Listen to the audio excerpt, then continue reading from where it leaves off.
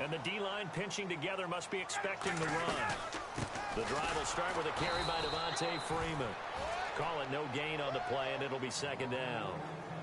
Off the corner. Where'd he come from? Well, I guess he came off the corner, but really nice play. I like when you're able to pose a question and answer it at the same time. That's exactly where he came from, but it's not something that you normally see.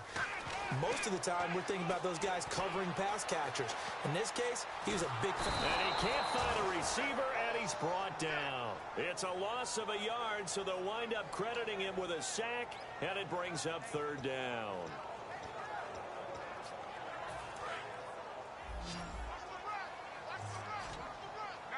It looks like the Packers have added an extra DB on third down.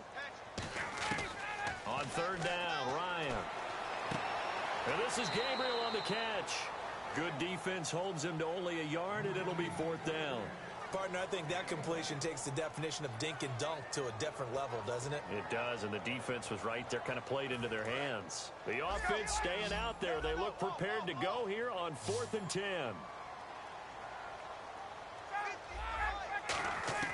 They'll indeed go for it with Ryan. He's going to sling this deep downfield. Boy, a real head-scratcher there. And the Packers are going to get the football back in excellent field position.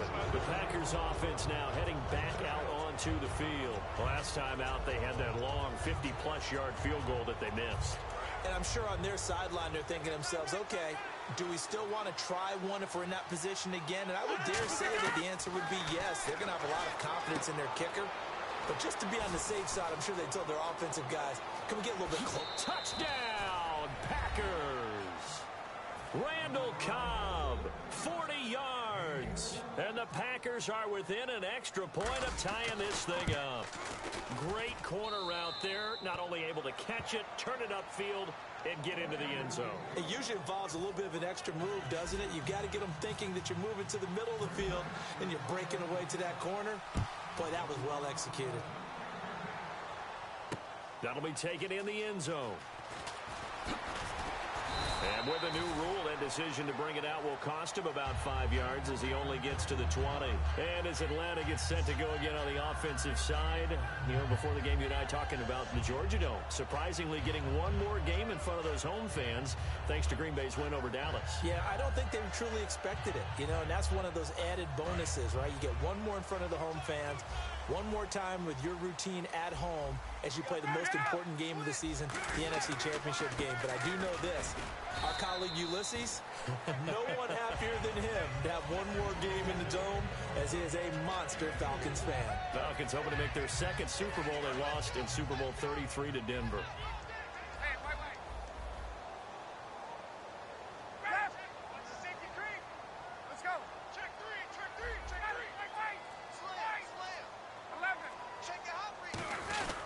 Freeman again. Oh, what a move. And he's able to get out to the 32, brought down there. Brandon, I remember going through the draft process last year. One of the things I liked so much about Ezekiel Elliott of the Cowboys was how hard he played when he didn't have the football in his hands. And then I thought back to myself, that's Devontae Freeman. He can do it all. Run it, catch it, block. You name it, he does it, and he does it at a really big-time pace. Quite a tandem with Tevin Coleman. They combined for 102 rushing yards against Seattle. Also, Ryan hit, and he lost the football. And an alley to run. The big man, get the oxygen tank ready. And the Packers are in for the score.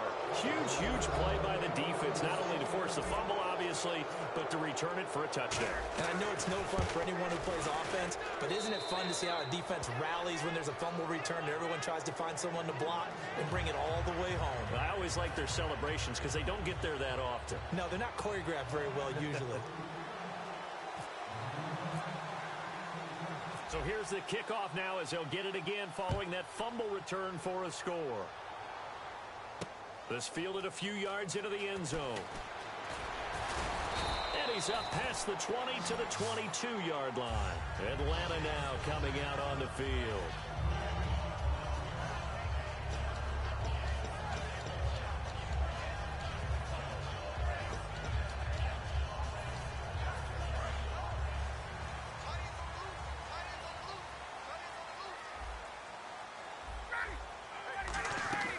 They'll run with Freeman here to begin the drive. And he'll get this up to the 34-yard line. 13 yards there on the pickup, and it'll give the Falcons a first down. Absolutely love the run right there. This guy's known for his quickness, but also for his speed. He's able to get to the second level almost before you blink if you give him any type of blocking. Always talk about slot receivers, and they're usually known as quicker than fast. In this case, we've got a guy who's quick and fast, and he used it to great advantage. On second down, Freeman. And he is going to lose yardage here. So he loses 3 yards there. Now third down. 2 minutes remain here in the first half. We're back to Atlanta right after this timeout. They brought in an extra defensive back here, so probably not expecting a run on 3rd and 3. A good call. They'll set up the screen for Freeman. And he will have the first down as he gets this to the 47. And Brandon, from our time in college football, where receivers weren't running the traditional NFL route tree, one thing they did learn: find open areas, find soft spots, and set up and catch the ball. And I think we just saw that there. Yeah, we saw that indeed, picking up the first. And they're going to speed things up here. Back to the running game. It's Freeman. And he is swallowed up right at the line of scrimmage. Officially, it's no gain on the play, and they'll remain a few inches shy of a first with third down looming.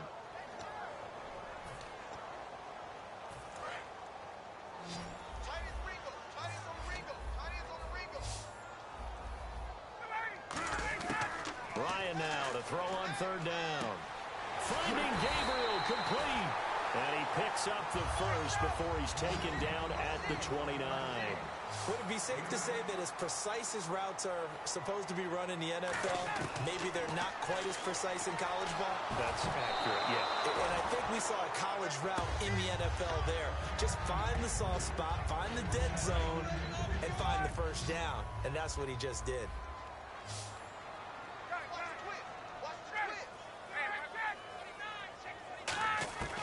Second and 10. It's Ryan again.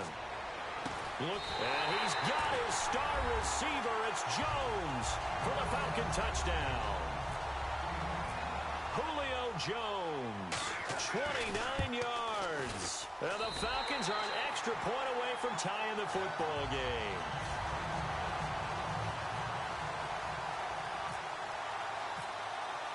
So a tie ball game here as the kick's away. That'll be taken in the end zone. And not a particularly good return here as they'll be forced to start at the 12-yard line. Now trotting out there, the Packers getting ready to go. And they'll just simply be looking to build off the confidence of the last time out where they scored a touchdown. And confidence is powerful. They back out there and get it done again. Doesn't matter what the defense throws at them. They feel like they're in a... And the Falcons going to use another timeout. So that means they're down to 1 remaining here as we head toward halftime. And at his size, he's a smaller back. You can get him the football. He can kind of get lost, make someone miss. It's good for him. Yeah, it's great for him. I like what you said there. Sometimes he gets lost in the traffic a little bit, but get him out in the open field into some space. That plays to his strengths the best and keeps him out of it where all the big boys are, you know, make someone miss in the open field.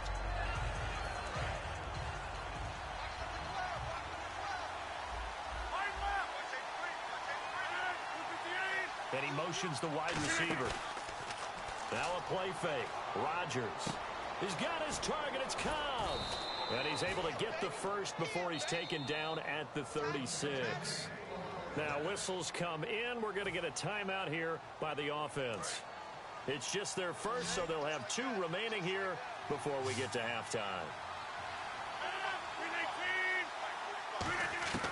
Rodgers now on first down. And Jeff Janis has it complete. A gain of 6 there on first. And they're going to hurry back to the line now. Rodgers to throw once more. He's going to rifle one deep left side. And that's caught inside the 30. A very nice pickup of 33 yards. There will always be a place for methodically marching the ball downfield. But when you can pick it up in big chunks and strike like that, have explosive plays, that's often the difference in winning and losing. Those types of plays that can knock a defense off balance, that'll drive a team towards a victory. That is caught. And he will get this into the end zone. Touchdown, Green Bay. Davante Adams as the first half is winding down. And the Packers have moved out in front. And his kick is right through.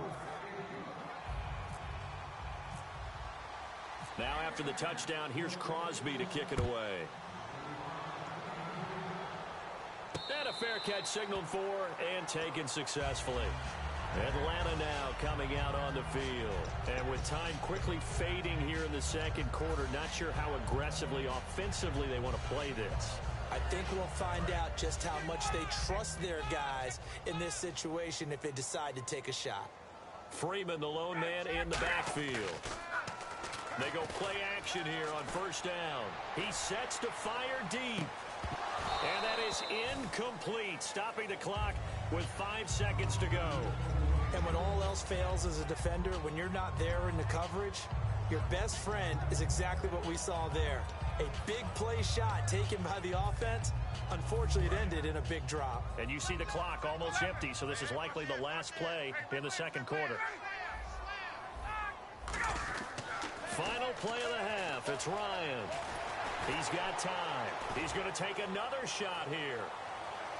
Into a double team, and it's intercepted. A great read, and it's picked off. And he will be brought down as time is now run out on this first half of action. That's it for the first half. 2 more quarters to go. We'll have plenty more to see after the break.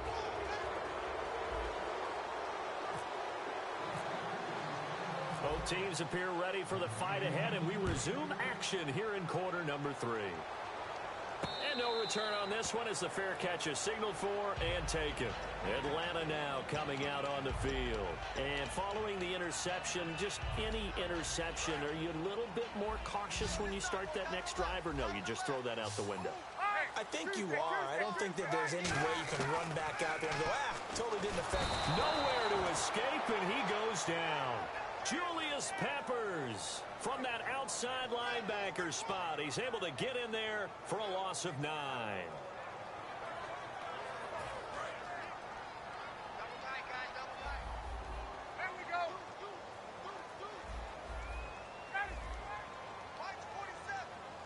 Defense really showing respect to the deep ball here, playing off the receivers.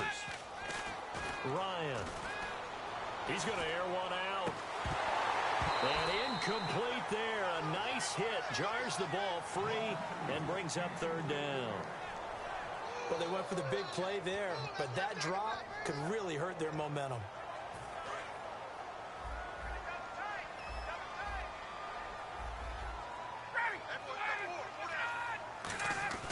Third and long. It's Ryan. Oh, he got position on him, and he pulls it in. They'll wind up with 7.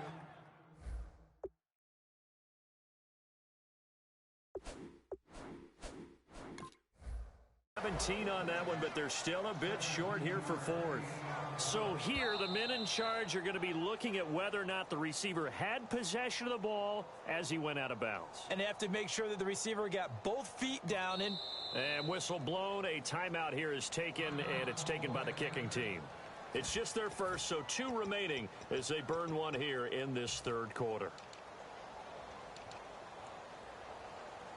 Here's Matt Bosher now as the drive goes backwards, so he's on to punt it away.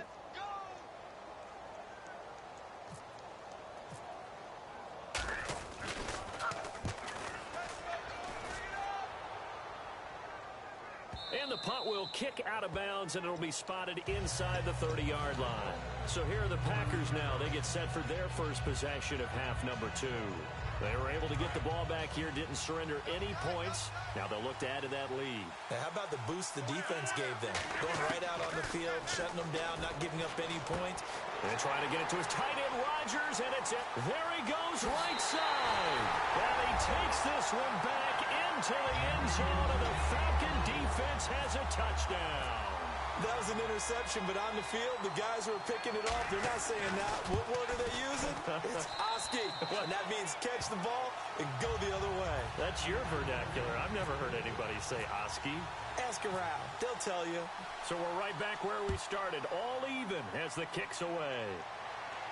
This is fielded a couple yards deep. Oh, look at the juke. And the decision to come out is going to cost him 5 yards with a new rule as he's taken down right at the 20-yard line. The Packer offense now ready to get back onto the field.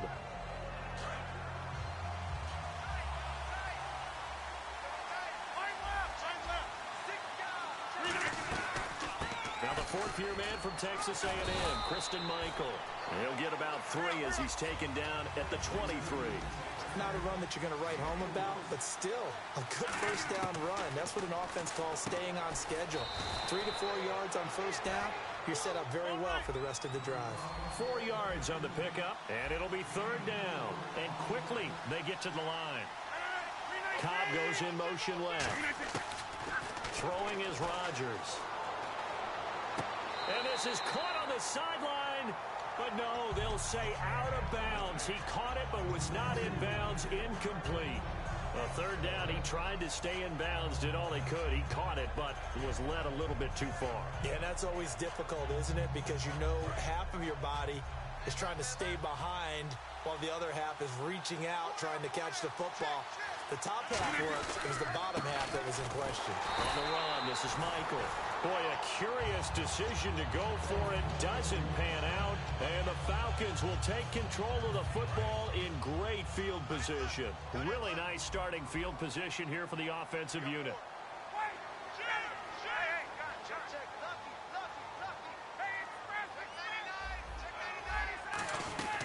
They'll try to get the ground game going with Freeman. And they've got it in the red zone now, down at about the 19. Just what you want on a first down run. Call it 8 yards, and it's 2nd and 2. And some options here for the offense on 2nd and 2. Looking to jam the receivers at the line here. Press coverage look defensively. Again, they'll run with Freeman. And this time not as successful as he'll get back to the line of scrimmage and no more. Only a yard on the pickup, so a good situation on 2nd and 2. It's now 3rd and 1.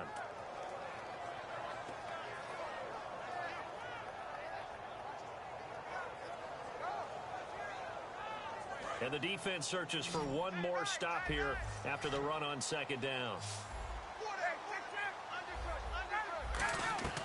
On 3rd and 1, Ryan. Dancing to his left. And, oh, he took that in one-handed. What a grab. It's a loss of a full 3 yards, and it brings up 4th down. One-handed. Love the effort.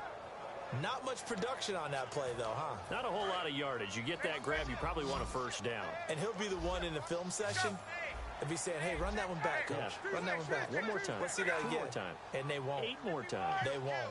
Didn't get much out of it. They're going on 4th down. It's Ryan.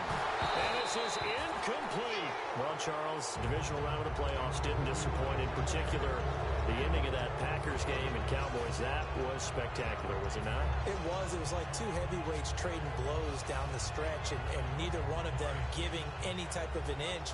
But I think a lot of people wanted to discuss how Dallas got the tying field goal, because remember, they spiked the ball on first down, ran 2 more plays, and then kicked the tying field goal and left 35 seconds on the clock. So I've heard a lot of people upset about that. Here's where I stand very quickly. 35 seconds is not a lot of time. Kick the tying field goal, take the points, and hope that your defense can hold up. Aaron Rodgers just made some great plays. He made the play. What a job to extend that, throw it to Cook, and what a catch by Cook. Incredible catch, stayed in bounds, and how about the call by the official, Rob Bernacchi, on the scene, right on the spot, and made a decisive call that was correct. 3rd and 11, 5 in the secondary now. Nickel look. They'll give it to him right up the gut. Taking it right down Broadway. 20, 10, touchdown, Packers. Ty Montgomery, 78 yards. And the Packers have moved out in front. And that run massively increased his production in this game, and now he's over 100 yards. And break out your calculator, partner, because his yards per carry went up significantly, right? big-time jaunt all the way to the end zone. Now after the touchdown, here's Crosby to kick it away. Here's Eric Weems now on the return. He'll bring it back to just about the 25, call it the 24-yard line. And here now come the Falcons. And on the last drive, they were in field goal range. They just opted not to kick it, didn't get it. How does that change the mentality this go-around? I don't think it changes much for the head coach, because this is what he preaches all the time. Attack at all times in any spot on the field, and he likes touchdowns, not field goals. Now, your field goal kicker, you've got to make sure you nurse him through and say, okay, don't worry about it. When we need you, you've got to be ready to go. And the team, of course, loves to see points on the board. So let's see if it changes a little bit if they're in the same spot again. Yeah, we'll see what the decision is here if they get to that spot.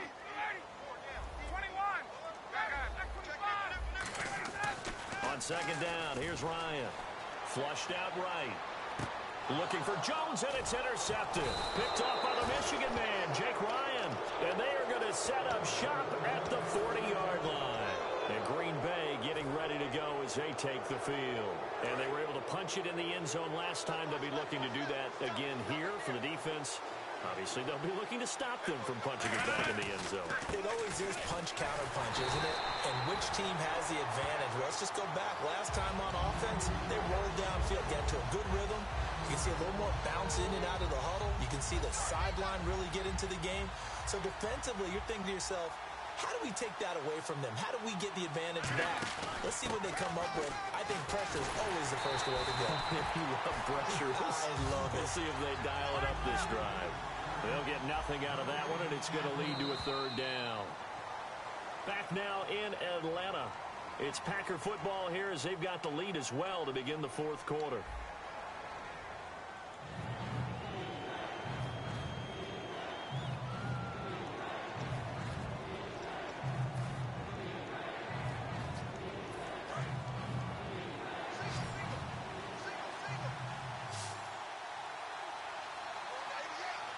And on third down, a nickel formation here defensively. And complete, right side to Cook. And he picks up the first before he's taken down at the 29. And that pickup of a first down, that's going to leave a mark because they really needed to stop them there, didn't they? That's so frustrating. Defensively, you're a play away from getting that football back here, down late. Tough. Now they've got to find a way to create a turnover or takeaway. Otherwise, this one will probably get away from them. They give them 14 yards that time and a fresh set of downs. Good throw, good catch, but I really like the route. The drag and being able to run away from defenders, hard to stick with them for that long. Yeah, better against man than zone, or better against man, because now you're running away from someone and you're not running into a defensive player in another zone. And he's going to be stopped up right at the line of scrimmage. Call it a 1-yard gain on the play, and it'll make it a second down. Yeah, he only gets a few yards on 1st and 10, but he's better off doing that than throwing an incompletion or even worse, an interception. On play action, Rodgers. That is caught at the 7-yard line. And the stop will come inside the 5 at the 4. It's a 10-yard gain there, and it sets him up now 1st and goal.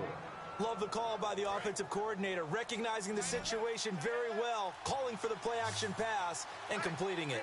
They'll need to get the play off quickly. To throw is Rodgers. This will be caught at about the 6. It's a loss of a yard there, and now second down. And the offense moving quickly to the line. Well, they try to swing it on left into the flat, complete, but really nice. And he'll take this one in for a Packer touchdown. Kristen Michael, a 5-yard touchdown run. And the Packers add on to their lead. And he's been a busy man, 5 for 5 now as he knocks another one through to extend the lead.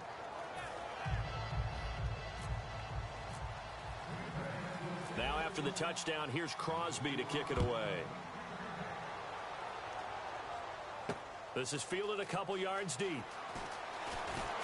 And he'll bring it a few past the 20 to the 23-yard line. Here comes the Atlanta offense now ready to take over here. And following the interception, we'll see what they can put together on this drive. I can hear my old college coach right now. He always used to tell us before every game, the team making the fewest mistakes will win. What they're hoping is that that last mistake is their only one of the game. Coaches, that's all they talk about, turnovers, right? Minimizing those and maximizing opportunities. And this is Gabriel on the catch. And they're able to get this one across the 35. And 15 yards there on the catch and run. And now they're in the hurry up. A good start there on this fourth quarter drive. They need more of what we just saw. Down a couple of scores. There's still time. All right, it's not like they're totally out of it, but they have to score quickly, and they're going to need some big-time plays, chunk plays, explosive plays. They need yardage on each snap. Here's Ryan to throw. And incomplete. Crisis averted. Almost picked. Instead, second down. I know that interception was dropped, and it would have been their third of the game, and I will guarantee you, in the huddle, on the bench, all the defensive guys have been talking about is, we got this guy right where we want him.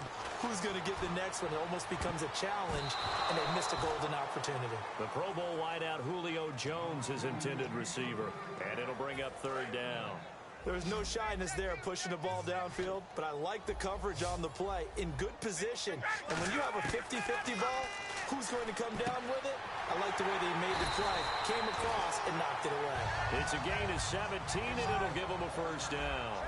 And now it looks like they're going to be in the hurry-up. And a two-score game, obviously, every play, every third down, like we saw there, magnified, big pickup. It was And this is caught now for a late touchdown. So hold everything here. This one's not over yet. And they put it in the end zone, which was job one. Now they have to convert, and then it's decision time, isn't it? Yeah, so this is what all teams go through. You look at the clock, you're inside 2 minutes, look at your timeouts, make that onside kick decision. Yeah, how do you feel about your defense, where you are in terms of the scoreboard, and the time left on the clock, as you noted, so many things to go through. And they will not get a chance to return this one as it's through the end zone for a touchback. The Packers offense now, they get ready to head back on the field. They have the lead, obviously, late in the game. I guess the good news for them is if for some reason they would make a mistake, a field goal does the opposition no good. Everyone loves to have a little bit of a cushion, and that helps you immeasurably. With the bottom line, the Falcons going to use another timeout. That'll be their second, so one more chance to stop the clock here, and we'll be back. So what will they do? On the ground, through the air, let's see. 2nd and 9. Rodgers looking to throw. And he almost had it defensively. Could have been a game changer there in this second half. Instead, it's third down.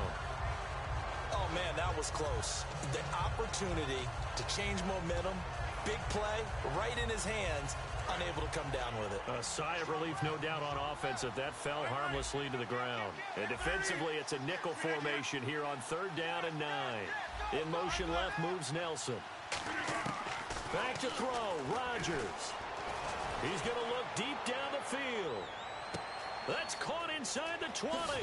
Touchdown, Packers. Randall Cobb, his second touchdown of the afternoon. And the Packers add 6 to their lead. Oh, they flip it to the kicker. He looks like he's going to throw it. And they don't get it. They tried for the 2-point conversion there, but unsuccessful.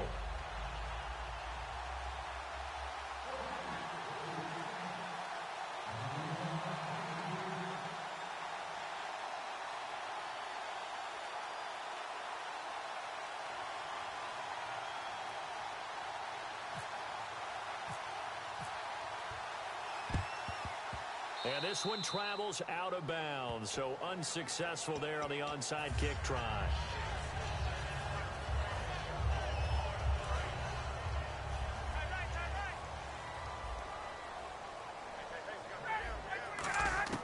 On 1st and 10, it's Ryan. And Jones has it over the middle. And he gets this one all the way down inside the 20-yard line. They're going to hurry back to the line now. Throwing now, Ryan on 1st down. He's going to leave this for his running back. It's complete. A gain of 4 on the play, and it'll be 2nd down. I'm going to show my age here a little bit. We used to talk about running backs catching the ball as safety valves. Nowadays, they're a big part of the passing offense. Quit acting like you're so old. You're only 65. Jarred loose. It's incomplete. Austin Hooper, the tight end, was the intended target, and it's third down. Down here in the red zone, you know your tight end's going to be a favorite target. Couldn't hang on.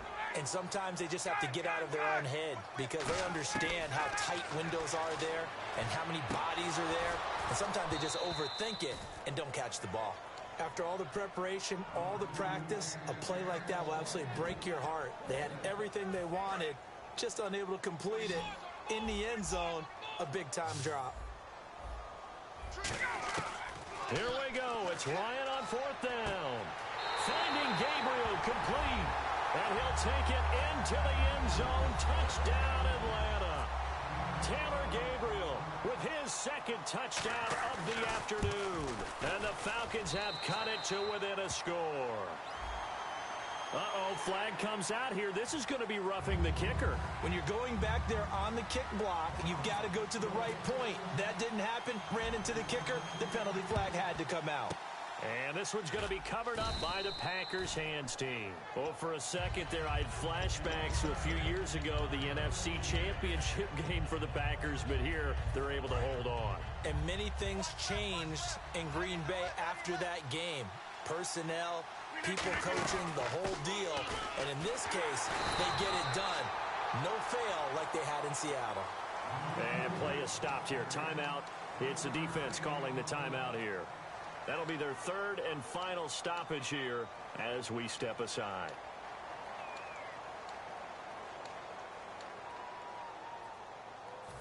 Nine yards still remaining here to pick up the first on second down.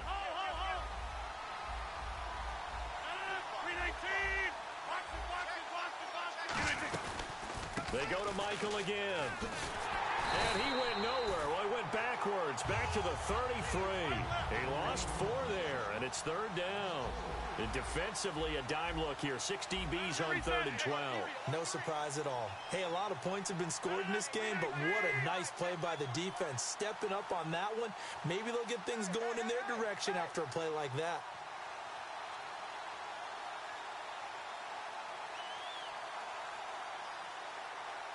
And it looks like we've got a dime set here defensively. 6 DBs in the game.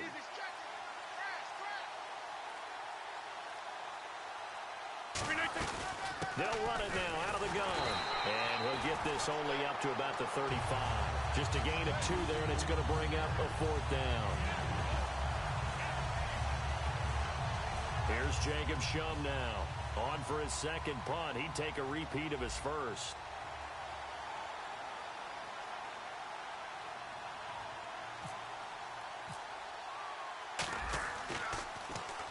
He gets this one away, and boy, it's another boomer. This is taken at the 10. Well, going into the final play of this game, they knew that they needed some type of a miracle there at the very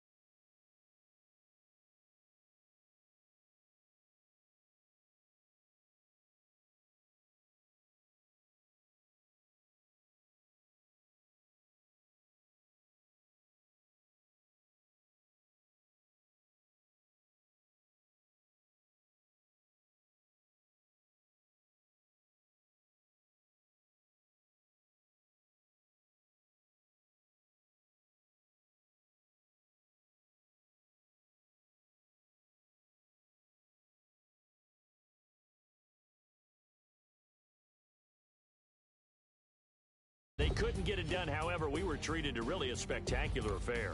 Even though they didn't finish it off, You're exactly right. They took us down to the last play. We're still. You're wondering, could it happen? Possibly, even though we both knew it was a long shot.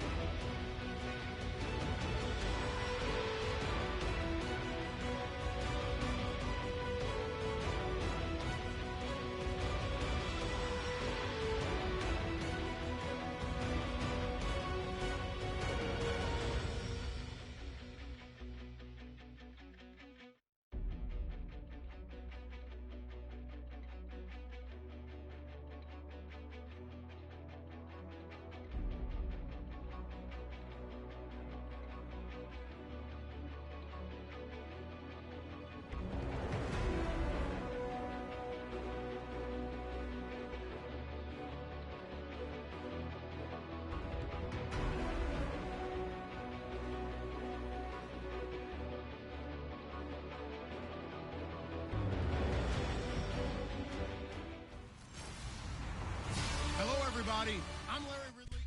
All right, Larry, thanks. We are across the Hudson from Midtown Manhattan at MetLife Stadium in East Rutherford, New Jersey. Today, we've got a good NFC matchup on tap between the Seattle Seahawks and the New York Giants. Bobby Rainey now to return it. And his guys will get the football right at the 20-yard line. Illegal block in the back. Return team.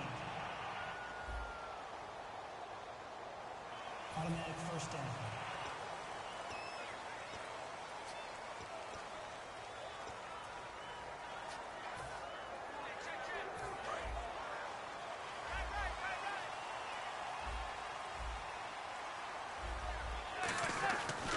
Jennings. And not much there at all as he'll get this only up to about the 11. Just a yard on the pickup there, and it'll bring up a 2nd and 9. Now that's the type of play that'll fire up a defense. Hold them to 1 yard on a first down run. It'll be interesting to see if the offense decides to press the run at all, or if they'll abandon it now after gaining only 1 on that play. Manning gonna throw. Caught. It's Cruz left side. And he's brought down, but not before they get it across the 20-yard line. I think that's a big pickup for a first down because when you run a drag route against zone, you're sometimes asking for trouble because you might run into a defender. Yeah, well, there they ran into a first down. Executed it to perfection. On 1st and 10, here's Manning. And incomplete on the deep ball. Will tie the intended receiver. That'll bring up second down. You got to give some credit. They're able to hop up in the air and bat that one away.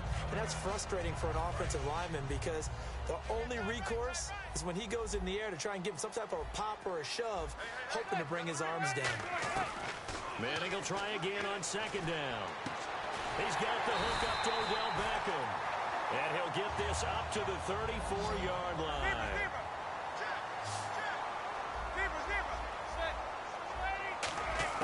Manning now on first down. And this one's incomplete. He was trying to get it to Rashad Jennings. And now it's second down.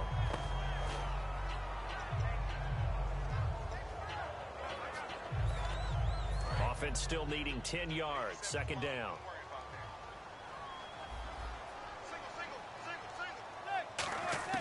Manning again here on second and 10. Oh, the ball comes out on the hit, but they'll say it's incomplete. They were trying to get it there to Sterling Shepard, and that takes us from second to third down. It's a tried-and-true formula, and I don't think it'll change for as long as we play football. If someone's trying to throw the ball and you can put pressure on them and make it tough, that's only going to help your defense. Yeah, he's since being hurried. He got rid of it before taking the hit, but incomplete. They were looking to find space there for Paul Perkins, and it's fourth down. On now is Brad Wing to kick it away for the Giants. Back deep is Devin Hester.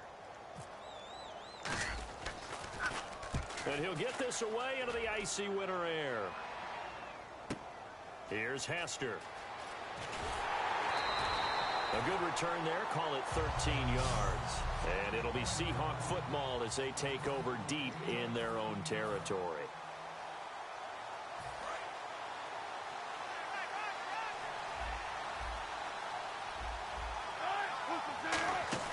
Throwing now, Wilson on first down. Looking for his running back, and he's got it. A nice little screen. They get 6 on first down. Second down now after the pass completion.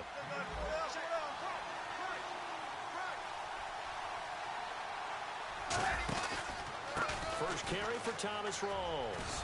And he'll get only a couple up to the 22. The safety Landon Collins there to make the tackle.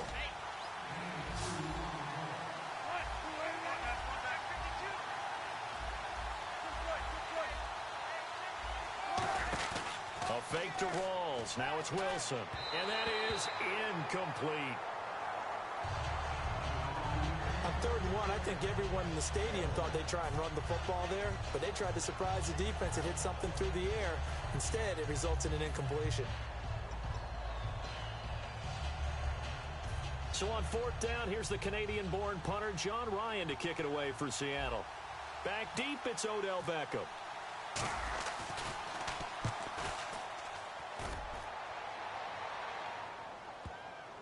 And this will be down just inside the 30-yard line.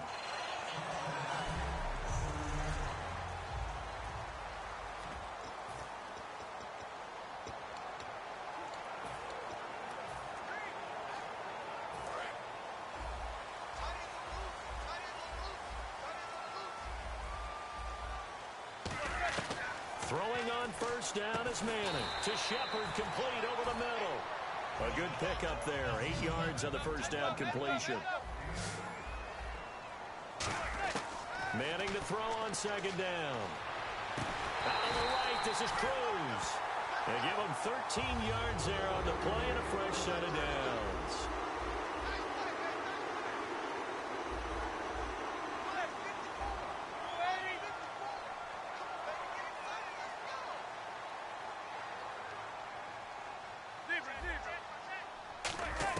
Manning now on first down. And that'll be incomplete.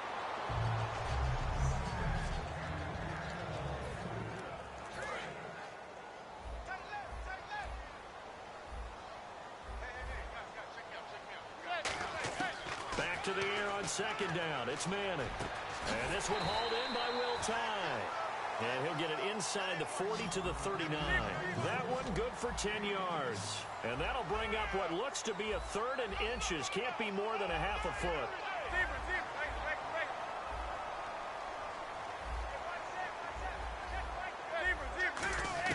Manning going to try and throw on 3rd down. And Jennings has it. Officially a gain of just a yard there, but they do convert on 3rd and inches.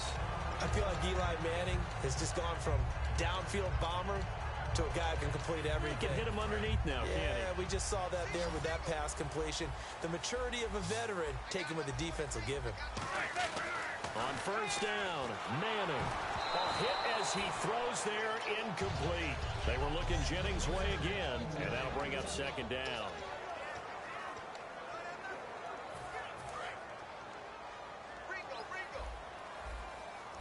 Beckham, the lone receiver right.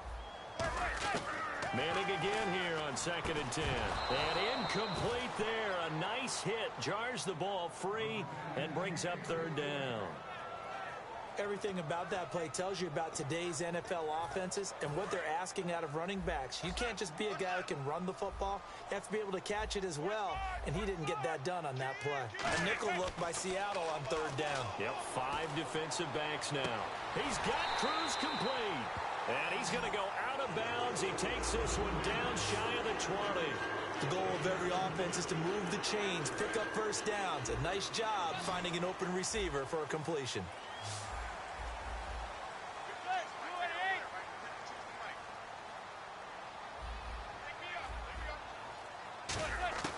Throwing on 1st down is Manning. To Shepard, complete over the middle. And they've got it inside the 10 at the 8. A solid pickup of 13 sets them up 1st and goal. Manning to throw once more. This will be caught just inside the 10. No gain there on the completion. It'll be 2nd down. And that's when it's fun to play defense. When you're able to diagnose a play right from the beginning, get all your guys to the football, and spill the play, that's when you have a lot of fun playing on that side of the ball.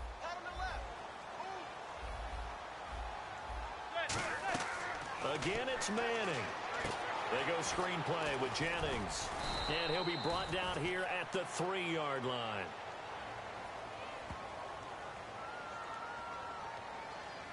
Personal foul. Face mask. Defense. Face mask penalty, and Charles, you were a defender. You know sometimes in the heat of the moment, it's hard to keep your hands away from that face mask. Sometimes you just get out of position as a defender when you're trying to make a tackle, so you end up flailing away, and your hand gets into the wrong spot. Long drive. The defense just cannot seem to catch a break and get off the field. Possible run anticipation. Here's the... And he is in. Touchdown, New York. Eli Manning scoring on the sneak from a yard out. And the Giants are going to take a 1st quarter lead. Instead of having to play follow the leader there, the leader led. I like that. And he likes that, doesn't he? 1st and goal, let me do the job. Because you know when he falls into the end zone after falling behind those big guys who pushed up front, that's a pretty good celebration, isn't it? Gives him a little street cred in the locker room, too, doesn't it? Street cred, and then when they go out to dinner afterwards, he's still picking up the check. After the touchdown, it's Robbie Gould now to kick it away. And that'll carry over the back line of the end zone for a touchback. The Seattle now ready to march out of the field. And the last drive, their 1st drive, 3 and out.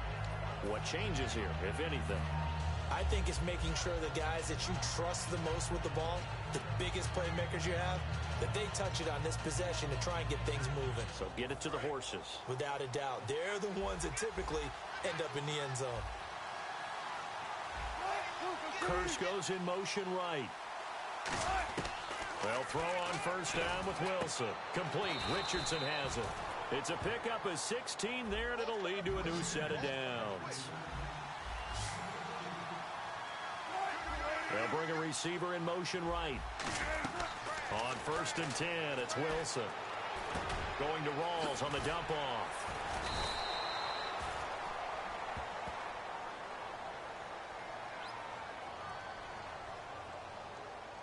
Illegal block in the back. Offense.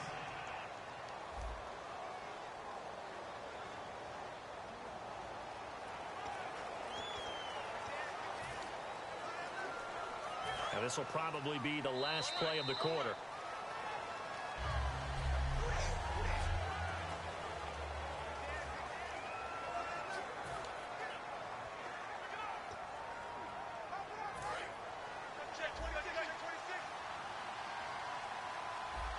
They'll put 2 receivers left, 2 to the right. In motion left is Baldwin. And on the outside, they're playing press coverage. Here's Wilson. And he's going to be wrapped up and driven down. It looks like a 12-yard loss there on the first down sack. Kirsch goes in motion right. Now Wilson on second down. He hits Jermaine Kearse. A nice pickup there, 19 yards. And they're set up better for third. They'll come out in the pistol. From midfield now, here's Wilson. Quick throw that's complete on the inside slant. It's a 9-yard gain, and it keeps the drive moving.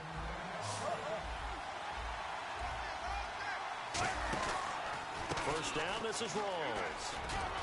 And down inside the 35, he goes to the 32-yard line. Give him 10 yards on the pickup, and that'll make it second and a foot or so. They go again with Rawls. And some space here. And a cut to the left sideline. And he is in for the Seattle touchdown.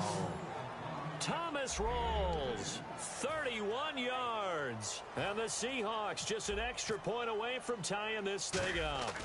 Well, partner, that was another explosive run. And one thing I've learned in our time in this game, yes, the offensive line has to get a lot of credit, but for big runs to occur, the wide receivers have to block well downfield. And then you have to have a good guy carrying the ball too, right? Oh, without a doubt. You need that difference maker lugging the rock. And this will not be returnable. It's out of the back of the end zone for a touchback. And now out come the Giants. And that last drive, a long drive, but not just that. They had a great air attack going. Did they stick with that?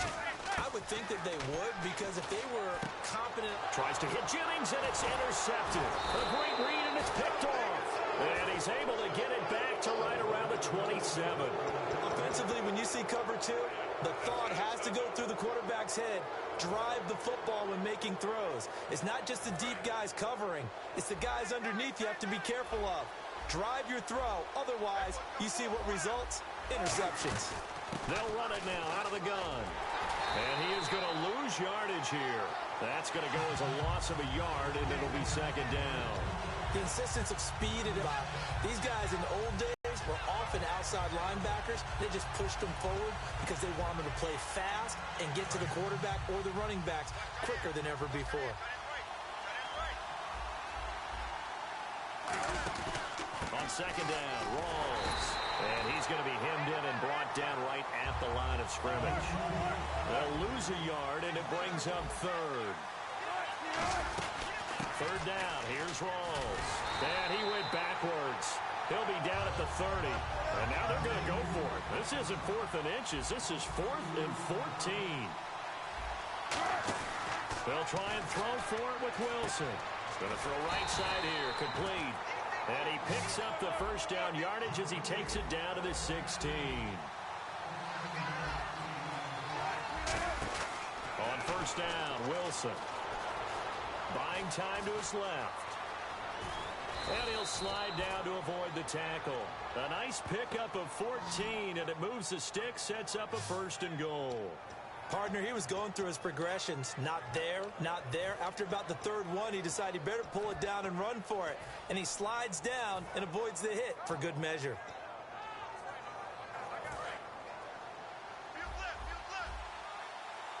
Again, we'll see the pistol here.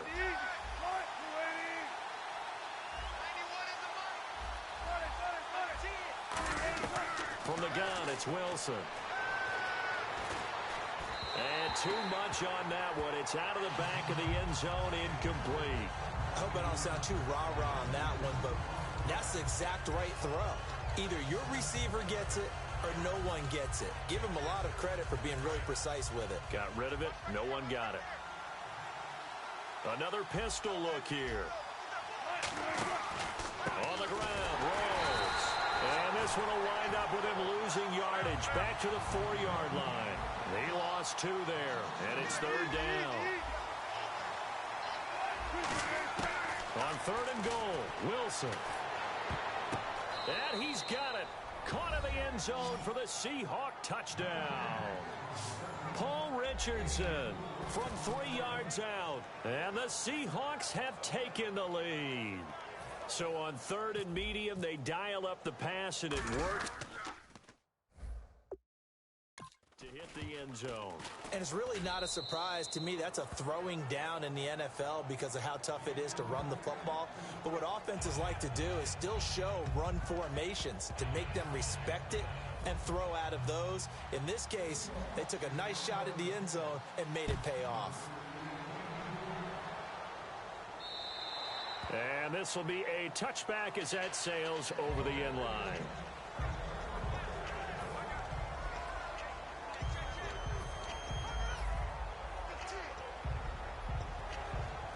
Here's the Giant offense now making their way back out onto the field. And last time wasn't pretty. One play and an interception. We'll see if they can do better. I want to see if they want to go ahead and throw the ball again now on this drive after what happened on the last one. Throw it on the first play. Give the quarterback some confidence. See what happens. One thing I know from experience is that when the deep ball is thrown and you're the defender, you've got to fight that little bit of panic that emerges. You've got to play the ball really well. It's a 50-50 jump ball play. And guess what? They took a shot. How are you going to win it? And in this case, they managed to get it done. Pretty good running there. 9 yards. Sets up a 3rd and 1. You know what really fires up offensive linemen? When the guy that is carrying the ball behind them can create his own space and break a tackle along the way. And this defense looks for one more stop here on 3rd after the run.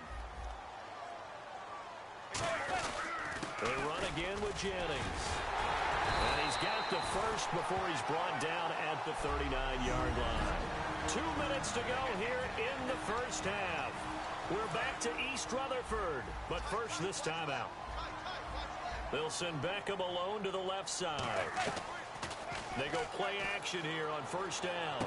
Hits his target, the tight end, Will Tye. 7 yards, the pickup on the pitch and catch. Completed pass play. Now let's see if they go back to the air or to the ground. Looking to speed things up here, going with some tempo.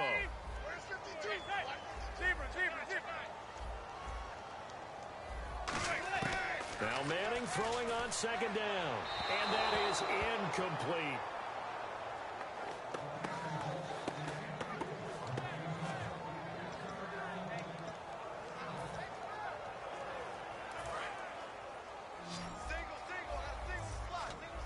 They'll put 2 receivers left, 2 to the right. Throwing now is Manning. He rifles one that's intercepted. Picked off by the Pro Bowl safety. And he's free going down the left side. It's a foot race. And he will take this one home. It's a touchdown. Now that was a beautiful play. A pick 6. How would you punctuate something like that, partner? What, you mean with an exclamation mark? Exclamation mark, a big word. What would you do with that? Ampersand? I like it. And he puts it through.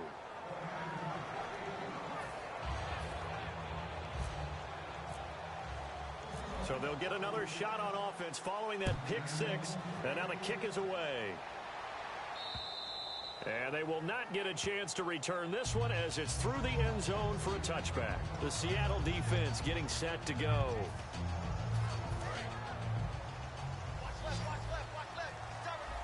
Beckham, the lone receiver, right. Now Manning to try again after the pick 6. And incomplete. Jennings was the one he was looking for. And it's 2nd down. All right, Brandon, let's take a quick second here and talk about the Steelers and the Patriots for the AFC Championship. How about that game? Has a great ring, doesn't it? It does. Brady, Roethlisberger, both teams on 8-game win streaks. By the way, speaking of Brady against the Steelers, in his career, 9-2, 4-0 at Foxborough. Yeah, and they won this year in Pittsburgh, did New England.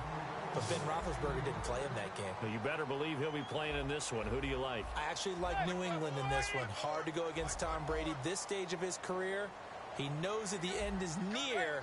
Even though he's staving it off, he wants one more shot at the big ring.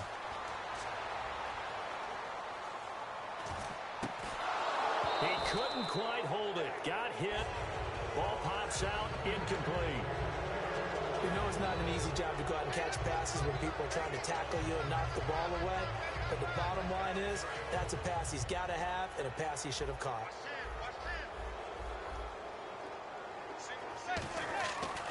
to the air on second down. It's Manning. Wide open receiver complete. Touchdown, Giants. Will tie, 42 yards. And the Giants able to get this back within a touchdown. I think everyone in the league talks about finishing, don't they? Doesn't matter whether it's a quarter, a half, a game, a series, whatever. But they're finishing the first half in fine style, putting that one in the end zone. They did, and they didn't leave much time on the clock either. Well done. After the touchdown, it's Robbie Gould now to kick it away. On the return, the old reliable Devin Hester, the veteran. And they will be backed up deep as they'll have to start the drive from the 6-yard line. So many times during the course of a game, Brandon, the special teams actually helps out their offense. Not in this case. They did them zero favors with that return. The Giants defense getting ready to go here. And they gave up a touchdown last drive. You kind of need to hit the reset button after every touchdown given up, Charles. I love that. And the way that you phrased it is perfect because from series to series, you can reset how the game is going to go. If you gave up a touchdown before, it doesn't mean you have to do it again. And if you made a great play before, you have to reset again anyway because they're going to attack. So I love the way you phrased it and put it out there. That's what they have to do in this series. Not like when you're playing a video game. You can't hit the reset button here. Let's go. No, you shouldn't anyway. That's for sure. Now it's Wilson. Forced out to his left. And that is incomplete. Down to 15 seconds now. Well, partner, I guess that answers the question about whether they're going to sit on it or not. It does. Now we'll see if they try that again. Yeah, I think what we find on plays like that, when you take that shot, if you're unsuccessful, then you go way more conservative to finish the half, you know? I think that's the way they'll go. So a second down incompletion now brings up third down. Wilson Baldwin in motion left. On third down, Wilson. Escaping the pressure right. On the run, he'll let this go deep right side. Oh, you saw that one coming. It's intercepted. Thrown back across his body. Picked off by Landon Collins. Okay, it's real simple to say from here, but we know that sometimes as a quarterback, you've got to know when to say when and just throw it away. Flushed out to the right, tries to make something out of nothing here, and he winds up floating one downfield that gets intercepted. Manning looking deep downfield. And for the third time here in this half, it's intercepted. A great read, and it's picked off. And his guys have got it back at the closing stages of the first half. That late in the clock, second quarter, why not just run it a time or two and get it into the locker room? What you're saying makes absolutely perfect sense. Run it and get out of there. But I'm just wondering if the pressure of today's NFL and the high-powered offenses that you're facing may have forced them into saying, let's try and get some more points. They go back to the air here after the INT on the last drive. He's going to go up top again. And it's incomplete. Took a shot, couldn't connect. So we've come upon halftime with the visiting Seahawks. They're out in front. As we'll send you down the coast to Orlando, where we check in with our friend Larry Ridley and the EA Sports Halftime Report. Larry? Thanks, Brandon, and welcome to the EA Halftime Report. I'm Larry Ridley. Let's take a look. Hey, you. Yeah, you. John. Why'd you skip Larry's halftime? I'm just kidding. I don't know who you are. But if you're John, bet you're pretty freaked out for a second. All right, let's get to the third quarter. And the Seahawks, looks like they've recovered. They have. Illegal touching. Offense. So they try the onside kick, but it does not go 10 yards, and the laundry comes out on the field. And it's a tough play because you're so excited to get downfield and get the football, but you have to let it get 10 yards. That ball would have, but the kicking team jumped on it a bit early. Rawls, the lone man in the backfield. And he'll get it up the middle. And the play goes nowhere. Losing yardage back near the 40 at the 39. A loss of a full 3 yards, and now it's second down. Partner, I think the easy thing now would be to just abandon the run and start throwing the football at all costs. But I've been in so many games where it doesn't work running the ball, and then something pops, and now you get something going. I'm not so sure to just abandon your game plan this early in the second half.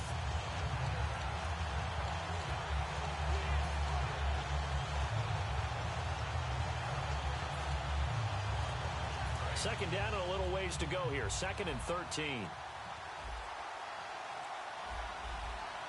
Play clock hit 0. Don't know what went wrong there, Charles, but it's going to cost them 5 yards. Has to be some organization from the sideline. Sometimes when you're trying to decide on what play to send in, the play caller has to move a little bit faster. Still 2nd down.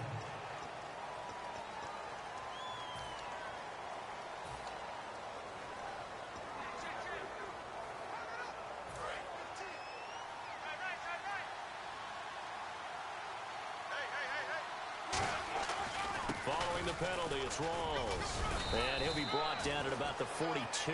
Only 2 yards on the carry. That's going to set up a 3rd and long. 3rd and 15 to be exact. And they're going to speed things up here. A 10th carry for Thomas Rawls. Call it no gain there, and it leads to a 4th down. So 4th and 15, but the offense is staying out there to go for it.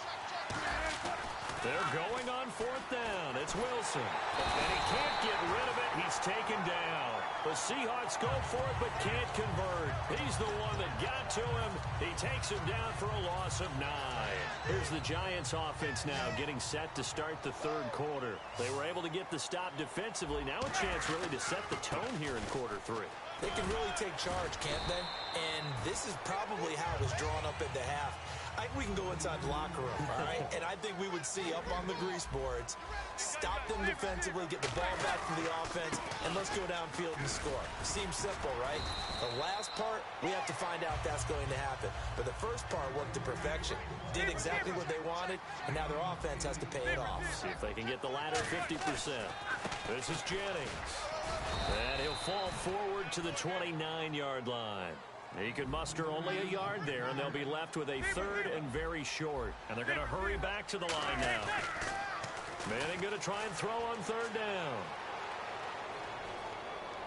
And he'll just toss it away. So he throws it away, and that brings up 4th down.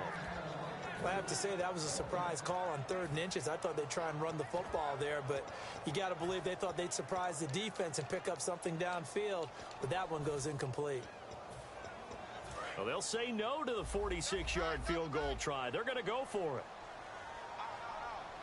And Manning keeps it himself. It'll be a pickup of only a yard, and they're able to convert here on 4th and inches. And quickly, they get to the line. And they're definitely showing blitz here. Here's Perkins on 1st down. A strong running. Cuts it out to the sideline. It's a gain of 24 that time. And the Giants will be set up with a 1st and goal. Well, plenty of credit has to go to the guy carrying the ball. He broke the tackle and gained the yardage. But that doesn't necessarily mean that the defender is bad. They're not going to make 100% of the tackles all the time. Even the best in the game will miss one occasionally. The key is not to let it snowball and miss tackle after tackle. On that play, credit to the offense, but that doesn't make the defense bad. Only a yard on the pickup there. 2nd and goal. You got to be ready for anything when you play defense against this head coach. That is not something you'd expect to see here in the red zone, but it winds up getting them a few yards. And now it's 2nd and goal. They hand off to their big tight end. Call it a gain of 2 as they're knocking on the door now. 3rd and goal. A lot can go wrong when you call a play like this down in the red zone, but that's where you appreciate this from your head coach. He's not afraid to trust his guys to do the right thing, and as a player, that means an awful lot.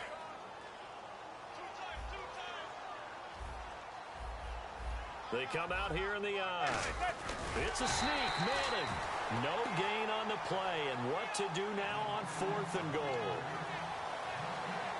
They gain nothing, and all they need are inches. Usually we put this on the offensive line, but sometimes it's the quarterback's fault as well on the sneak. You've got to get low and burrow. Usually we talk about O-line surge, their D-line surge leading to 4th. They come out with 1 back and 3 tight ends.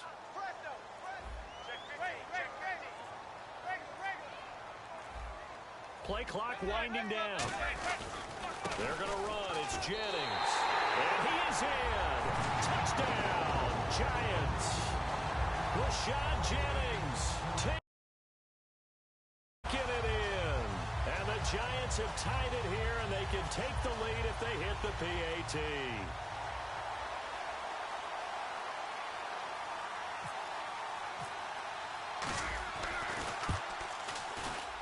And that one puts them on top here in the third. So that one a pretty time-consuming 10-play drive. And it ends with a Rashad Jennings touchdown run. Returnable here for Hester. And he will be brought down here at about the 17-yard line. The Seahawks offense now, they get set to go back to work. And last time this unit was out here, costly turnover, and then that turned into 6 points. They've got to make amends. And how many times have we sat in meetings with coaches and they use the term complementary football? Offense take care of the defense, defense take care of the offense. That didn't happen on the last possession. This is a chance for them to pick themselves back up and help their team. Yeah, we'll see if they can recoup and recover. Well, a well-executed blitz, no doubt. Great job by the linebacker.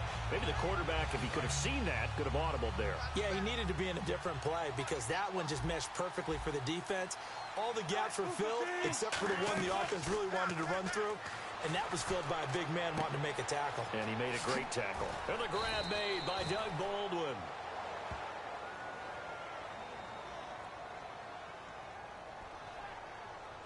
Personal foul, face mask, defense.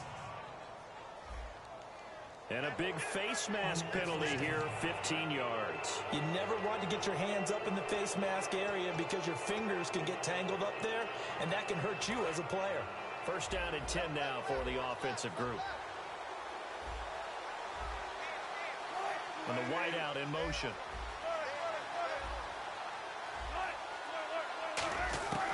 On first down, Wilson. He's going to flip that out to the flat. It's complete. And he's got this down a yard or two shy of the 40 before he's out of bounds. And just in general, Charles, on a play like that, how tough is it for the defense to account for a running back essentially being a receiver downfield? It's very difficult, especially if the running back has skills like a receiver, and you're aware of that before the game even begins. So throughout your practice sessions, you're going to want to be aware of him. Where is he lining up? What can he do? What kind of damage can he do to us downfield?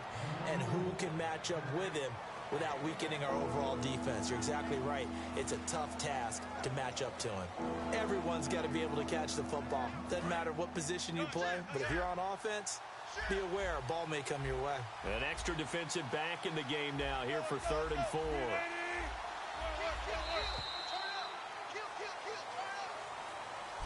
Back now here at MetLife Stadium.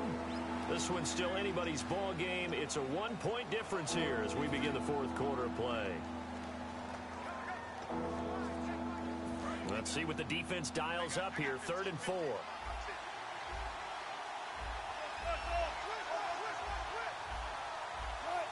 Curse goes in motion right.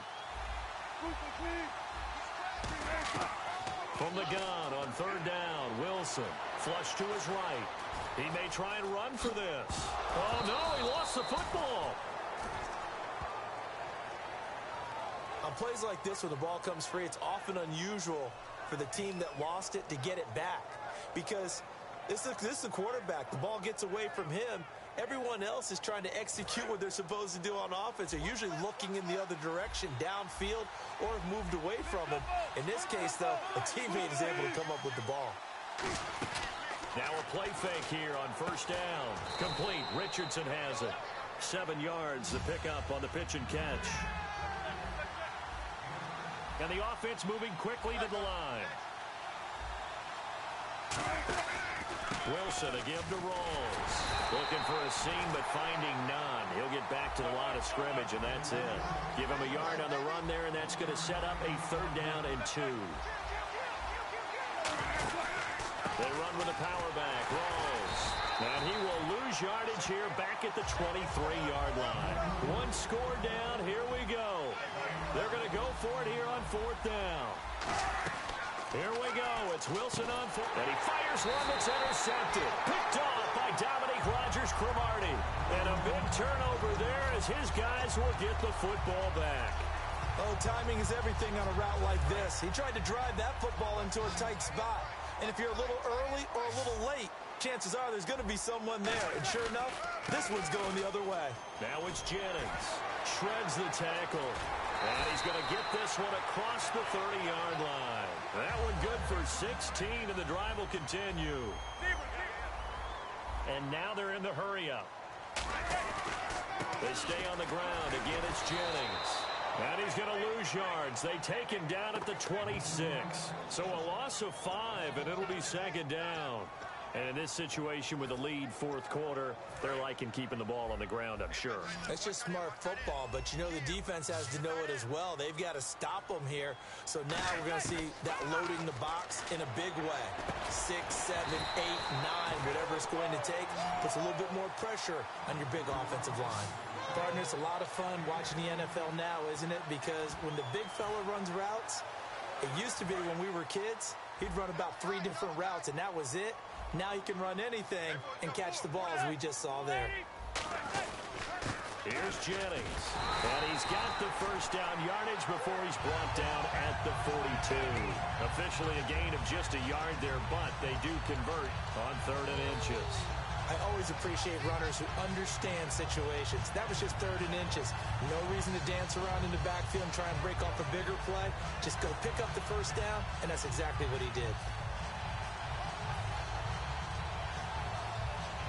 So they're leading. They have possession of the football, and certainly this is where they just want to milk the clock.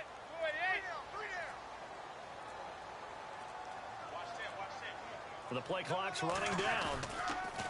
And on the ground they go with the running back. And he's going to be met at the line of scrimmage and taken down. It's a loss of a yard there, and now second down. And now it looks like they're going to be in the hurry-up.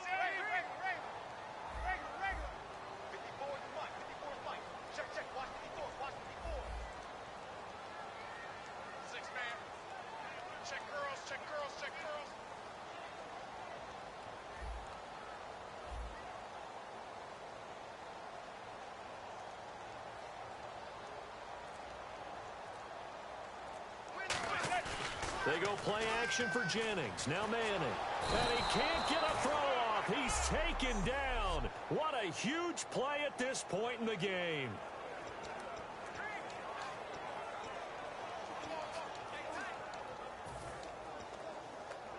So it's Giants football here as we welcome you back. And let's see what they've come up with offensively after having time to talk it over. Throwing is Manning. Caught left side. It's Beckham. They get only 4 that time as that leads us to a 4th down. The defense, they got a little bit of a breather. Now they're back and set as we resume play.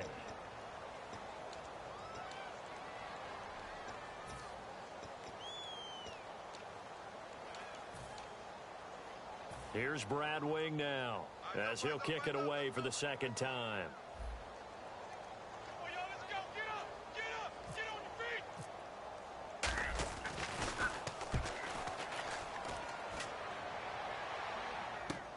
On the return, Hester. That's going to go in the books as a 55-yard punt. Well done. And possession will switch here as this offense will come on deep in their own territory. And we move our focus to Thomas Rawls. And we have seen a decline in the numbers. Where does the fault lie? Just him? Maybe the guys up front? Combination? Well, as you and I both know, it's almost always a collective deal. But in this case, I think maybe the offensive line got a little overconfident. They had blocked so well in the first half, picked up on what the defense was doing. I think we've seen an adjustment now that they have not picked up on, and now they're being a little bit overwhelmed. And he's brought down after a good game. Outside handoff to the right side. If you're a running back, you love getting the ball early so you have vision to see what's happening in front of you. Right tackle likes that call. Big play for him. But don't forget about the guys you always tell me on the backside sealing off. Well, they talk about cutoff blocks, making sure no one can leak from the backside. They can run a play down. And nobody leaked. Big play. And he can't get a throw away. He's taken down. The sack recorded. It's a loss of 5, and now it's second down. They're going to hurry back to the line now.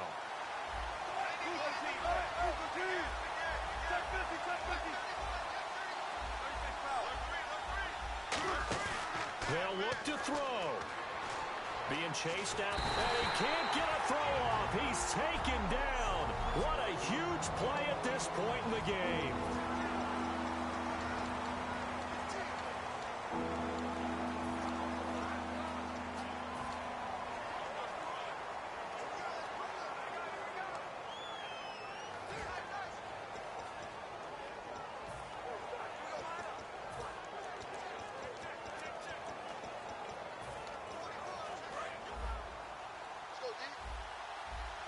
And now the Giants will stop play as they take a timeout defensively. It's just their first. They've got 2 more to use here in the final stages.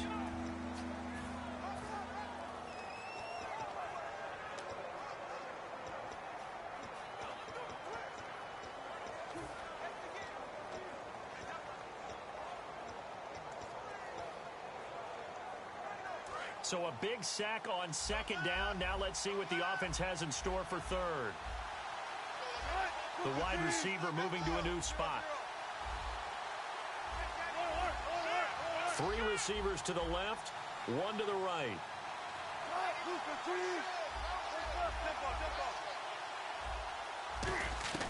He's back to throw. Flushed out right. Now a desperation and that's caught inside the 35. He takes it across for the touchdown, and they've taken the lead late in the final minute of the 4th. Wow. Wow. So many practices we watched over time where the offense works on scoring late in the game and finding a way to win, as we just saw there. Just saw it right there. Now can they preserve that advantage that they just got?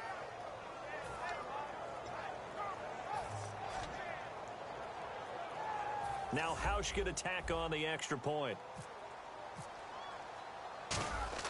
Oh, they flip it to the kicker. He looks like he's going to throw it.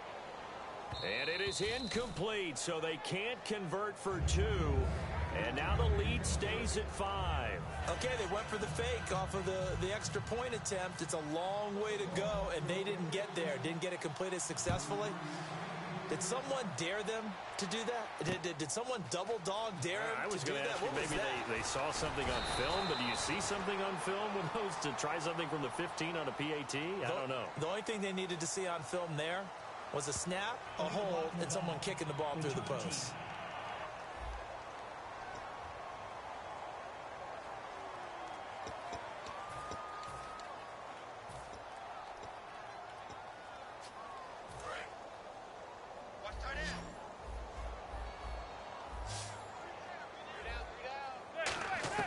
He'll look to throw. Escaping the pressure right. I don't know what was going on there, but the end result, this is going to be a safety. Well, I'm not totally privy to what went on with their offensive meetings, but, Charles, something tells me that one wasn't in the plan. Yeah, when we had our production meeting, they didn't exactly share that with us, but I'm pretty sure that on the play sheet, the run backwards into your own end zone play was not written down. Free kick out of bounds. Kicking team.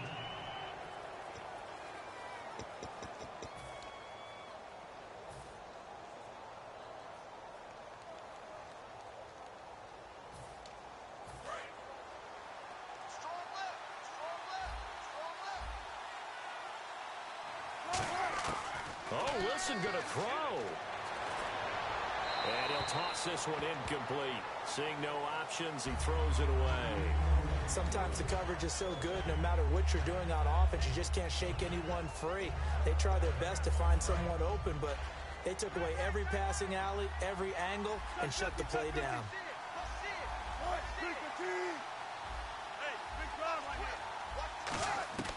Wilson to throw. Steps away to his left. Oh, he's got some breathing room. And he'll get it down here to the 43. Now hold everything here. We're going to get a timeout by the offense. It'll be their 3rd and final timeout, so as they talk things over, we'll step aside. 3rd down and 1.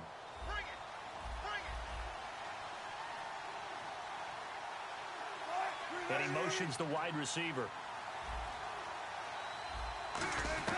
Now Wilson. He's going to go for a big play downfield. And this is caught. And that could seal it. It's a touchdown. So a little icing on the cake there before the clock hits all zeros. What a way to finish things off. Exactly what you want. Not much time and a touchdown to put things away.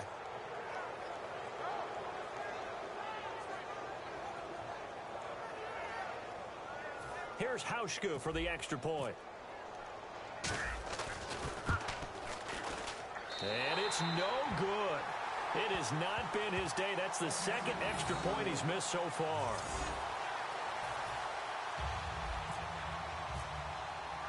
Hauschka now to send this one away following the score. Rainey to return it. Trucks through him. Oh, man, right through him.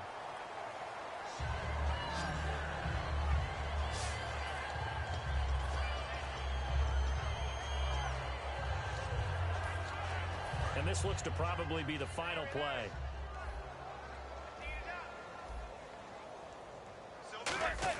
One final try now from Manning. He's going to let it fly.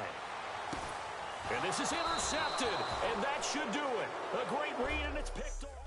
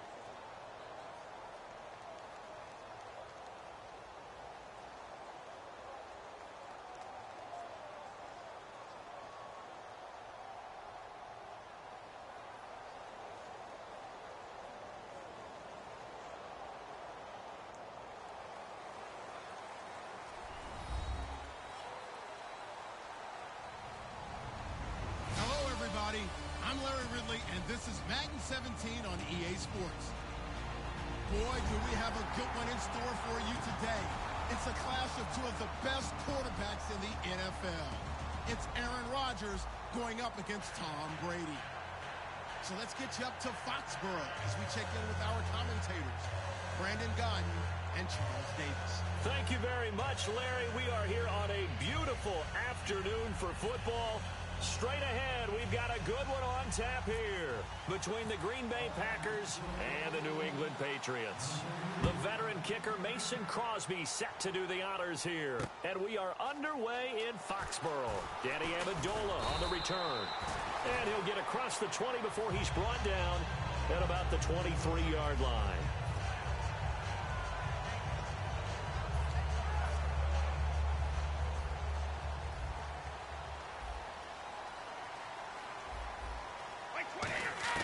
Brady now on first down. And this one complete to Martellus Bennett. And they get him down, but not before he takes it across the 40-yard line. Almost not fair. The big guy running the corner route, being able to lean and push and get to where he wants. So how do you stop it? A lot of times you want to have a linebacker on him, a bigger body guy who can handle him physically. But a lot of times that doesn't work as well because his quickness often wins the route. Over the middle, Julian Edelman. It's complete. 11 yards for number 11. Now the offense lining up 1st and 10. The former 7th-round pick, Julian Edelman, just continues to have such a productive career. And has made himself into a receiver. Remember, he was a college quarterback, and not just a productive one, a very good one. At Kent State, right? Yes, a great leader, a guy who can make plays with his feet and his arm. Got to the NFL and had to convert into being a receiver and was drafted that way. And that conversion, oh boy, it's been good. Now a first carry for LeGarrette Blount. And oh, he sheds a tackle. Now he's got some space. The 20. And all the way in. Touchdown, New England. LeGarrette Blount, 48 yards. And the Pats have taken the early lead. And he gets it to make it 7-0 Patriots. Gostkowski now after the touchdown. He'll send this one away. That's fielded in the end zone. And he probably should have stayed in the end zone as he'll muster a return up to only the 14-yard line. The conventional football 101, tells us if you don't get it back to the 20-yard line on a kickoff return, that's a disappointment. But some of these teams, special teams coaches, with approval by the head coach, they give them full authority to go ahead and bring it out and try to be aggressive. Almost what we call the green light, red light theory. Green light means go, red light means stop. Looks like he had green on that play. It's a pickup of 4, and it'll bring up 2nd down. Here's the offensive unit coming out onto the field in just a moment. Randall Cobb, very good at wideout. Went to college to be a quarterback. Discovered his talents couldn't be limited to one position. He's a 1,000-yard receiver every year for his quarterback. And they'll bring him down at the 27-yard line. They get 9 out of that one.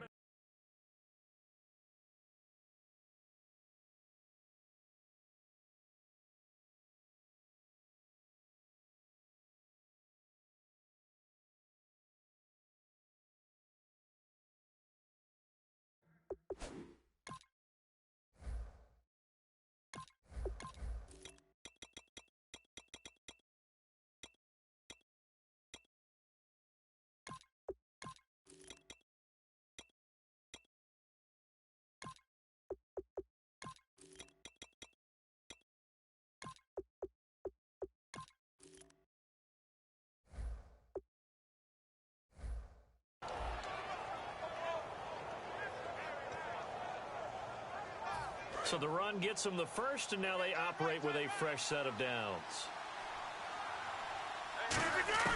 On 1st and 10, here's Rodgers. Caught left side by Cobb. The completion good for 3, and it's 2nd down. A quick look here at the Patriot defense. Malcolm Butler's rise to fame culminated with a fantastic play in the Super Bowl, but what a tremendous success story. Totally off the radar, has turned himself into an NFL starter. They'll run here. The This is James starts. And they get him down, but not before he takes it across the 40-yard line. Give him 11 yards that time and a new set of downs. And a new set of downs here after picking up the first on the ground. They go play action here on first down. And that's incomplete. But there was no trace of nervousness there. He was able to diagnose that play from his linebacker position, stay in excellent coverage, and bat the ball away. So the incomplete pass brings up second down.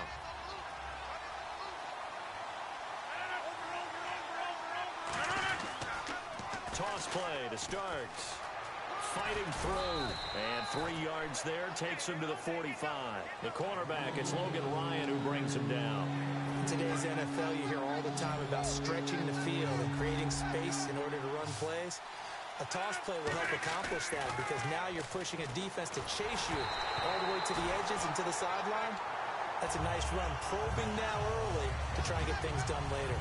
Third down is the down. Both sides know they absolutely have to win. And the name of the game for the defense is pressure on the quarterback. But pressure on the quarterback with contact, that's how you end up winning it. Now Rodgers. And he finds Cook. 27 yards on the game there. And on fourth down, they're able to convert and move the sticks. So the offense has it 1st and 10. I don't know if I agree with that. I guess they don't care if I agree with that. But, boy, you have to be surprised by that, right? I definitely was surprised that they decided to go for it in this situation. But they must have either felt like they either had a great play call on or they're trying to show extreme confidence. 10 yards still left on second down.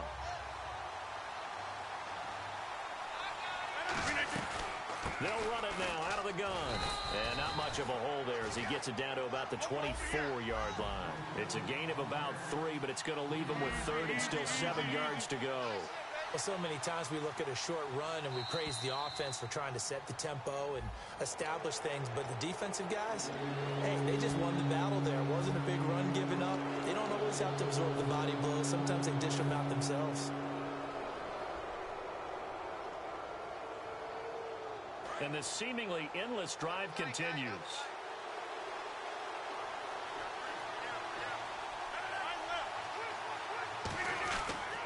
Again on the ground, again with Starks. It's a gain of 3, and it gets him the 1st.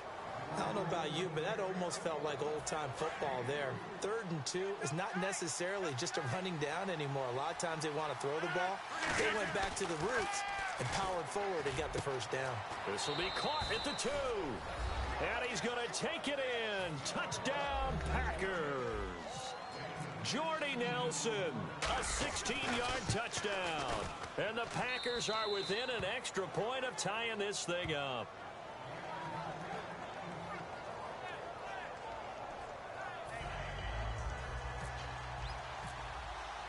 So a tie ball game here as the kick's away. Fielded about a yard deep. And he'll be taken down just past the 20 at about the 21-yard line. Now the Patriots offense, they work their way back out onto the field. And that recipe on their last drive that resulted in a touchdown looked pretty good, so they'll be hoping to do that once more. Man, it takes me back to when we sat with the offensive coordinator and the head coach. They felt pretty good about their game plan and thought there were some holes in the defense, and they exploited them the last time out. Let's see if they can come back and put together a similar drive. And we'll see if they can do just that. 2 yards on the carry there, and it'll be second down. That's a good play by the guys on the defensive side of the ball. Held them to a gain of 2, and that changes the playbook a little bit now for the guy calling plays. 2nd and 8. Now he's got to probably think about going to the air instead of maybe staying with the ground game. Brady to throw on second down. Got a man complete. It's Chris Hogan. Alongside Charles Davis, Brandon Gaudin. It's the Patriots in possession to begin quarter number 2. And they've got it here with a 1st down. Shift together here from the D-line.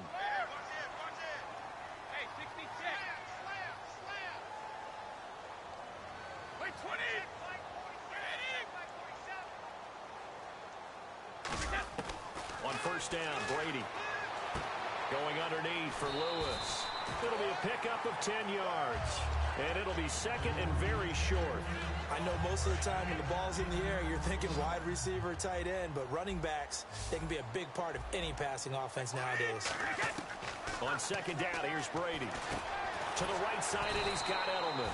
And he'll be taken down at the 46-yard line. It's a gain of 4 there, and it gives him a new set of downs. Fresh set of downs here. And some changes here as the D-line separates some. Brady now on first down. Over the middle, that's caught by Hogan. And he takes it down deep into Green Bay territory. A big play there for the Patriots. 35 yards. So after that big gain, let's see what else the offense has up its sleeve. They come out here in the I. Brady gives now to Blunt. And able to get him down, but he does reach the 5. A nice pickup of 14, and it moves the stick, sets up a first and goal.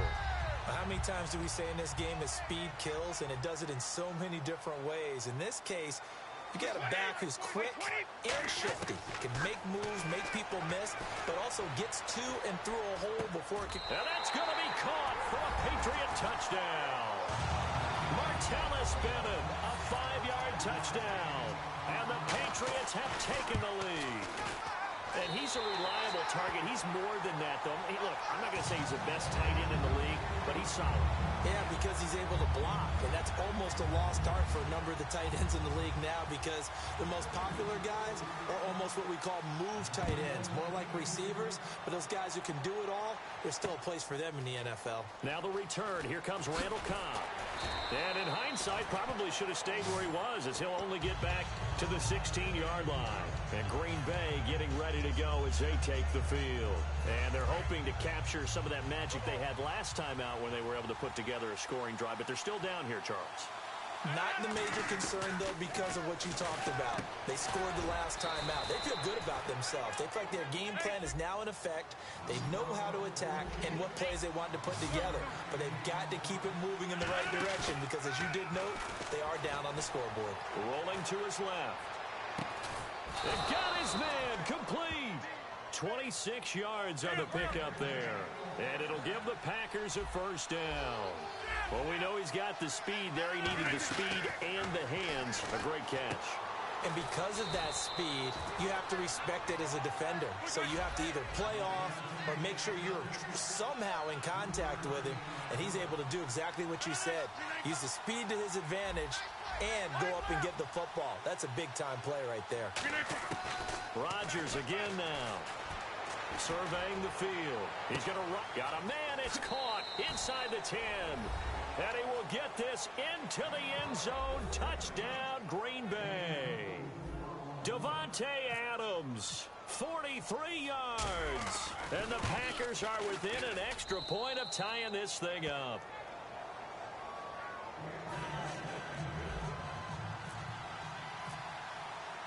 So we're right back where we started. All even as the kick's away. This will be fielded on the back line of the end zone. And no run back here. This will be a touchback, and it comes out to the 25-yard line. The Patriots offense now, they work their way back onto the field. And that last drive, so effective in the passing game, resulting in the touchdown. Maybe not many people were focused on the trenches. There was good protection there. Excellent protection. So now, defensively, you've almost got to get down to those starters blocks like you're a sprinter. Get lower than those guys on offense and find a way to roar through them or around them to get into the face of the pass. Easier said than done, though. Way easier said than done. But they've got to try something because right now they're just cutting them to shreds.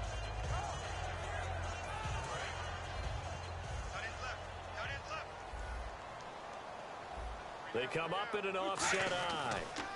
They'll run again with Blunt. And he'll be brought down right around the 37. It's a 10-yard pickup, and it moves the chains. There's no doubt that his size is a factor, but I've seen a lot of big running backs in the league not have that kind of impact because they don't run like a big back should. Get behind their pads, as they like to say, lower center of gravity, and knock people backwards. Sometimes they run too upright and take too many hits. Not this guy. He knows how to get low, break tackles, and gain additional yardage.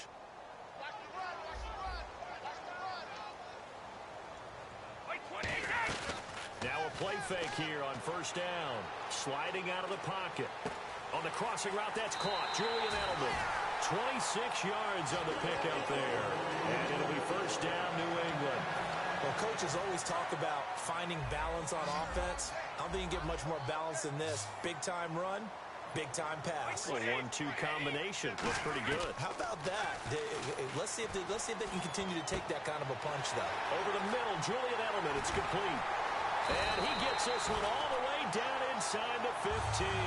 They'll get 23 yards there. And that's good for New England first down. Well, they brought the pressure, and that meant man coverage behind him, so he's still able to complete the pass. Even as he took the hit. And that's what you have to do, because I was just talking with a coach the other day, and he said, look, it's not always going to be pretty back there. You're going to have to give me completions. Even when you're taking some hits, sometimes you have to be your own blitz control, for lack of a better term. Got to make completions, step up, and make those throws, and he did that. Now a carry for the shifty Dion Lewis. And he's going to fight his way forward here for a modest gain. So Dion Lewis was cut by the Browns and the Colts. But he's truly found a home in New England, hasn't he? How about that game in the divisional round? Set an NFL record with his 3-touchdown performance in which they all came in different ways. One rushing, one receiving, and one on the 98-yard kick return. And let's give him a little extra credit, too. He hurt his knee last year, had surgery, and has made his way back to reclaim his position as one of the top performers for New England on offense. And he's in. Touchdown, Patriots. Julian Edelman, a 7-yard touchdown grab. And the Patriots have moved out in front. It's up and good, and that'll make the score 21-14. Gostkowski now, after the touchdown, he'll send this one away. On the return, this is Micah Hyde.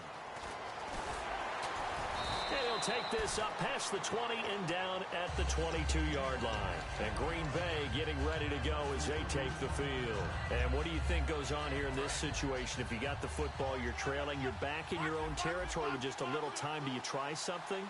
You're thinking about jump-starting your team, right? You just mentioned it. They're down. They're trying to get back into the game. But you got to figure, if something goes wrong, you may have put yourself in a spot where you may not be able to come back in the second half. Managing risk, this is a big decision here. Let's take a quick pivot here, and I want to ask you about the Kansas City game against Pittsburgh. I certainly didn't see 6 field goals winning that. No touchdowns for the Steelers. That was an interesting affair. It really was, and while Pittsburgh never got into the end zone, found a way to win it with 6 field goals, Kansas City did get into the end zone, but not at the times that they flat out needed to. So both of these teams were exhibiting that bend but don't break mentality on defense. And Pittsburgh, with the help of a holding call on a 2-point conversion, that tied the ball game for Kansas City, took that off the board. Pittsburgh able to escape and head to an AFC Championship game showdown with New England. And you had a very good succinct quote to me. You said 6 field goals will not beat New England. Not a chance in heck. Just 6 field goals beat New England. They've got to find a way to turn those into touchdowns. Now he'll let it go deep left side. And that is incomplete. Stopping the clock with 5 seconds to go. Fans do love the long ball, don't they? And he already found his guy once. Tried to give him another chance there, didn't he? Yeah, he did. Couldn't connect. But as you alluded to, he does have that touchdown from earlier, trying to keep him in the rhythm.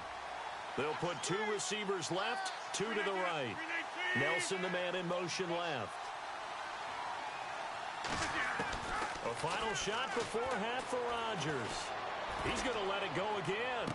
Oh, this is taken in. It's complete. And he's in for the touchdown on the final play of the first half. The prayer is answered. How did they get that done? He's got it, and we're all tied at 21. Time for a break. We've hit halftime. 2 quarters down. 2 still remain. We step aside. This is the NFL on EA Sports. So both teams have their marching orders, and we'll get going again here in quarter number 3. Fielded about a yard deep. And with a new rule, that decision to bring it out will cost him about 5 yards as he only gets to the 20. The Packers offense now, they get ready to head back onto the field. First half showed us some pretty good offense. Tie game, we'll see what the second half brings. And it'll be interesting because I think both sides feel pretty good about what their offenses are doing. Got to wonder what adjustments are being made defensively to try and get a spark and maybe slow down the other side. But here, do you change up anything on this opening drive? Not offensively, you don't. You got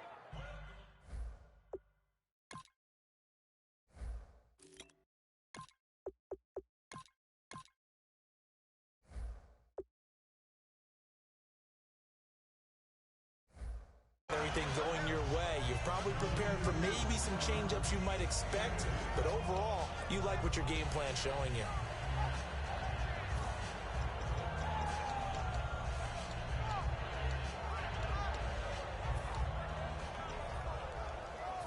Let's see what the offense comes with here. 2nd and 8.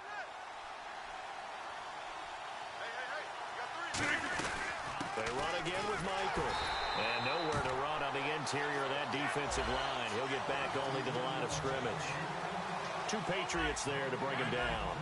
In a 3-4 defense there and against the run, a lot of responsibility can fall on that nose tackle. A ton of responsibility, no pun intended, because they got to deal with not just the center, both guards, and a lot of times they have to eat up double teams in order to let the rest of the guys get to the football.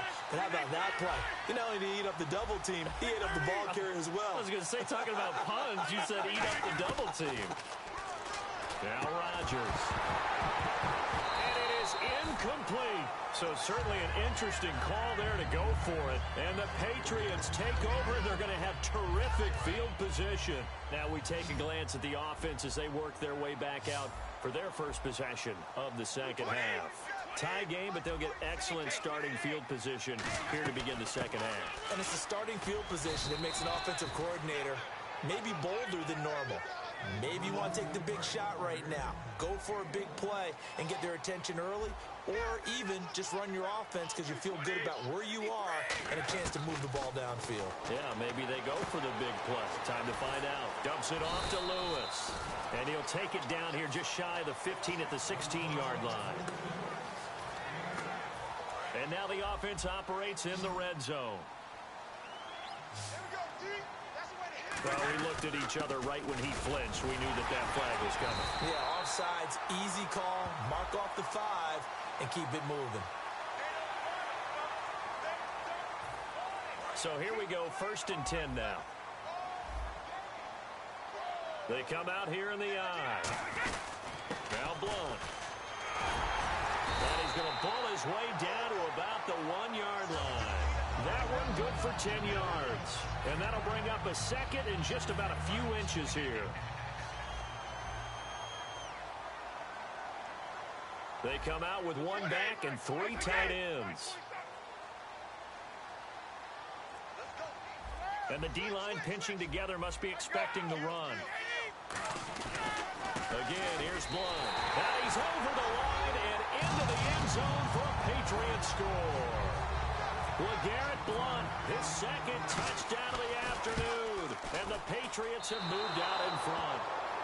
He's given him a little jolt, just gave him the lead there, but 2 TDs now in the game. And that jolt puts them in the lead. What a terrific job by him. He is carrying the ball and simply saying, I want to win. And now he's hoping his defense has that mentality as they try to hang on to that lead. Now the Packers get set to go. And last time out, went for it on 4th down, turned it over, gave him great field position, turned it to 6 points, so they've got to recover here, Charles. It's amazing what one decision can do in the chain of events, right? The decision to go for it on 4th down. Caused all of that. It caused every bit of it, but it showed confidence. Hey, I've got confidence in you guys. Go pick it up for them. Didn't happen. Also showed confidence in the defense. They didn't pick up their end of the bargain, so now they've got to come back out and start over and rebuild that confidence. He had time, was able to survey the field and find a soft spot in that zone coverage. And that's where it gets difficult for a defender, Brandon. You go to your spots on the field that you have to cover, and when the offense finds an area that you're not in, that's where they throw the football. Looking to speed things up here, going with some tempo. That was a nicely run slant route, and what the receiver's trying to do is make the defender think he's going upfield. for a deeper route and then breaks it off, usually after about 3 to 4 steps, and cuts towards the middle of the field. And now what he's trying to do is use his body to keep the defender away from the football and give the quarterback a really nice target. They'll run it now out of the gun. And he'll lose yardage. Brought down at the 32. It's a loss of 4. Now 3rd down. And they're going to speed things up here. Play action. Now it's Rodgers. Dancing to his left. And yet again, this run game just continues to be completely shut off. Completely stymied. I mean, they're trying to get some consistency, trying to find places to roam. They just haven't been there throughout this game. And now a 1st down following that long gain. They go play action here on 1st down. Find no escaping this time as he'll go down. They got him for a sack. Shea McClellan from that outside linebacker spot. He's able to get in there for a loss of 9.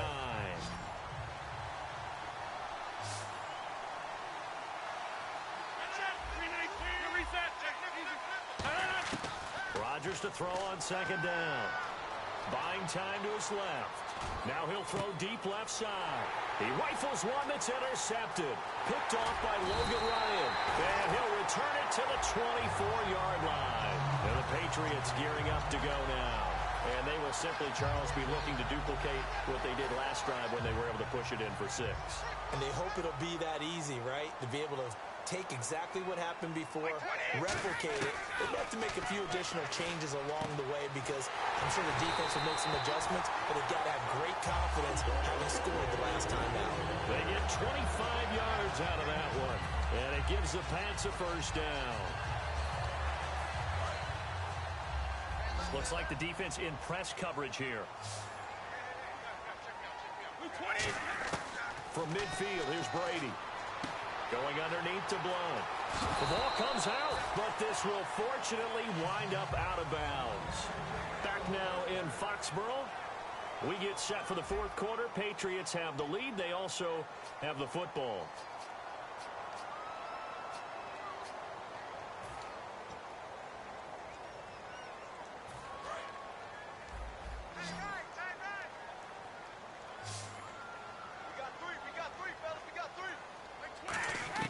Throwing on 1st down is Brady. And over the middle to the tight end, Bennett. And down inside the 15, shy of the 10. A good pick up there of 20 yards. And when you're playing a quarterback with some experience and some moxie, you enter the danger zone when you decide to blitz him because if he's able to diagnose as he did on that play, he can hurt you downfield. He reads defenses so well, doesn't he? He really does, and the best part about that play for him, I don't think that was his primary target. I don't think so either. I think he had the read, figured out where the blitz was coming from, and went to a secondary target for a really nice game. They'll run it here with Blunt. And he is in. Touchdown, New England. LeGarrette Blunt, a 5-yard touchdown run. And the Patriots add on to their lead. He keeps carrying the ball into the end zone, and in this one, he's sort of carrying the team on his back. He's the reason that they lead right now, no question about it. And you talk about on his back, he's not minding the extra weight at all, is he? Carrying that just as lightly as he does the football. Yeah, what a great performance so far. Those 3 touchdowns, it's got him in the lead. And that'll carry over the back line of the end zone for a touchback. And Green Bay getting ready to go as they take the field. Looked like they had something going last drive. Then the interception happened. Will they recover? The memory they need to keep with them is that they did have something going. They were moving the ball on offense, had a nice sequence go. Trying to get it to Cobb, and it's intercepted. Picked off by Logan Ryan. Partner, we always talk about possessions being at a premium in these games, and now in this situation, throwing an interception here when you have to claw your way back in, that one's going to hurt, and in a big way. Now a toss play to Blunt.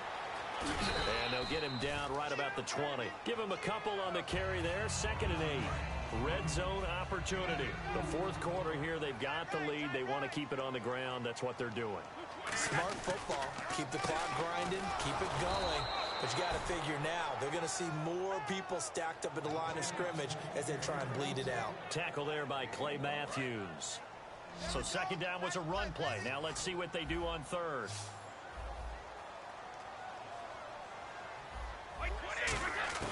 Throwing is Brady on third down. And intercepted. Maybe the turning point they need. There he goes left side. He's at the 30. And into the end zone. It's a pick six and a Packer touchdown. Charles, we've seen them target one of their main weapons time and time again. Maybe they went to that well too many times there. Yeah, and it's so difficult to determine how many times is too many, because how many times have we seen a team go and play and say, until they stop us, we'll keep going. Well, they got stopped on that one, and it cost them 6 points. Fielded about a yard deep. And he'll make it across the 20 as his guys will set up shop at the 23-yard line. The Patriot offense now set to come back out onto the field. And last time, decent field position through the pick six. Obviously costly. But they can't afford to just bunker in now. All right, good field position means go ahead and attack on offense. Try and press the advantage a little bit. They just have to be better with the football on this possession. So the last one, that didn't bother you too much last time? No, because it's exactly what you're supposed to do. You can't have good field position, not try to take advantage of it. Sometimes the defense makes a good play, too. Here's Blunt, and he will lose yardage here to the 31-yard line. It's a loss of 2, now third down. So, Brandon, when this offense gathers together to watch tape for this game, they're going to be feeling pretty good about themselves until the coaches get upset about the play we just saw. But you know their defense is going to be, but we put up big points all game long. The defense is going to win one every now and then. And he's got Bennett. There goes Martellus Bennett. And he takes it down deep into Green Bay territory. A big play there on the catch and run. 55 yards.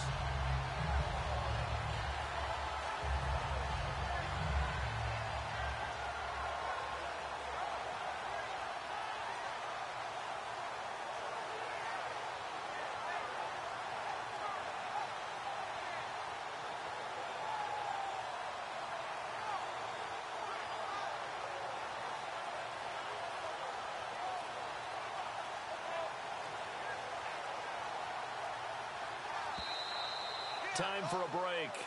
We're back to see what happens after this. Possible run anticipation here as the D-line sandwiches together. Brady now on first down. That is caught. And he'll take it into the end zone for a Patriot touchdown. Their big tight end. A 14-yard touchdown. And the Patriots add 6 to their lead. And it's no good. It has not been his day. That's the second extra point he's missed so far. Gostkowski now, after the touchdown, he'll send this one away. And this will not be returnable. It's out of the back of the end zone for a touchback. The Green Bay offense now about ready to take possession here. And last time, one play interception. So this offense, they should be fresh. That's a good way of putting it. And I can't wait to see what they decide to do with play calling, because a one-play drive where you throw an interception, a lot of people think the very next time out, run the football. And this is intercepted, and that should do it. Devin McCourty picks it off. And his guys are going to take over at the 31-yard line. Out comes the New England offense to see what they can do this time. And they'll just simply be looking to build off the confidence of the last time out where they scored a touchdown. And confidence is powerful, isn't it? When you've scored once, you feel like you can go back out there and get it done again. Doesn't matter what the defense throws at them. They feel like they're in a groove right now, and they want to get out there and show it.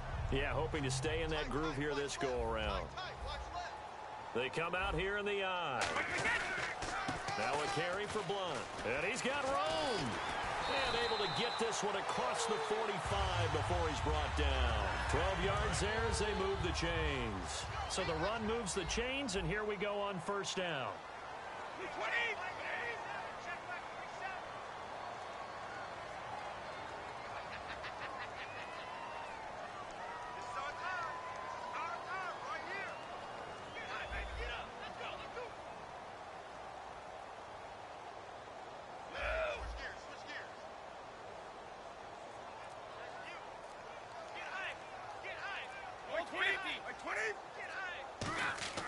Brady going to throw here. Wide open, Julian Edelman. And all the way in. Touchdown, New England. Julian Edelman with his second touchdown of the afternoon. And the Patriots add on to their lead. And to me, that touchdown allows you to start grinning widely on your sideline. I think they pretty much locked this one away. Yeah, that's the clincher, the proverbial icing on the cake, if you will. Gostkowski now after the touchdown. He'll send this one away. And this will be a touchback as that sails over the end line. And Green Bay getting ready to go as they take the field. They're down big here late. I don't know. You just one last drive here for pride. Some people like to do that. I remember playing for a guy once. We were down huge, and someone said, "Coach, what do you want to call?" He just waved a hand like, "Who cares? Let's get out of here and do something some other time." But some teams like to do something at the end to feel a little bit better as they continue to move forward. Yeah, probably just want to put this one behind them. Here's Rodgers. Now a desperation throw deep downfield. And they went for a big play through the air on second down. Couldn't connect. Now it's third. One of the toughest things about playing defensive back is pattern reading, trying to figure out what they're doing. And on that one, they had the fly, just sending a guy downfield with the in route accompanying it, what people call a dagger route, trying to hit the guy underneath after the clear out. In this case, though, they're not able to get it done. Yeah, they said forget the underneath route. They went for the guy on the fly, but as you said, incomplete. And you just know when that play call came in, their eyes lit up, because anytime you get a chance to take a big shot downfield, that's a lot of fun, and they missed an opportunity. To throw, it's Rodgers. And his pass is intercepted for the fourth time today. Picked off by Patrick Chung. And his guys are going to take over at their own 48-yard line. Now the Patriot offense set to take over again. They have the dream scenario you hope for coming into the game. Just one kneel here, and this game should be over. And it's always the final play of preparation each week. The practicing of the kneel-down formation, the victory formation. We've got a game in hand, and that's all they're going to want to do now. They'll put someone back deep just in case something goes haywire. But all in all, take the snap, kneel down, and shake hands. Yes, get out of there. Brady going to look to throw. Eluding the pressure right. Now he's going to throw deep right side. And it's incomplete. They're still throwing to the very end. But now this game is over. Well, Charles, it's one thing to win. It's another thing to win and put up the amount of points that they did. Clicking on offense.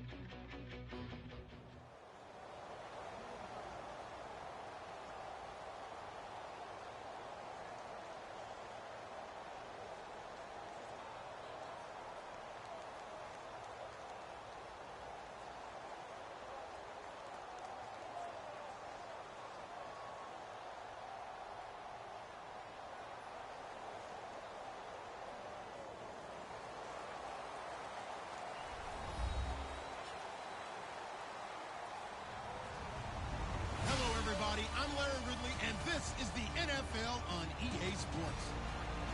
In today's game, we'll get a chance to see the two quarterbacks who went head-to-head back at Super Bowl 45. It's Aaron Rodgers going up against Ben Roethlisberger.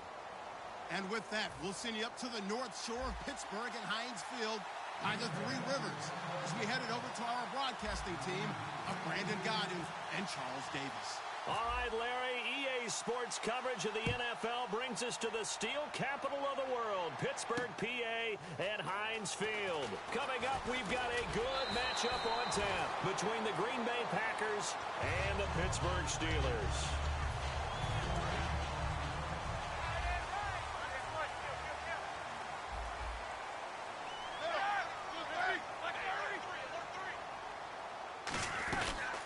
Now a carry for the former Michigan State man, Le'Veon Bell. Shedding the tackler, and it gives him some room.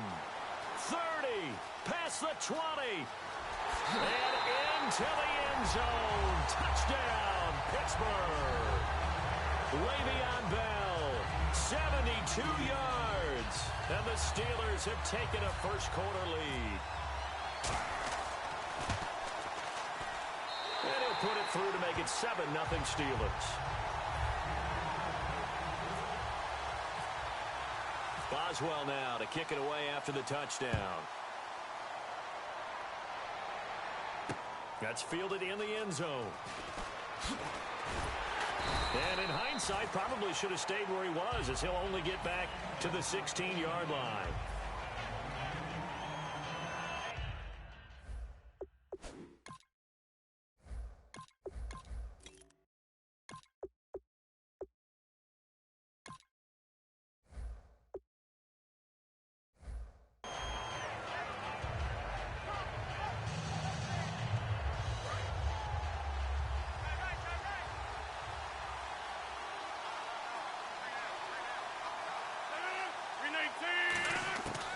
First and 10, here's Rodgers.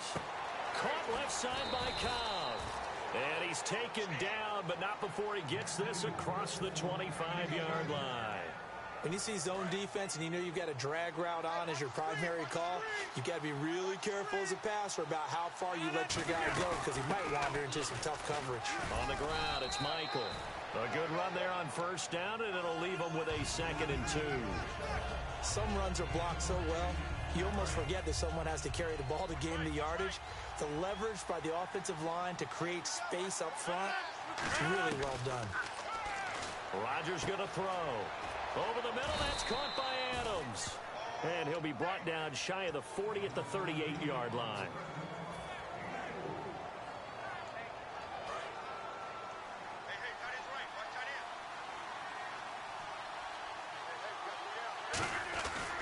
Now a handoff. It's Christian Michael.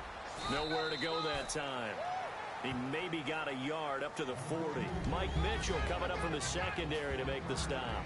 And when this offense is clicking on all cylinders, the running back is in sync as well. The focal point. Runs, catches, blocks, sets the tone for the offense. They go to Michael again. And he takes it past the 45 and down at the 46. And he's able to get most of what he needed on the carry there. 7 yards on the gain. And it's 3rd and 2 now. 3rd down now following the run.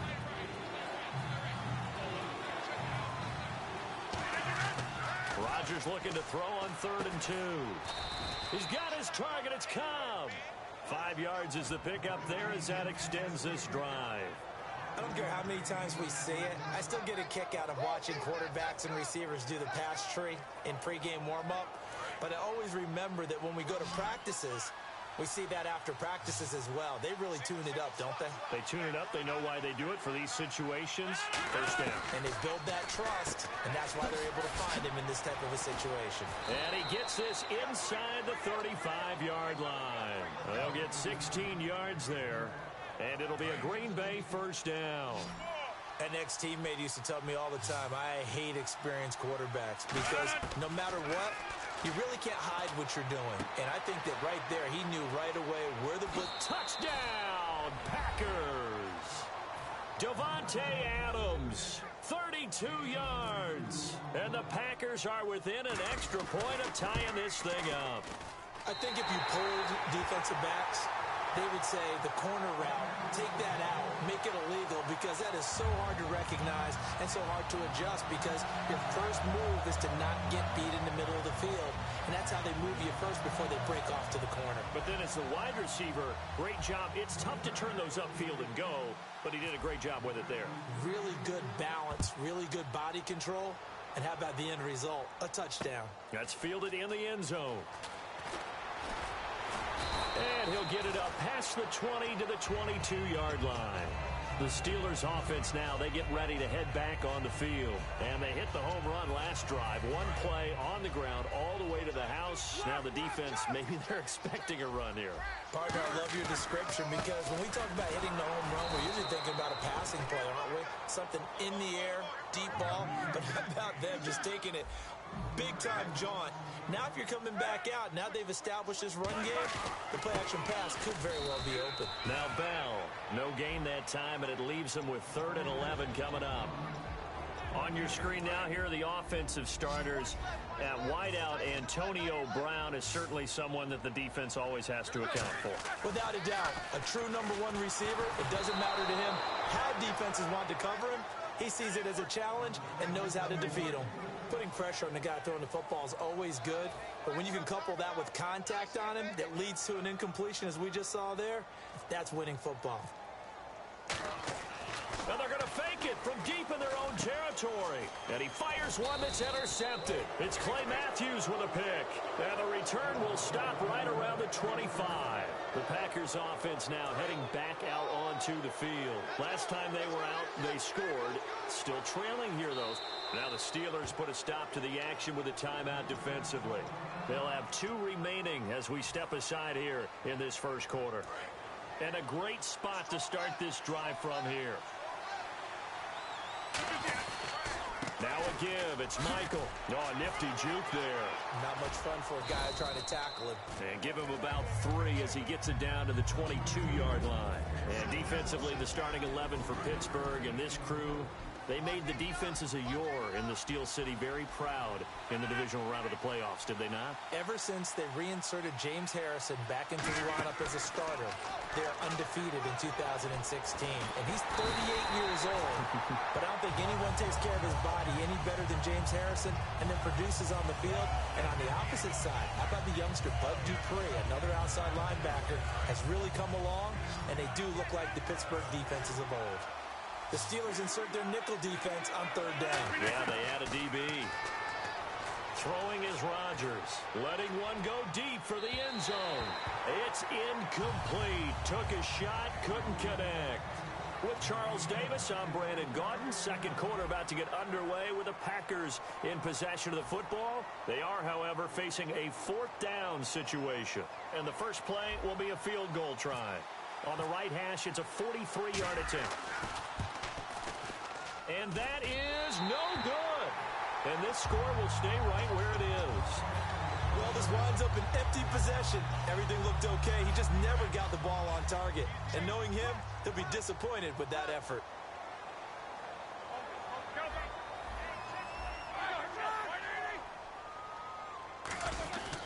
They'll start the drive with a carry by Bell. And he went backwards. He'll be down at the 30. A loss of a full 3 yards, and now it's 2nd down. The defense won that play so fast that I think if the running back even had time to notice if anyone was there, it was just a blink of an eye, and there was a loss on the play. 11 yards on the pickup, and that's going to bring up a 3rd down. Look, the first down marker is out there, but sometimes it's hard to find for an offense when they're in a long yardage situation, which usually means throw the football. In this case, they went against the tendency and ran it, and boy, the reward was there. A big, big pickup, and guess what? It's now 3rd and very short in order to try and pick up a first down. Only a pickup of 2, but that's all they needed for the first. So it'll be first down here after the run. Shift together here from the D-line. Throwing now, Roethlisberger on first down. Brought in by Coates. A good pickup there at 22. It's a nice completion, a little bit of run after catch as well to create the yardage that they got.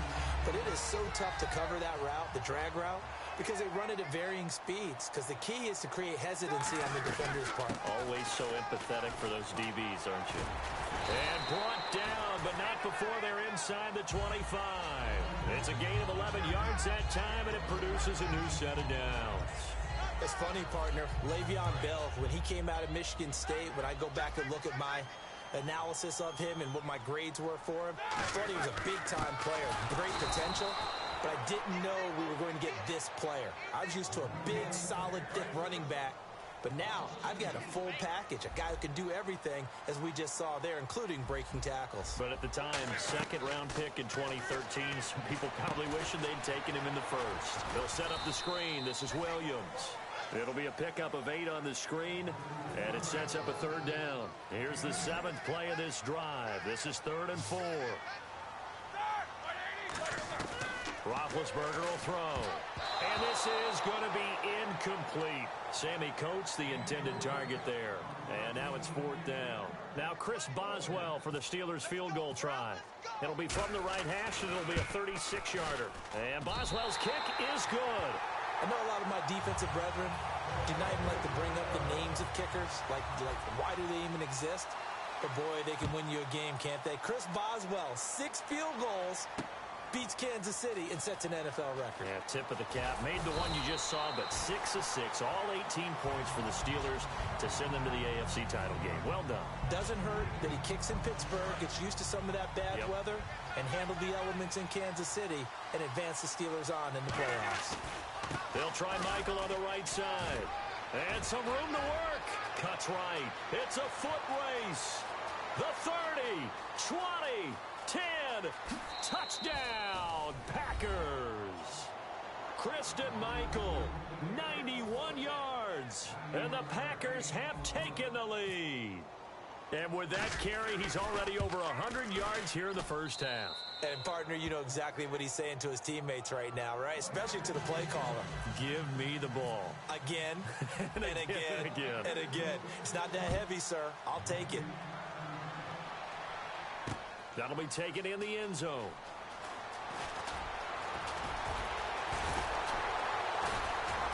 And the decision to bring it out, a good one.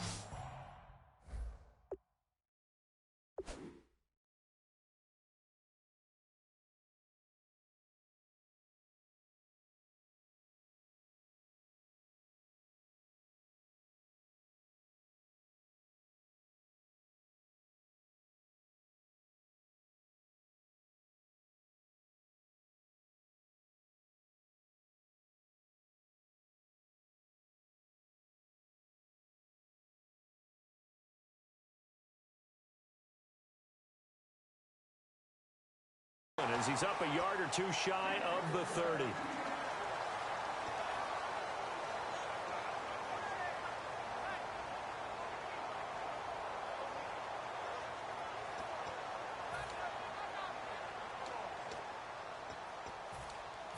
And the 2-minute warning lurking. This will probably be the last play before we hit it. Yeah, they want to get themselves in position to score in this last shot before the clock hits. Here's Roethlisberger. And it pops free. The collision there jarred the ball loose and brings up 2nd down.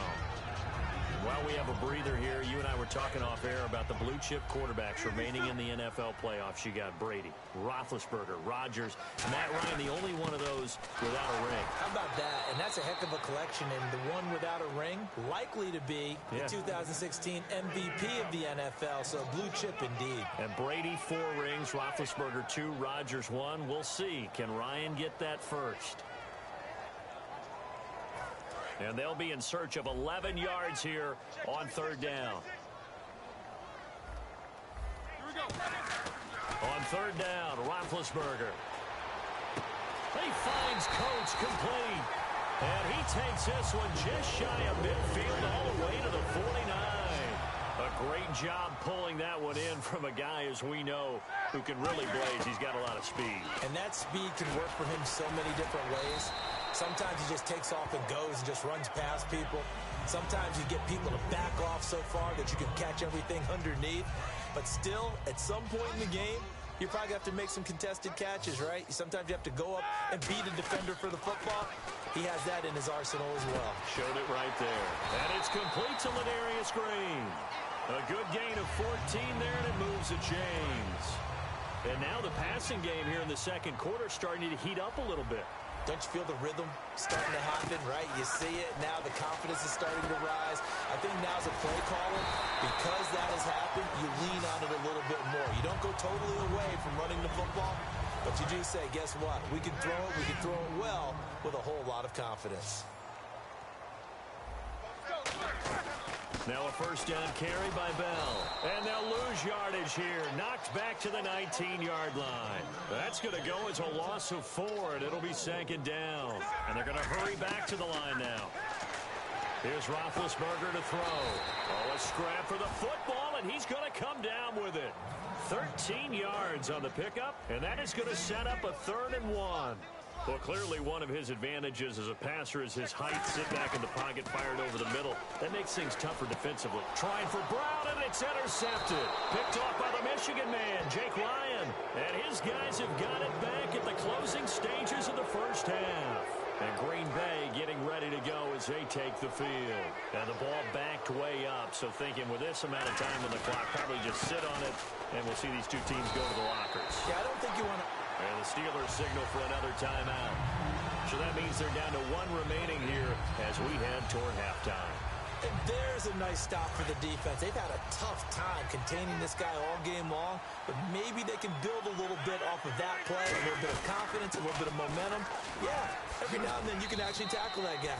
Call it about a gain of 3, and they'll be looking at a 3rd and 7 coming up. Now hang on here. Timeout called by the defense. And with halftime on the horizon, they'll be out of timeouts from here forward. So following the run, we'll see what they do here on 3rd down.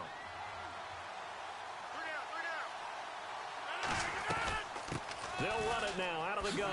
And his first carry, he loses the football. And they are going to take possession of the football inside the 15 at the 14-yard line. And now out come the Steelers. Now with 5 seconds left, not really enough time to run another play and then stop it. So on comes the field goal unit. And with great field position here, chance for some points before the break. That's prime real estate. Just have to decide how they want to try and take their shot to try and put those points on the board. So they boot it through, and now we're all square after 2 quarters of play. And what's that great term you taught me? They're level, right? They got back to level. Now they get to go back in the locker room, regroup, and start over in the second half. First half in the books. You're watching the NFL on EA Sports.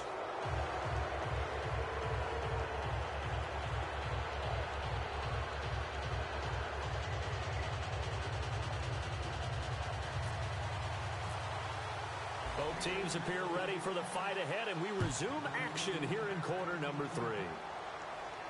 That's fielded in the end zone. Oh, nice move.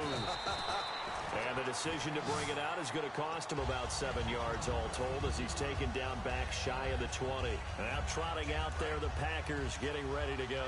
They have a chance to break our tie here as we get a look at the first drive of quarter 3.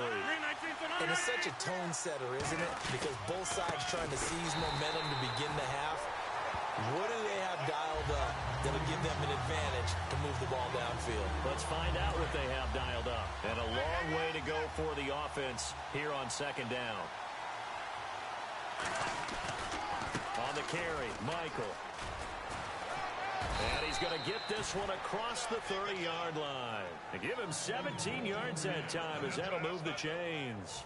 So much for halftime adjustments by the defense because you know they had to talk about it. The entire first half, they struggled to contain him. And here he is coming out in the second half and establishing the same tone. Still running the football with authority, still gaining big yardage. So I just figure on the offensive side, they said, but there is no adjustment. Until they slow us down, keep going at them, keep handing them the football. Looking to jam the receivers at the line here. Press coverage look defensively. Rodgers going to throw. This is Cobb with a catch right side. 17 yards on the pickup there. The drive will continue. So how do you beat man coverage? First of all, you want to be a superior receiver, but you know something, that guy who's covering you, he's usually pretty good too. So the corner route is usually a great spot to get it done. On the run, this is Michael. And very little running room there.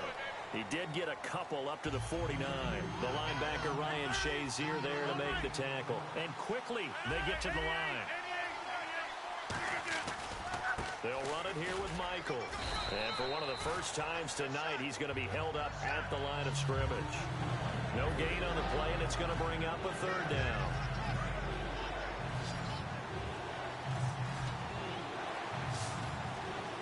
Time running out here on the play clock. Here's Rodgers. And incomplete. The contact made the ball roam free and brings up fourth down. That was a classic example of trying to run with the ball without securing the catch. He was thinking about those rack yards instead of making the catch first and then taking off. So it looks like the offense isn't going anywhere. They're going to go for it on 4th and 7. They'll come out in the pistol. Now Rodgers. And did he get the feet down? No, they'll say he did not. It's incomplete. Boy, a curious decision to go for it. Doesn't pan out. And this defense will take over right at midfield. They'll run it now out of the gun. And he'll get this down only to about the 46. Call it a gain of 4 on first, and that'll make it second down.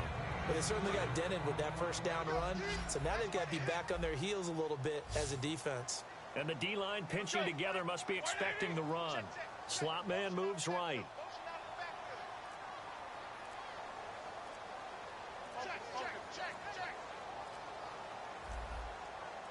And on the outside, they're playing press coverage. On second down, it's Bell. And he is going to lose yardage here. It'll be a loss of a yard, and just like that, it's third down. And that was a nice play by the defense. And it is tough to be an offensive lineman nowadays, especially if you're dealing with how the defensive tackles have evolved. Their quickness, their agility, their speed has changed the big guys in the middle, the center, and the offensive guards. Formerly, they were just power players. And caught in the end zone. Touchdown, Steelers. Sammy Coates, 47 yards. And the Steelers are going to take the lead. The fly route works for the TD Graham. And you know what the receivers love to say? If we get even with the defender, we're leaving. And that's exactly what he did all the way into the end zone. And then he was on the business end catching it once he got over the stripe. That'll be taken in the end zone. And he will be brought down here at about the 17-yard line. The Packer offense now ready to get back onto the field. And last time we saw them go for it in kind of an unusual situation. It's not like it's a fourth quarter do or die. They went for it, didn't get it. We'll see how that affects them this go-around. Partner, I'm wondering if we're starting to see the effects of analytics coming into play here, where people are studying the number of possessions, how many times you should go for it, what position it leaves your team in. Maybe we're starting to see a little bit of that creeping into the NFL game. Yeah, I think we've seen it in other sports, maybe into the NFL now as well. Touchdown, Packers! Kristen Michael, 83 yards. And the Packers are within an extra point of tying this thing up. Well, he's used to running it that distance. Here he had to catch it, too, before making the run. Heck of a play for the score. There's not many things better for an offense than a back who's a complete guy, who can run it and catch it. And we just saw him complete a big-time play for a touchdown. So all square here in this third quarter as the kick's away. That's fielded in the end zone. And he'll bring it a few past the 20 to the 23-yard line. And Pittsburgh getting set to take the field. And they were able to punch it in the end zone last time. They'll be looking to do that again here for the defense. Obviously, they'll be looking to stop them from punching it back in the end zone. It always is punch-counter-punch, isn't it? Looking for Green, and it's intercepted. Picked off by the Michigan man, Jake Ryan. And his guys are going to take over at the 21-yard line. And Green Bay getting ready to go as they take the field. And following that long touchdown pass, a one-play drive last time, to see if the defense, you know they're ready. They don't want that to happen again. And you would have thought they would have been ready the last time. That's what you work on all the time. Make sure that no one gets behind you. That's the cardinal sin of defense, not giving up the long pass. They did. Let's see how they adjust. Second down following the incompletion.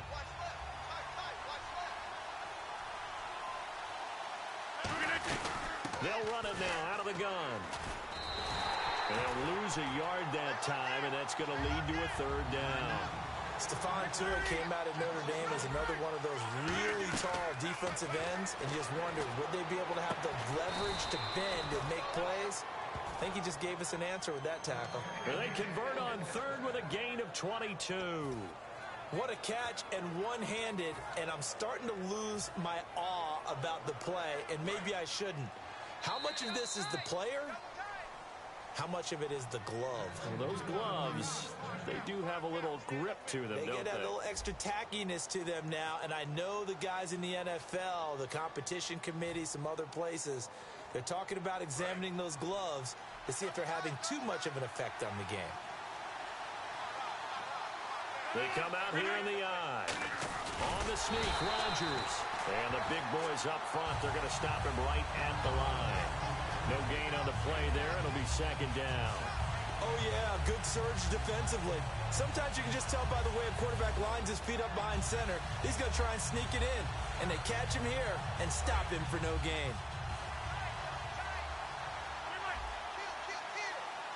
They'll need to get the play off quickly. Rodgers with a keeper. And he'll take this into the end zone for a Green Bay touchdown. Aaron Rodgers taking it in. And his guys capitalize on the short field as they take it in for 6. And they will take a 7-point lead now.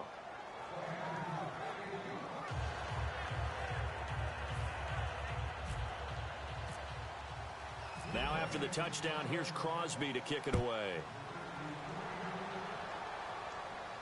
This fielded a few yards into the end zone. And he's up past the 20 to the 22-yard line. The Steelers offense now, they head back onto the field. And last time wasn't pretty. One play and an interception. We'll see if they can do better. I want to see if they want to go ahead and throw the ball again now on this drive after what happened on the last one. Throw it on the first play. Give the quarterback some confidence. See what happens. Trying to shake off the interception from the last drive. He'll look to throw. And that's caught inside the 35. A big play that time for Pittsburgh. 52 yards. The last drive he threw the pick, but he's not shy. He's going downfield again there. And you can't be, because if you back off after throwing an interception, your whole game plan just goes right out the window, and it makes things easier for a defense. And you and I both know there's a quarterback in this league that's any good that doesn't throw an interception occasionally, and they usually bounce back in a big way. I've seen guys throw 5 and still find a way to win the game in the end. Offensive linemen love creating space for their guys carrying the ball, but when that guy also breaks tackles and creates extra yardage, they almost feel like he's one of them, and they really embrace him. Again, it's Bell. And he's in. Touchdown, Steelers. Le'Veon Bell, his second touchdown of the night. And the Steelers are an extra point away from tying this thing up.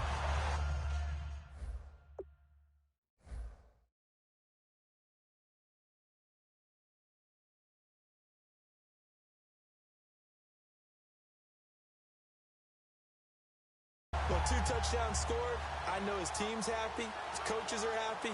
How about the fantasy owners of this game? Always happy with 2, but they'd like 3 or 4. And no sweat. He puts it through, and we are tied here in the 4th.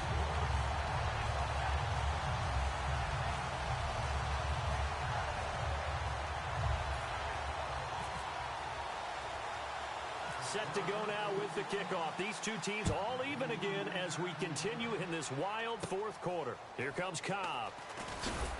And he'll take this across the 25, a couple extra yards up to the 27-yard line. The Packers offense now, they get ready to head back on the field.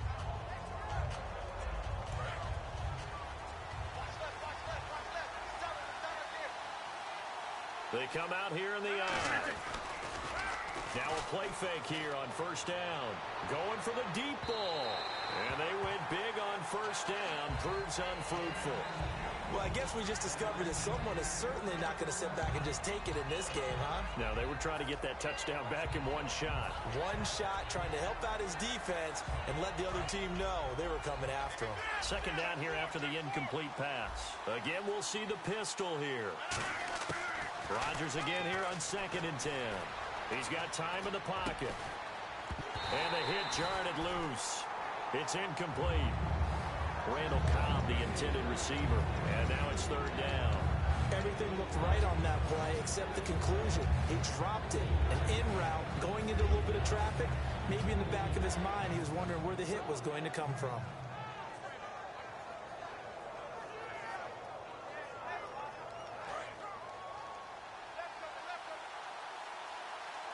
And Pittsburgh with 6 defensive backs in the game here on 3rd down.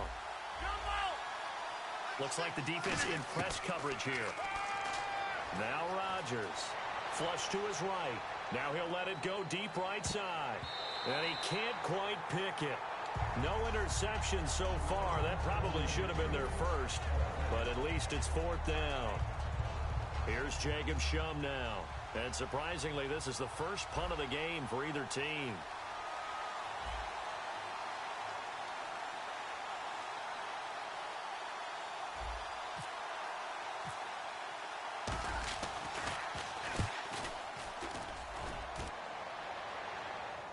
Calls for the fair catch, makes the fair catch just inside the 15-yard line.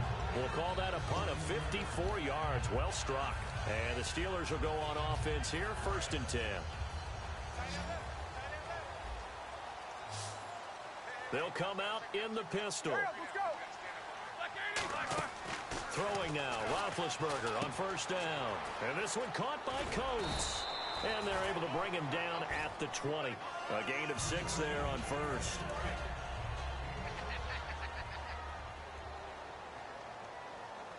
They come up with one running back. That's Bell. And he'll get it up the middle. And he will lose yardage on the play. Back at his own 19-yard line. He lost 2 there. And it's 3rd down.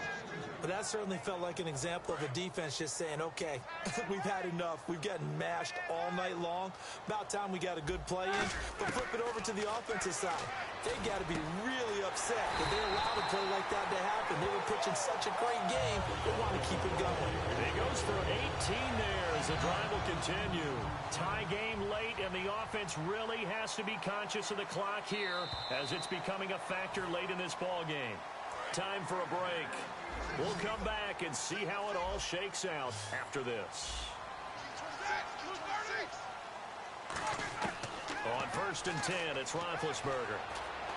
Goes underneath for Bell. And to the 42-yard line here and brought down there. 5 yards on the pickup, and that'll make it a 2nd down. And that's one of his advantages of a passer, is it not? With his height, setting back there in the pocket, firing it over the middle, he can really see everything clearly. It is, and I know that other quarterbacks get it done different ways, all right? You don't have to be his height to make a great play, but what he does... And this is going to be intercepted. Picked off by the former first-round pick, Demarius Randall. And a big turnover there as his guys will get the football back. And Green Bay getting ready to go as they take the field. They've got work to do, but they do still have a bit of time here.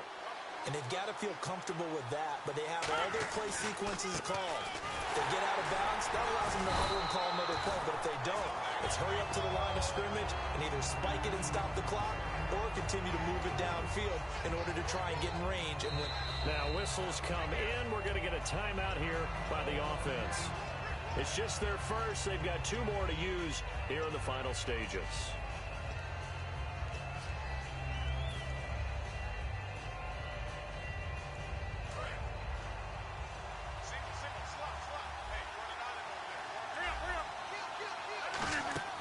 Now Rodgers. He completes it to Jordy Nelson. And able to get this one out just shy of the 25 at the 24. Simple slant route, and part of a really nice hard throw by the quarterback. Nice timing between the quarterback and the receiver. They were perfectly in sync, and he put it right on him on the inside route. 1 receiver left, 3 to the right. Rodgers to throw. Flushed out right. And Jeff Janis has it complete. And he takes it all the way down to the 32. It's a big play there for Green Bay. 44 yards.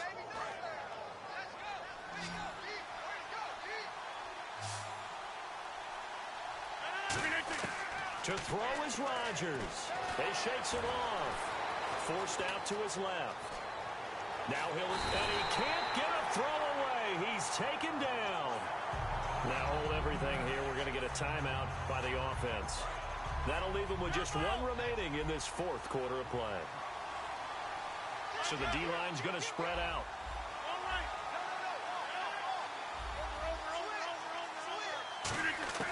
Back to throw, Rodgers. He's got time. In the middle of the field, he's got Nelson. It's a pickup of 12, and that'll set up a third down. Now whistles come in. We're going to get a timeout here by the offense. It'll be their third and final timeout. So now the Steelers put a stop to the action with a timeout defensively. And as the two teams talk it over on their respective sidelines, we take a break. So the game here hangs on the right foot of Mason Crosby. He missed his only attempt earlier. This time he's going for the win.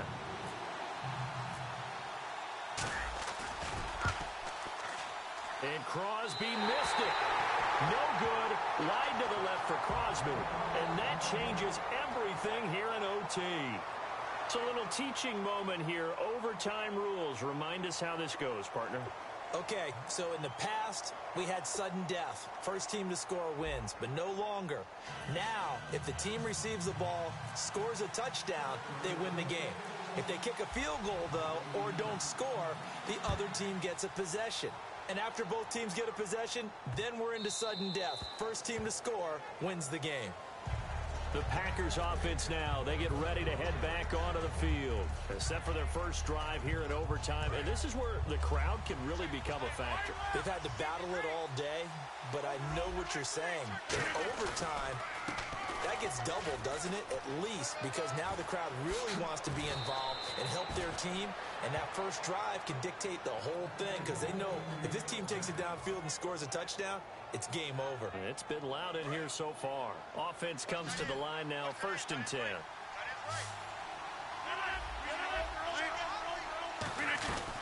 They'll run it now out of the gun.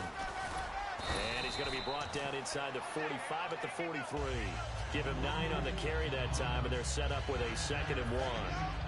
And once again, leverage wins. The offensive line, lower than the defensive front. They moved them and found some good space for the guy carrying the ball. They'll give it to him right up the gut. Only a gain of a yard, but that's all they needed, as that's going to move the chains. 2nd and 1 is often an invitation to take the big shot downfield. I bet the offensive lineman said, are you kidding? We just get on our backs and let's go get the first down. They love being physical. And a new set of downs here after picking up the first on the ground. Looking to jam the receivers at the line here. Press coverage look defensively. Rodgers going to throw. Caught left side by Cobb. And brought down, but able to get it to their 30-yard line. That one goes for 13 yards, and it moves the sticks. Never make the mistake that the slot receivers, especially the little guys like we're watching here, are just quicker than fast. A lot of them combine quickness and speed. And no escaping this time as he'll go down. They got him for a sack. James Harrison in there to sack him for a loss of 6. It's a 5-receiver set. 3 to the left, 2 to the right. On 2nd down, here's Rodgers. And complete right side to Cook. That throw good for only a couple. It brings up 3rd down. Well, the strategy was evident there. Get it to... And the Steelers signal for another timeout. They'll be left with just one remaining here at OT.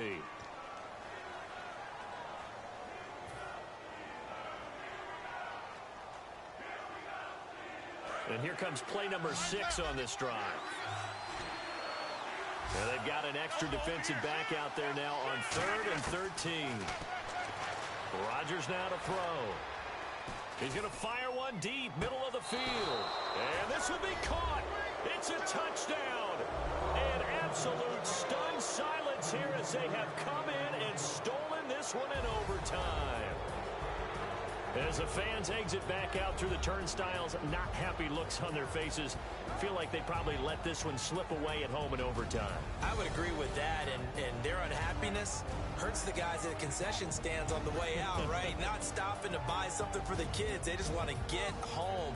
But what a dramatic way to finish this bad boy off. I mean, this game was dramatic all the way through. That's why we got into overtime. And then to go ahead and finish it this way, the fans streaming out unhappy. But the team that came in here and won this one on the road, they sprinted to their locker room. And speaking of buying things, dinner on you tonight, Davis. I kind of figured that was coming. I'm Brandon Gaudin. Certainly have to thank Charles Davis, my broadcast partner, and our entire crew. We'll catch you next time right here. It's the NFL on EA Sports.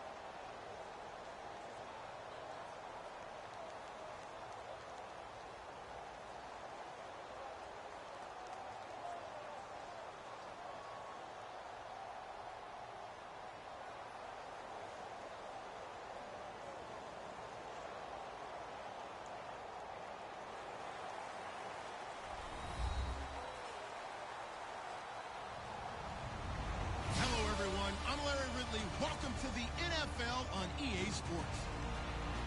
Anticipation is mounting for today's game, and we've got two quarterbacks looking to make an impact. It's Rodgers' Packers going up against Ryan's Falcons. With that, let's get you over to the Georgia Dome in Atlanta. Here are Brandon Gaudin and Charles Davis. Thank you, Larry. From the home of the Falcons since 1992, there's a look inside the Georgia Dome, just on the outskirts of downtown Atlanta. Today, we've got a good NFC matchup on tap between the Green Bay Packers and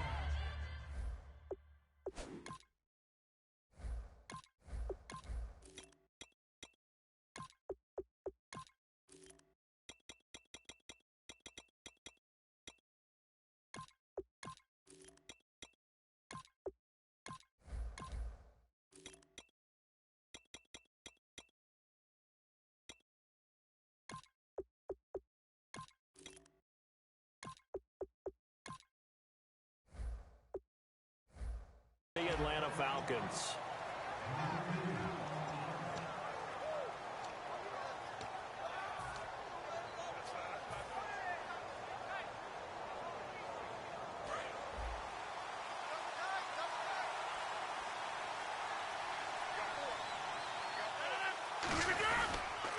Now the fourth-year man from Texas A&M, Christian Michael.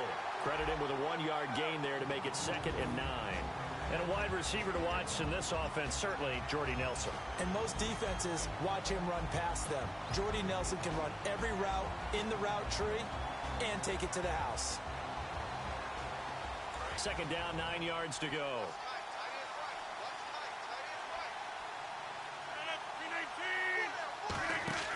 Rodgers to throw on 2nd down.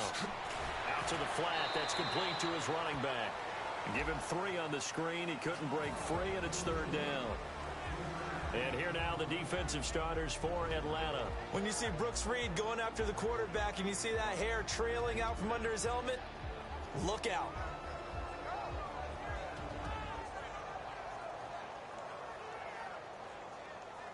This defense looking for an early stop. This is 3rd down and 6. Throwing is Rodgers on 3rd. Now look out, Rodgers lost the football. I'll call it luck or skill, whatever the case is. They're feeling good about just keeping the football there. Yeah, the biggest thing they're calling it now, our ball. I mean, they don't care if it was luck or skill. But the panic that jumps up in your chest when that ball's on the ground, whether you get it or your teammate gets it, just as long as you retain possession, that's all you're looking for. Taken from just outside the 30. Well, he wasn't too far from breaking that. Officially, give him 15. And the offense will come back onto the field for the 1st and 10.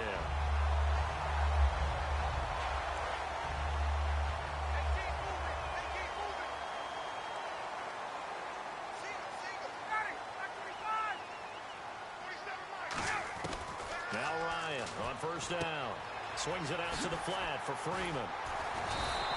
They give him 13 yards there on the play and a fresh set of downs. So many times you hear today's NFL described as a space game. Get your best players into space with the football in their hands.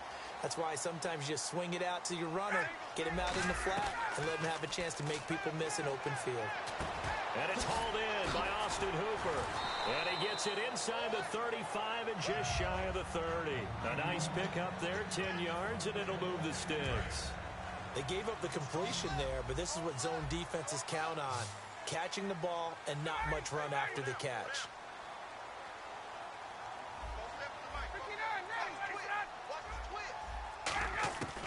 On 1st and 10, it's Ryan. He rifles one that's intercepted. Picked off by the Michigan man, Jake Ryan. And they have the football and will take over at the 24-yard line. Now the Packers get set to go. And a 3 and out on that first drive. We'll see if they can do better here. They should have a better opportunity because the nerves should be settled now. That first series, everybody goes out with a little extra emotion.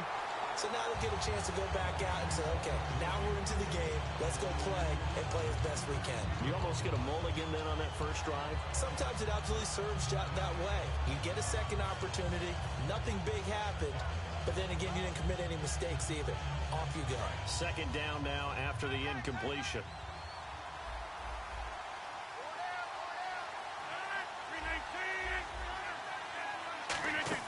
Back to the air on 2nd down. It's Rodgers.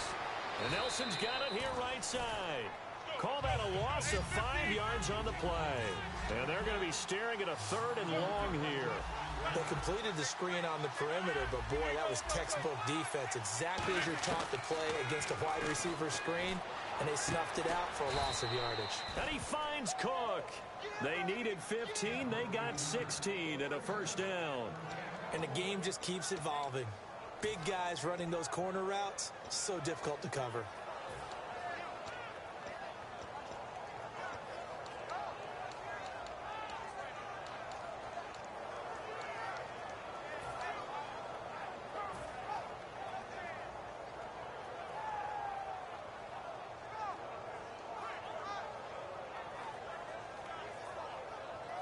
First down and 10 now for the offensive group.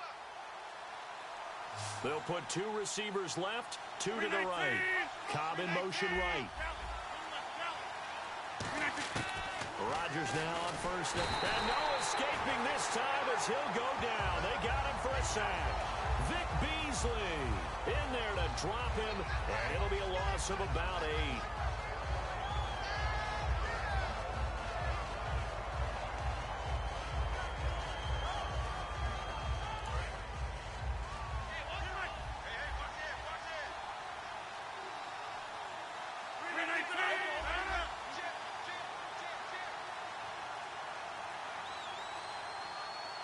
And the wideout in motion. Now Rodgers throwing on second down. Being chased out left. Now he'll let it go deep down the left sideline. So the long attempt falls innocently to the ground, and it brings up third. What I loved about meeting with these coaches before the game is we didn't even have to ask any questions. They told us that they were going to be aggressive and push the ball downfield. They weren't successful on that play. But look for them to try it again later. And the offense looks to pick up the first here on third after that incompletion. In motion right comes Cobb. On third and long, it's Rodgers. Surveying the field. He's got a man. Complete. 5. Touchdown, Packers. Randall Cobb, 73 yards. And the Packers have taken the early lead. And that one obviously worked out, but it's one where you kind of hold your breath because he was sitting there waiting to take a hit as he threw that ball downfield. And this is the NFL. You're going to be tested a lot as a guy throwing the football.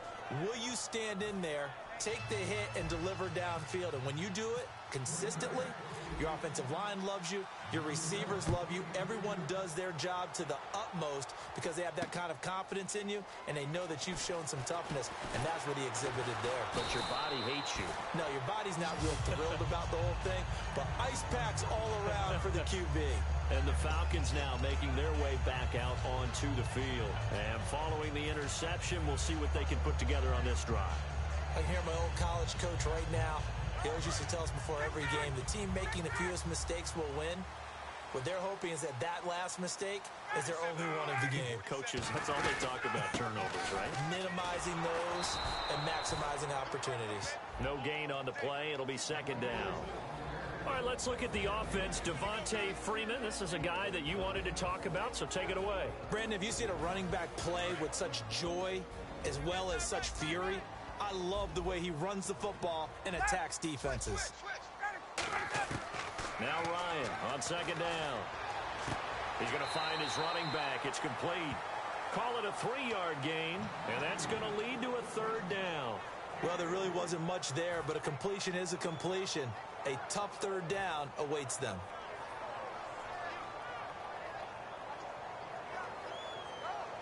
Still in search of the first down after that last completion. On third down, Ryan. On the screen, this is Coleman.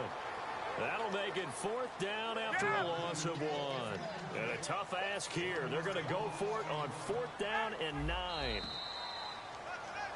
Alongside Charles Davis, Brandon Gaudin, it's the Falcons in possession to begin quarter number 2, but likely not for long as they're in punt formation to kick it away.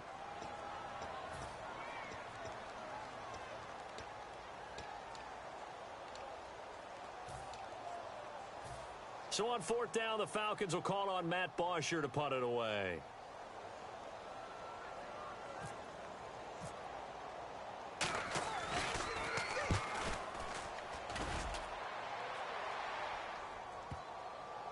And this one will wind up being down just outside of that 20-yard line. The Green Bay offense now about ready to take possession here. And that recipe on their last drive that resulted in a touchdown looked pretty good, so they'll be hoping to do that once more. And it takes me back to when we sat with the offensive coordinator and the head coach. They felt pretty good about their game plan and thought there were some holes in the defense, and they exploited them the last time out. Let's see if they can come back and put together a similar drive. And we'll see if they can do just that. He couldn't quite hold it. Got hit. Ball pops out. Incomplete. Well, we've got a few seconds here. The playoffs in the NFL. Chance to discuss those. Divisional round, a lot of excitement, more so than the wild card round. Without a doubt, because think about the wild card round. All the home teams held. The games weren't that compelling, nor were they that close. Divisional round, though, we had people losing at home. Dallas lost at home. Kansas City lost at home. And the games all exciting, seemingly coming down to the last series in each and every one of them. And kickers playing a huge role in the Kansas City-Pittsburgh game. And Mason Crosby, of course, one of the heroes in that Green Bay victory. And some secondary help here for the defense in the nickel on 3rd and long. They'll put 2 receivers left, 2 to the right. Now Rodgers. He's going to fire one deep over the middle. A fight for the football, and it's intercepted. Ricardo Allen with a pick. And they take possession of the football and have it at the 36-yard line. Now the Falcons offense, they get ready to head back out here. And 3 and out on the last drive. No points on the scoreboard. A little soul-searching now? I would say so, and they need to help out their defense a little bit. They've had to be... Ryan hit, and he lost the football. But the Falcons were able to recover, so they will keep possession. So it goes as a fumble, but the key thing, not a fumble loss. Yeah, that stat's big, isn't it? I mean, I remember watching teams play. The ball might be on the ground a number of times during the game, but the other team doesn't get it. That's a huge difference in the ball game. And in this case, they were able to retain possession. And he's certainly not a guy that drops that football very often. Indeed, because that's a bit of a surprise. I know he's in the middle of some traffic and people, bodies all around him, but he usually has the focus to haul that one in.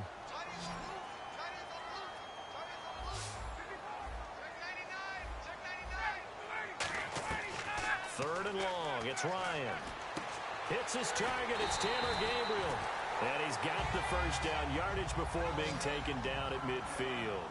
So he makes the grab and the chains move forward. Nice job by the offensive line giving them time to complete that first down pass. The former Indiana Hoosier here, Tevin Coleman, and able to push his way forward here for a good little gain. It's a 7-yard carry to set them up with a 2nd and 3. And after the play on the ground, that brings up 2nd down here. Freeman, the lone man in the backfield. And they'll give it to him here. Cuts back, left sideline. And brought down, but not before they're inside the 25. They got 18 yards out of that one, and it gets them a new set of downs. And that run was what a lot of people call an explosive run. Gave them good yardage, solid yardage. They feel good about the whole thing, and they did it behind a 2 tight end set. It's always interesting to watch what offenses want to do with the 2 tight ends. Sometimes they line them up together for a power set. Sometimes they put one on each side of the line of scrimmage to balance things out. No matter what, though, when you see 2 tight ends on the field, your first thought is to think run. In this case, the offense was able to run successfully. And able to get about 3 as he's taken down right at the 20. We always like to talk about defense in terms of levels. First level defensive line, second level linebackers, third level defensive backs. On that run, that was what we call a first level run, and it was stopped by a second level player. 2 yards the gain there, and now they're left with a 3rd and about 4 for a first. I do know from experience that when you slow down someone's running game, you're now doing the dictating on defense, and guess what? Now you're getting ready to tee off on their quarterback because they can throw it all the time. But you still have to be alert for the draws and other plays of that nature to make sure you don't get hurt. One thing I can say pretty safely, that route is not called if you don't have a guy who can throw the ball and put some mustard on it. Because if you're going to lollipop it in the middle of the field, bad things usually happen. It takes a strong-arm guy who can rifle it in there, and they were able to successfully complete that one. 2 minutes remain here in the first half. We're back to Atlanta right after this timeout.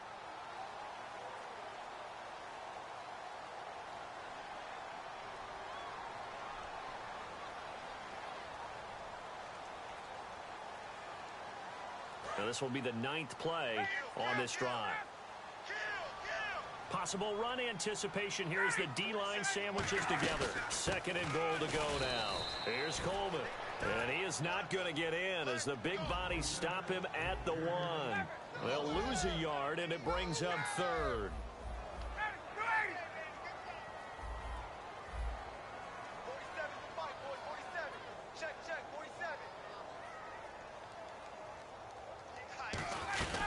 It's Coleman here.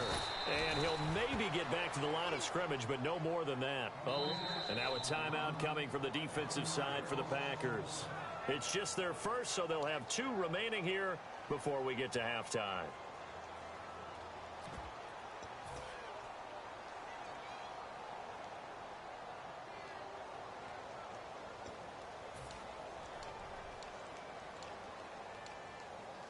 Can this defense hold them out? Here we go now. 4th and goal from the 2.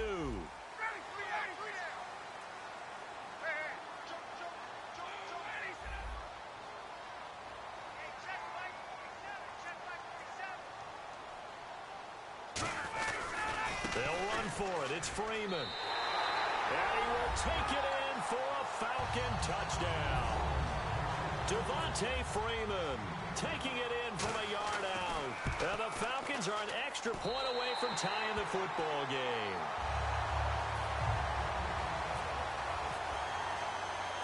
So a tie ball game here as the kick's away.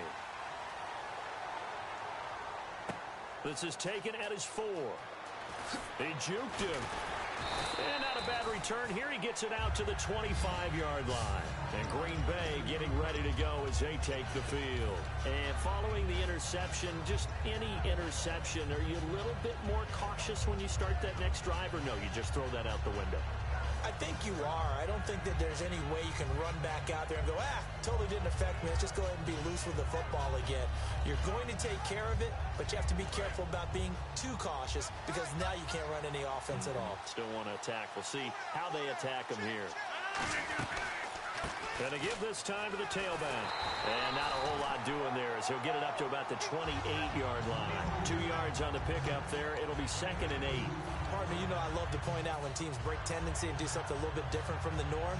But when you run the ball in the first play of the drive, that's not a tendency breaker at all. That's just trying to establish yourself as you move forward.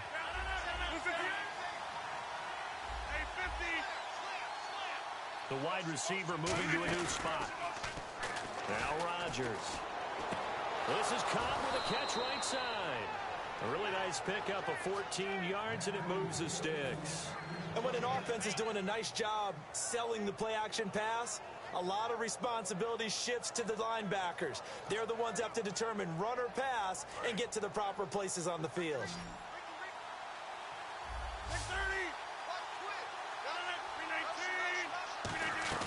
Now a play fake here on 1st down.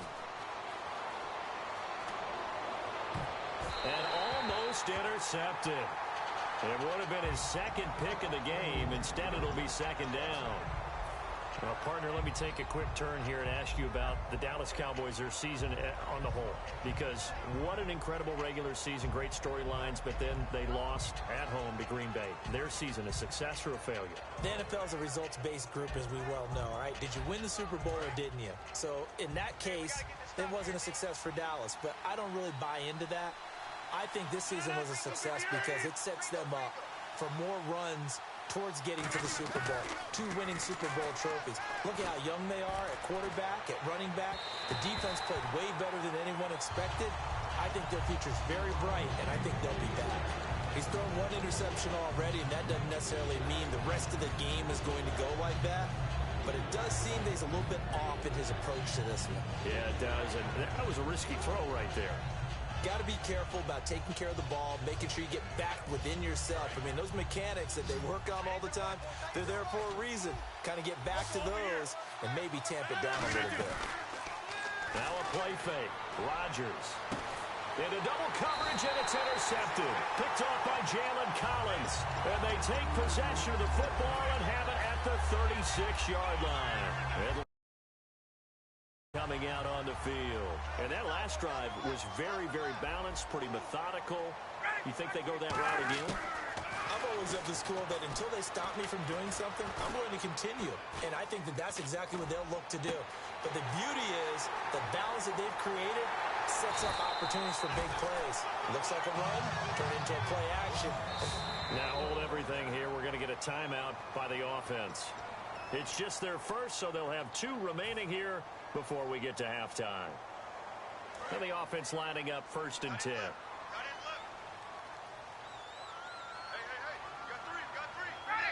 Defense showing blitz.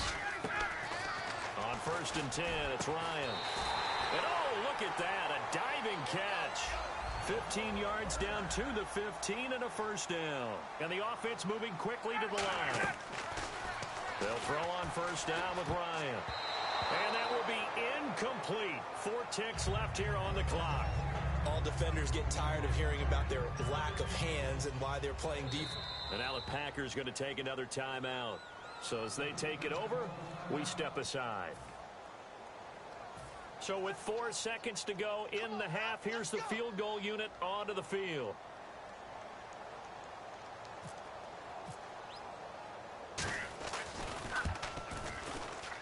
And Bryant's kick is good.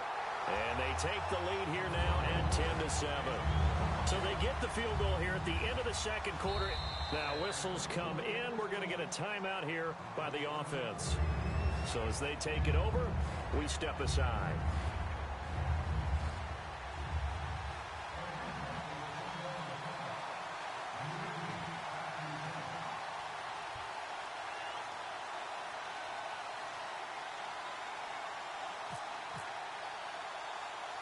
Here's Bosher to kick it away. Short kick. One of the up middle take it now. And solid field position here to start as they get it out to the 40-yard line. So 2 quarters down, 2 remain. Charles and I return after the break. So both teams have their marching orders, and we'll get going again here in quarter number 3. This fielded a few yards into the end zone. And he'll wind up about 4 yards shy of where he would have been if he had taken a knee, as they'll start at the 21-yard line. Atlanta now coming out on the field. They have the lead now. They'll be looking to extend that lead. And this is where I enjoy talking about one of my favorite subjects, tendency breakers, or counters as I also like to call them.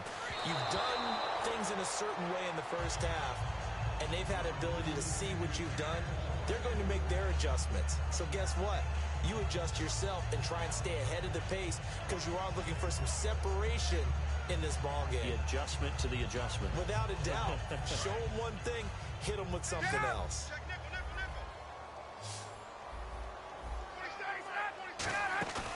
Again on 2nd and 10, it's Ryan. He's going to hit his man out of the backfield, complete. A solid gain of 15 yards and the sticks move. We can talk all we want about football being a game of strength and brawn. It's also a game of mismatches, and they're trying to create one there, getting it to their back out of the backfield to make a bigger play. As we often say, get it to him in space, let him use his leg. Yeah, if he can get a matchup against a linebacker or maybe a defensive end dropping out in a zone blitz, he's going to win that battle just about every time. The tackle is made by Micah Hyde. On any running play that's called, they're always hoping that it's going to break big and go the distance. But when you get a nice gain like that, you're able to do so many things anyway. You can come back and run essentially the same play again, continue to move the ball on the ground, or you can decide to throw the ball now because usually you have the defense back on its heels. 4 yards on the completion, and it sets up a 3rd down.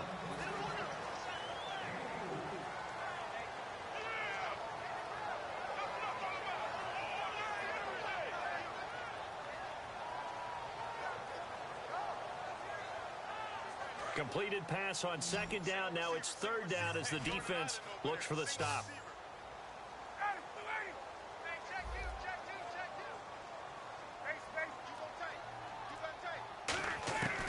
Third and 2. Now Ryan. It's caught. Jones. Touchdown, Falcons. Julio Jones. 54 yards. And the Falcons will extend their lead. And correct me if I'm wrong, that was just a simple fly route, wasn't it? No, there's nothing to correct at all. You've got it down pat. And I just remember as a player, when I'd be in practice sessions and I'd hear 9 from the receivers, that meant fly route, go, look out. That was the 9, and he just kept going all the way into the end zone for the touchdown. And he'll take this up past the 20 and down at the 22-yard line. So here are the Packers now. They get set for their first possession of half number 2. They're down in this game. A chance for the offense, though, to put something on the board, get some momentum here in half 2. try and get things kick-started for them. And you know at the half, they discussed how they were going to get that done. This is where scripting comes into play a lot of the time. How many plays do you script coming out of the second? Most of the time in the first half, you're scripting 12 to 16. I think in the second half, you're really scripting more like 8 to 10. Kind of a starter or an opener, whatever terminology they use. Just something to get you off to a quick start. Now a handoff here to his running back. And he'll go down right at the 30-yard line. 7 yards on the pickup there, and it'll leave him with a 2nd and 3. First play of the drive, let's give credit all around. Excellent blocking, but the guy carrying the ball, he was the finisher. A really nice run. They come out here in the eye. And he'll give it here to his running back.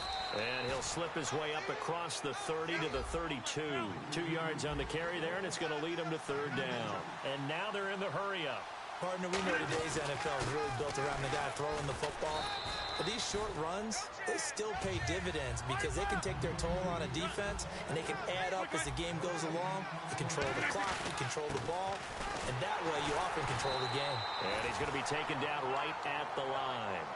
This is where you need to rely on your offensive line, and you tell the person carrying the football, no dilly-dallying around, no trying to hit the home run. Just hit the hole hard and get in there for a 1st down.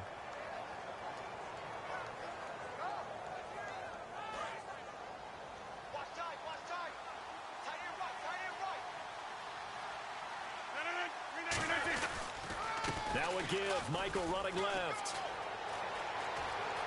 Down the numbers. There he goes. And he'll take this all the way down to the 15-yard line. It's a big play there for Green Bay. 53 yards.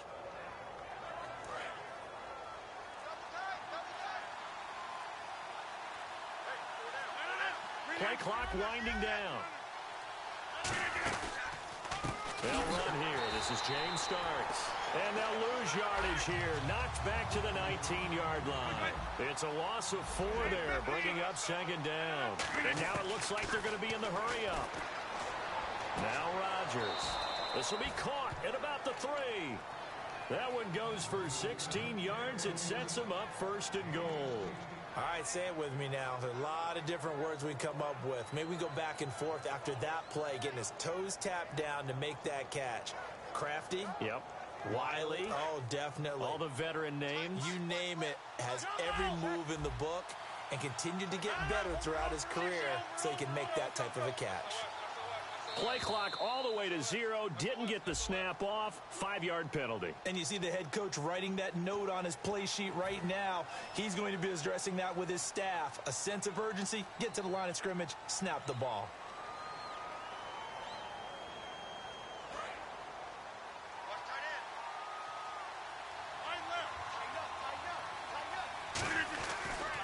Now a handoff as they run left side. And he will get this into the end zone. Touchdown, Green Bay. Christian Michael taking it in from 7 yards away. And the Packers have cut it back within a score. Now Crosby for the point after. And this is up and good to make it a 17-14 game.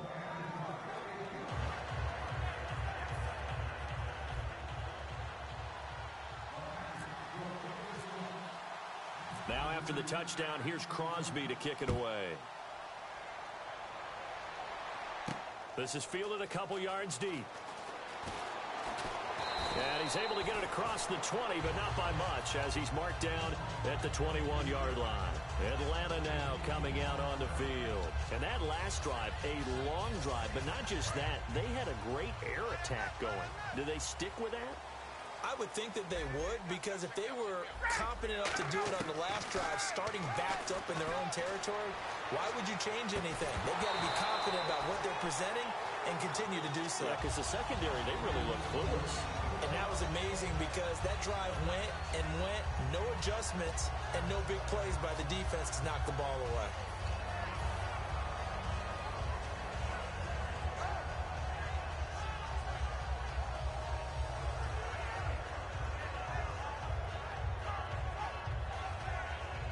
Unable to connect on the first down pass play. Now it's 2nd down.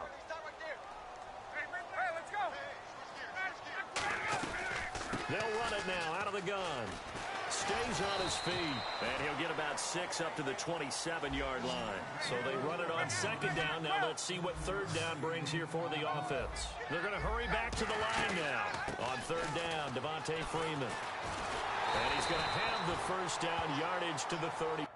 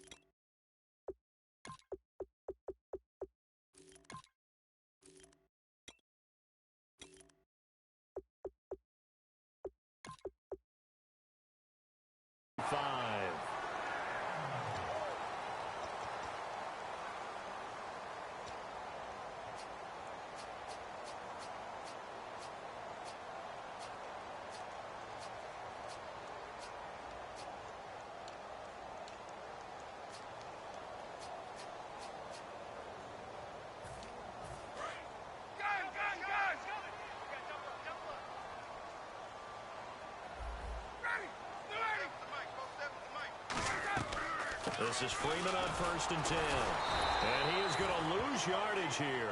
That's going to go as a loss of 2, and it'll be second down. And the offense there, the O-line, everybody really on offense, they were just manhandled at the point of attack. Yeah, you could pretty much call them all out, couldn't you? Almost by name, right? That was a very tough sequence for the offensive line. But how about that defensive front creating a new line of scrimmage and creating a lost yardage possibility? Back now in Atlanta. It's been a very hotly contested game to this point. Just a field goal separating these two teams as we get set for the fourth quarter.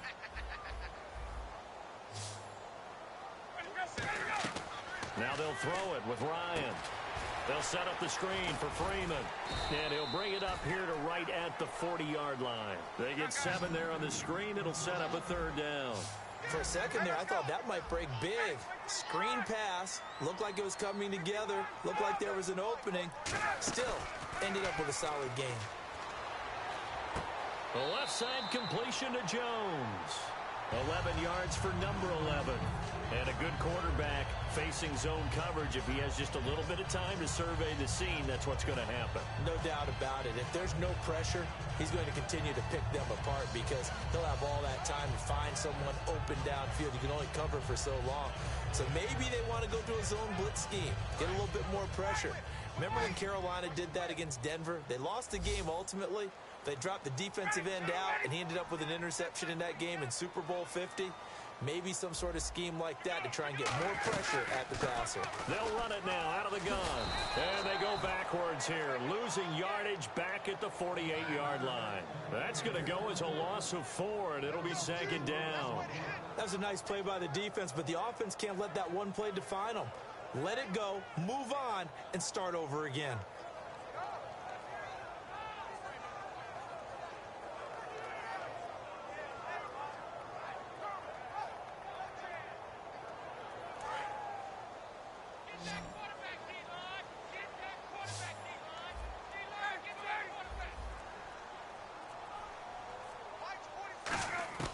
On second down, here's Ryan. He's going to air one out. And incomplete there. A nice hit. Jars the ball free and brings up third down. On every offensive coordinator, every play caller sheet, they have about 5 or 6 plays per game that they call shot plays or big plays. And you don't get many opportunities to dial them up. And they just did. And they drop it with a great chance to make a big play. That's going to hurt. Third and long. It's Ryan. And he couldn't hang on to it through the contact. Incomplete. On any passes in the middle of the field, anyone who's going after the football is going to be conscious that it's probably going to be contested and often physically. Sometimes that leads to drops.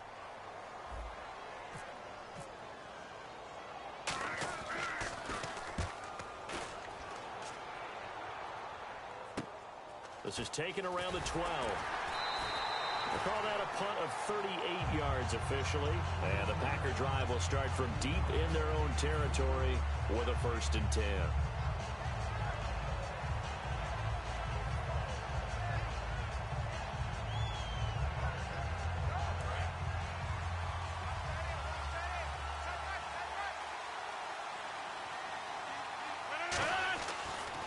first down. Rodgers. And complete right side to Cook. And able to break one tackle, but then quickly brought down. But a nice little gain. It's a gain of 6 on the play, and that'll make this a second down. So they complete the pass, and now they face a second down. When you execute a drag or a crossing route really well and give them a chance to let it develop a little bit, you can gain some significant yardage hitting your tight end on that one. Over the middle, it's Jared Cook. That catch good for only a yard, and it will be third down. Looking to speed things up here, going with some tempo. Rodgers looking to throw on 3rd and 2. He's got his target. It's Cobb. And he's able to get it to the 33. Good enough for a first down. One of the feature points of the in route is being able to make a nice throw to the middle part of the field. And for a quarterback, that's one of the better throws and better looks that he'll get. But he has to be careful not to wait too long and let his receiver wander into some tough territory. If he's late with the ball, he can get his receiver hit and hit hard. Rodgers now on first down.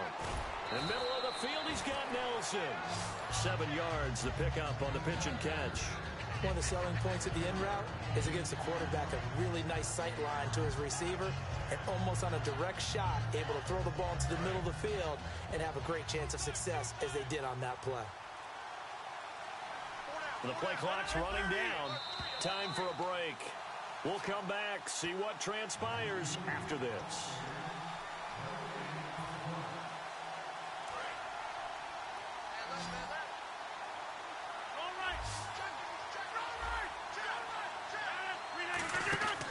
Again, they'll throw with Rodgers. He's going to leave this for his running back. It's complete. And now off to the races down the right side.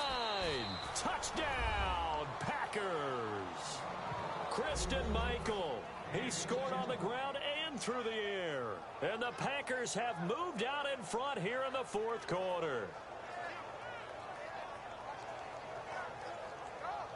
Still an important piece of business to take care of, the extra point. And it would appear they're going to get out of here with a come-from-behind victory.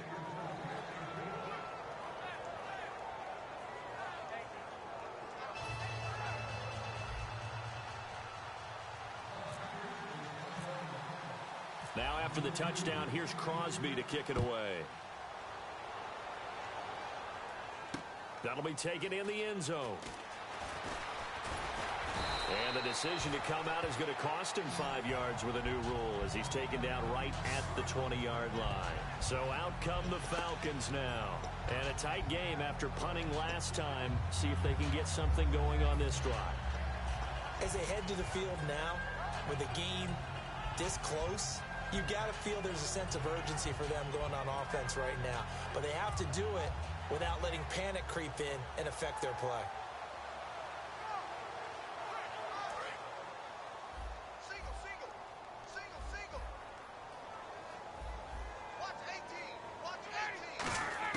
He'll look to throw. Finding time. Oh, he got position on him, and he pulls it in. Give him 22 on that one. And it'll be first down Atlanta. And he's the epitome of what we call the move tight end. A guy that you can line up anywhere. In the slot, out wide, in tight.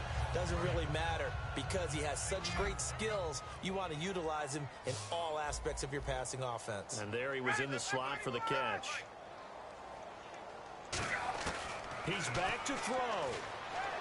He's got time in the pocket. He's going to let it fly. And he can't hang on to it. That would have sealed it.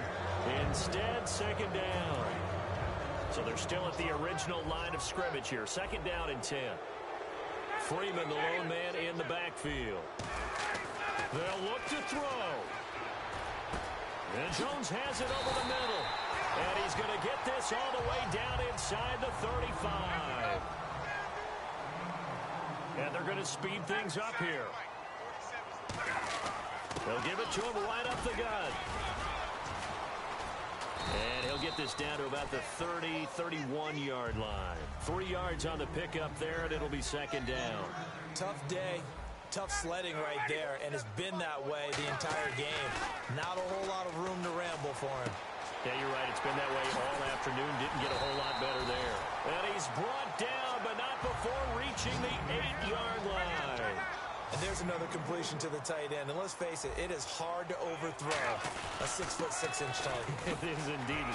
Quarterback, he takes it across for the touchdown, and they've taken the lead late in the final minute of the fourth. Wow, wow. And Charles, the second time today that he has hit pay dirt.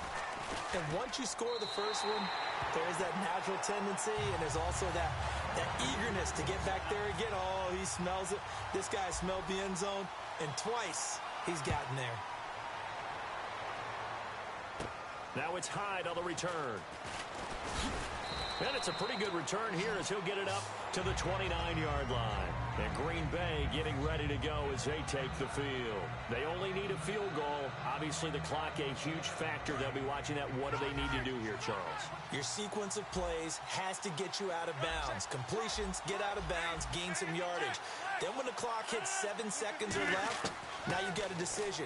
Are you in field goal range, or is it Hail Mary time? Because from 7 seconds down, you don't want to take a shot that you're going to have another play. We'll see how they handle it. Well, any caused incompletion is good for a defense. But when you add to it that you get a little hit on the quarterback, knock him to the ground, make him think a little bit, hopefully knock him off his game, especially in a game of this magnitude, this tight in the fourth quarter, got to feel pretty good as a defense. Back to throw. Now a desperation throw deep downfield. And the hit jarred it loose. It's incomplete. Looked like they had an opportunity for a big play across the middle, but he didn't have the concentration or the focus necessary and dropped it before he could haul it in.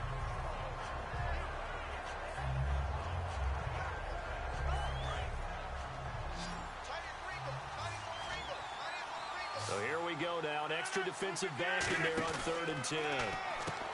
Back to throw. He's going to flip that out to the flat. It's complete. And he'll be brought down shy of the 40 at the 38-yard line. Now hold everything here. We're going to get a timeout by the offense.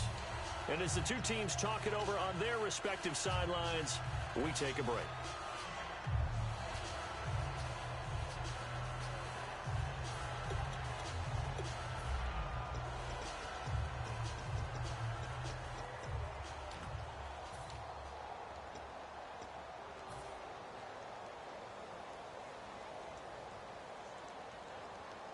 And no move to get the offense off the field. They'll stay put on 4th and 1. They'll send a receiver in motion to the right. One final try now for Rodgers. And no escaping this time as he'll go down. They got him for a sack.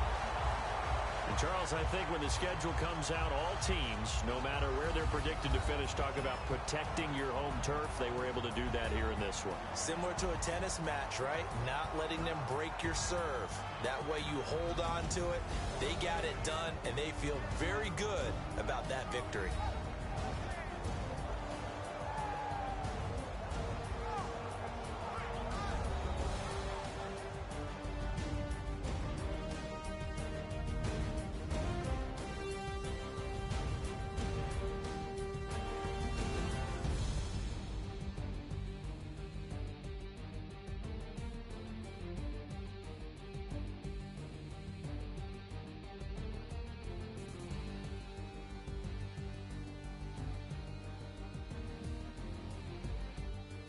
That'll do it for us. For Charles Davis and all our hardworking crew, I'm Brandon Gaudin. You've been watching the NFL on EA Sports. For more, find us on Twitter at EA Madden NFL. It's a win for the Falcons here as we say so long from Atlanta.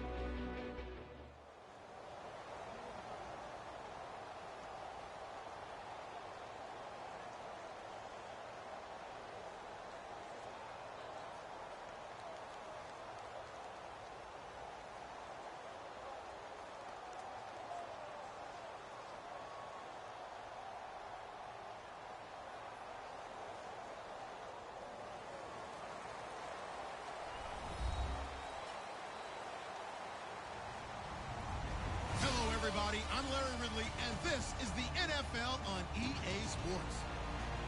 Today's game is a matchup of two top-shelf wide receivers who both can flat out go and get it. It's Dez Bryant going up against Jordy Nelson. So with kickoff approaching, let's send it over to our commentators here this afternoon, Brandon Godden and Charles Davis. Thank you very much, Larry. We are here on a beautiful afternoon for football. Today, we've got a good NFC matchup on tap between the Dallas Cowboys and the Green Bay Packers. Set to go now on a beautiful sunny afternoon. And off we go from Lambeau. That's fielded in the end zone. And he'll get across the 20 before he's brought down at about the 23-yard line.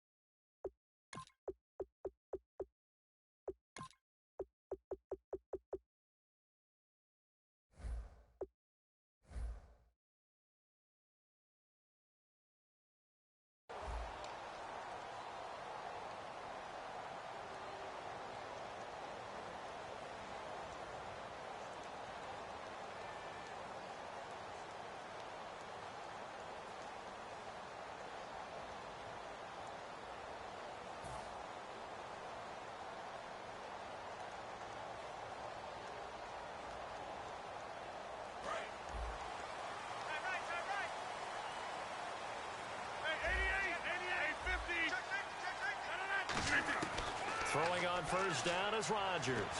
He's got time. And his first pass here is going to fall incomplete. And if this offense is going to flow today, certainly the running back will be a key piece. Without a doubt, because they asked their runner to not just do that, but to block, to catch, to help set a tone for their offense. Now a handoff looking right. And he stopped immediately there. Call it no gain on the run there, and now they'll be looking at a third down.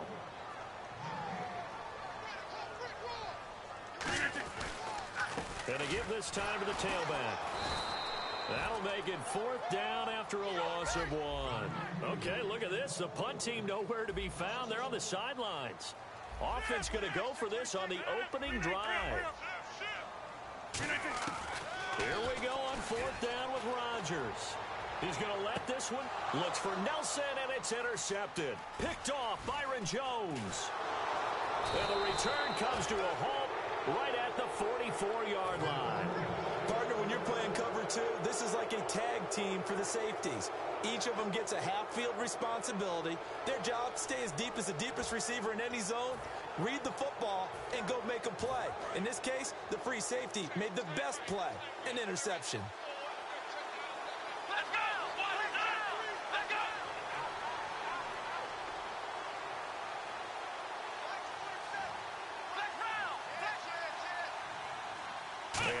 Relatively easy to see. I noticed that from up here. Yeah, it doesn't take a whole lot, does it? Sometimes you get multiples. What I always love on these offsides is when each side points at the other. Hey, you did it. No, you did it. They deciphered that one correctly. Albeit in a losing effort, Dez was good against the Packers. 9 catches, 132 yards, 2 touchdowns as well. I think it served as a reminder about who Dez Bryant really is as a player because his numbers were down from the season. Remember, he had some injury issues, adjusted to Dak Prescott, the way the offense shifted to revolve around Ezekiel Elliott. But when they needed to ring that bell, when it was time to throw the ball towards the end zone, Dez Bryant was there. Some of the strongest hands in the league. It's a loss of 5 there, bringing up second. There are so many times during camp and practice that you get bored as a player doing regular drills. But how about that shed and skate drill right there by the linebacker? You do it each and every day. Get the blocker away and get into the backfield and make a big-time tackle. Now whistles come in. We're going to get a timeout here by the offense. They'll have 2 remaining as we step aside here in this first quarter.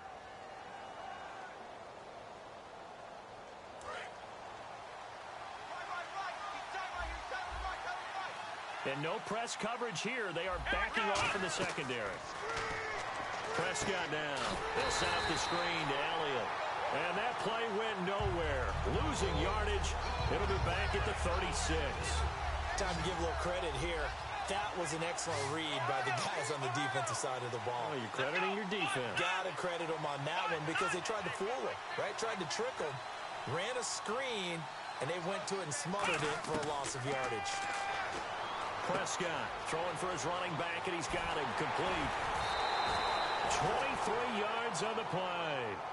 And I know you can't really see it, but that play spells frustration with a capital F for the guys on defense. They covered everyone else, end up going to the running back. And no escaping this time as he'll go down. They got him for a sack. Mike Daniels in there to bury him for a loss of 11. Prescott now on second down, looking for the end zone. And he can't hang on. That's definitely going to be one he wishes he had back. Incomplete in the end zone. This offensive unit today, they're going to need Dez. A full combo play. Size, speed, toughness, not to mention incredible aggressiveness going and getting the football. And the back goes into motion. 3rd and long for Prescott. And incomplete. The contact made the ball roam free and brings up 4th down. The Cowboys will turn it over now to Dan Bailey for the field goal try. This from 42 yards out.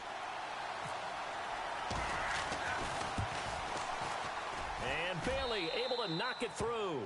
And the Cowboys are going to jump out to a 3-0 lead.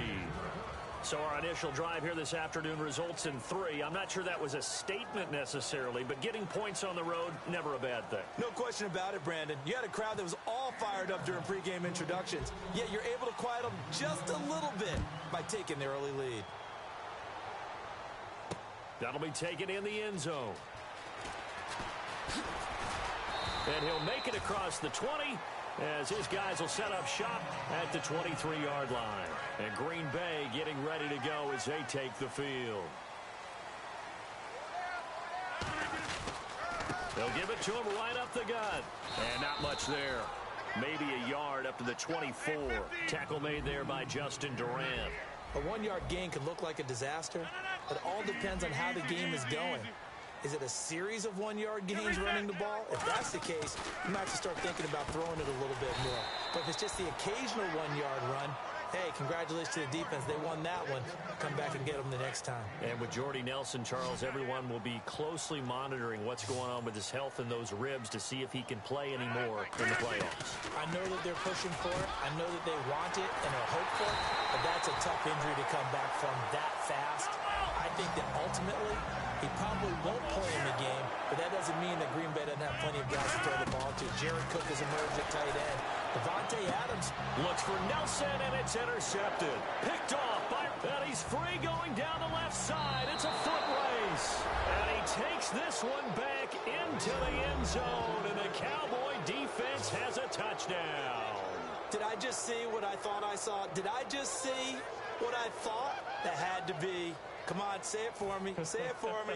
Who picked up that pass? The free safety. Oh, you got to have those great skills back there. Eyes, anticipation, great hands. And he fires one that's intercepted. Picked off by the Michigan man, Jake Ryan.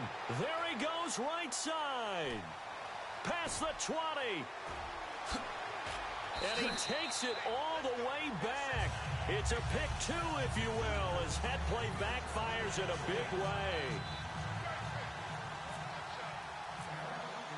So they throw the pick 6. They'll get another shot at it now as this one's in the air.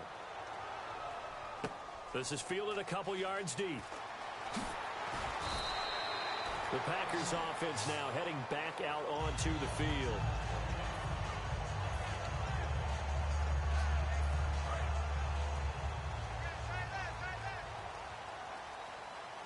They'll come out in the pistol. Now a handoff here to his running back. A beautiful fake. It's a 6-yard pickup, and it gets him to 2nd and 4. And there's a run to be happy with.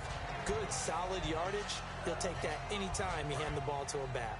4 yards remaining now on 2nd down.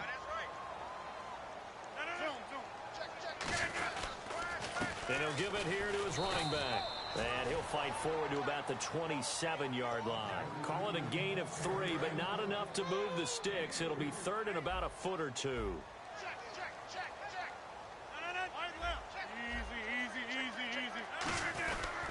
On 3rd down, it's Michael. And he cuts it out to the sideline. And a nice carry there of 15 yards. Give them a lot of credit. They ended up running the ball on a key 3rd down situation. They were staring 3 and out in the face and found a way to flip the script and keep the ball moving on offense. They come up in an offset eye.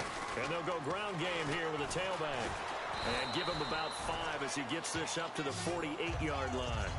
Frustrating for a defense, energizing for an offense. Finding a way to create that type of yardage in your running game, that'll make the guys carrying the ball very, very happy.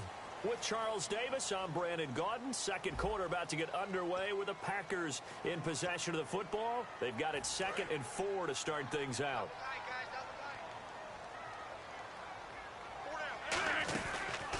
And they'll run it here.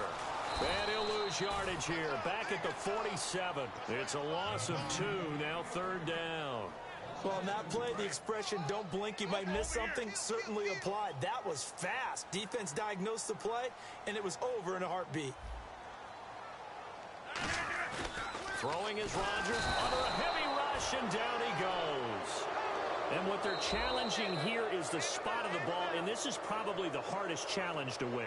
So difficult because the speed of the game, the angles of the cameras, your angle from the sideline watching the play can often fool you into thinking that the ball should be placed in a different spot.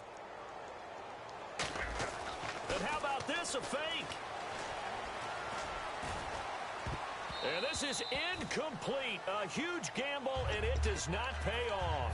The offense for the Cowboys now working their way back onto the field.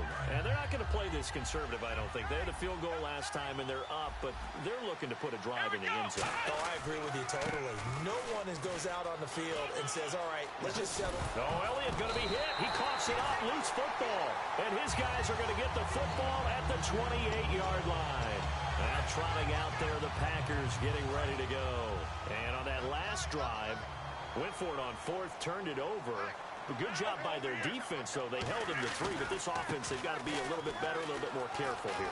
And sometimes when you see these calls on 4th down, when they decide to go for it, it's not necessarily the coach saying, I believe in my offense. Sometimes the coach saying, I believe in my defense. I can afford to go for it here, because if we don't get it, I don't think we'll give up more than 3, and that's exactly what happened there. I do. I think that he had that in his mind going into the game, that I'm going to be aggressive on offense because I know I've got a defense that can hold up their end. Just a 1-yard pickup on the play, and they're going to face a 3rd down. 3rd down now following the completed pass.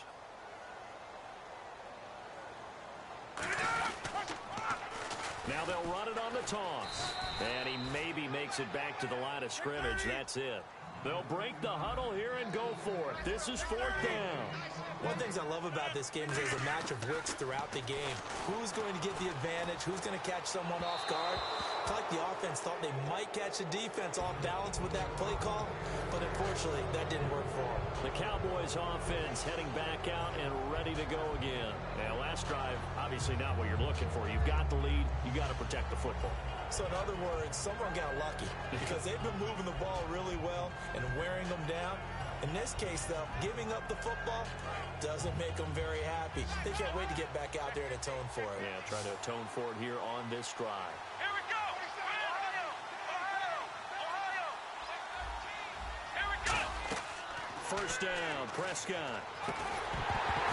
And it pops free. The collision there jarred the ball loose and brings up 2nd down. When you hear screen, screen, screen on defense, that's a little bit scary because you know a big play might result. He was so ready to get to part 2 of the screen, he forgot part 1, couldn't get the ball. So incomplete on first. Let's see what second down has in store. In motion left comes Williams.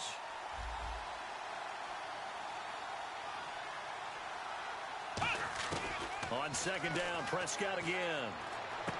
Trying here for Bryant, and it's intercepted. A great read, and it's picked off.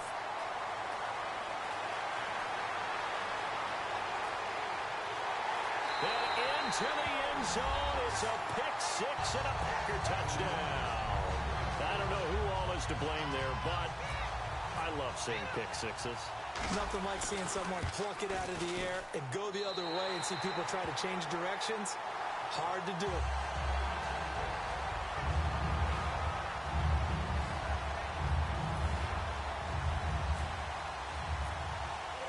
So we're right back where we started. All even as the kick's away. That's fielded in the end zone. And he'll get it up past the 20 to the 22-yard line. And now Dallas gets set to take the field. And following the pick 6, and they have decent field position in throwing that pick 6. We'll see how they attack this drive. And I think all you say to your guy is, listen, let's just take care of the football a little bit better. Make some better decisions on this drive, and they'll probably help him a little bit with maybe some really high percentage throws early to let him get settled back in. But they told us they've got confidence. That's not a problem. Yeah, not a problem at all. They just want to make sure they get things settled down a little bit for their offense and give their defense a little bit of a chance to rest. On second down, Elliott. And he is going to lose yardage here. He lost 2 there, and it's third down.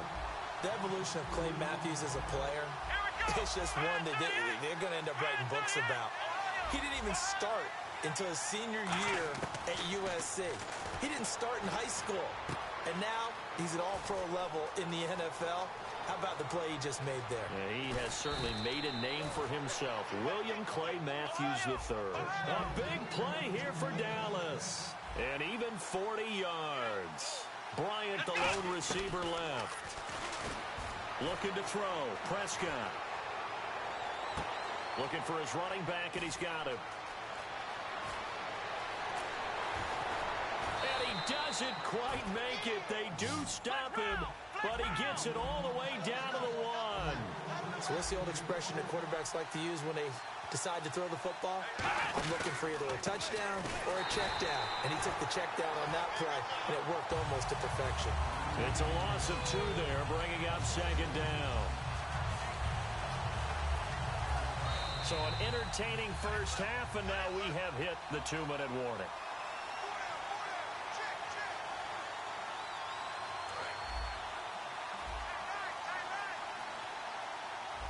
They'll come out in the pistol.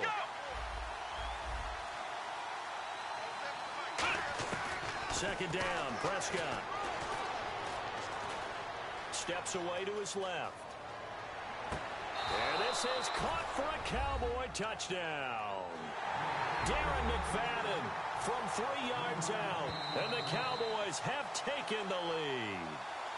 Oh, such great concentration there, going right up against the side of the end zone, but able to get the feet in bounds. There's so many things that go into that catch, and you just mentioned the concentration, being able to catch the football, get your feet down in bounds, hang on to it all the way through the process of the catch. That was a phenomenal play. Bailey now to kick it away after the touchdown. That'll be taken in the end zone. Oh, look at the juke. And he'll be brought down at the 23, make it the 24-yard line. And Green Bay getting ready to go as they take the field. And last time out, went for it on 4th down, turned it over, gave them great field position, turned into 6 points, so they've got to recover here, Charles. It's amazing what one decision can do in the chain of events, right? The decision to go for it on 4th down. Caused all of that. It caused every bit of it, but it showed confidence. Hey, I've got confidence in you guys. Go pick it up for them. Didn't happen. Also showed confidence in the defense. They didn't pick up their end of the bargain, so now they've got to come back out and start over and rebuild that confidence. Rodgers to throw on second down. He'll They'll try and set up the screen. It's complete. And he'll bring it up here to right at the 40-yard line. They get 6 on the pickup there as the drive will continue. And they're going to hurry back to the line now. On first down, Rodgers.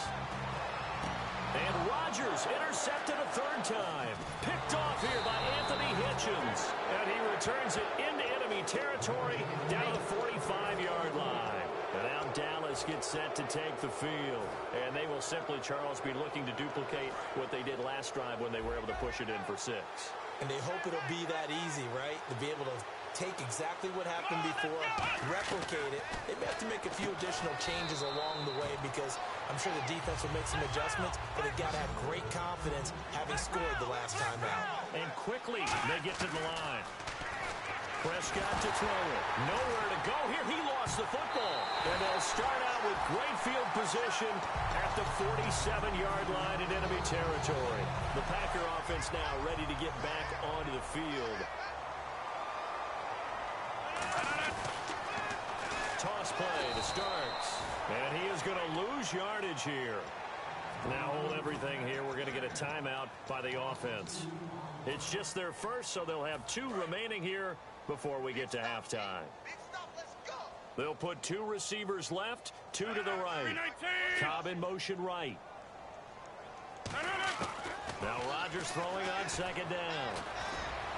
He finds Randall Cobb with a completion. And he'll be taken down, but not before getting this inside the 30. And the offense moving quickly to the line. They go play action here on first down. He couldn't quite hold it. Got hit. Ball pops out. Incomplete. So the incomplete pass brings up second down. In motion right comes Cobb.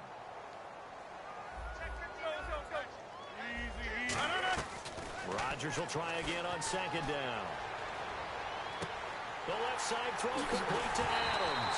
And they do stop him, but he takes it all the way to the 2. Now whistles come in. We're going to get a timeout here by the offense. So that means they're down to 1 remaining here as we head toward halftime.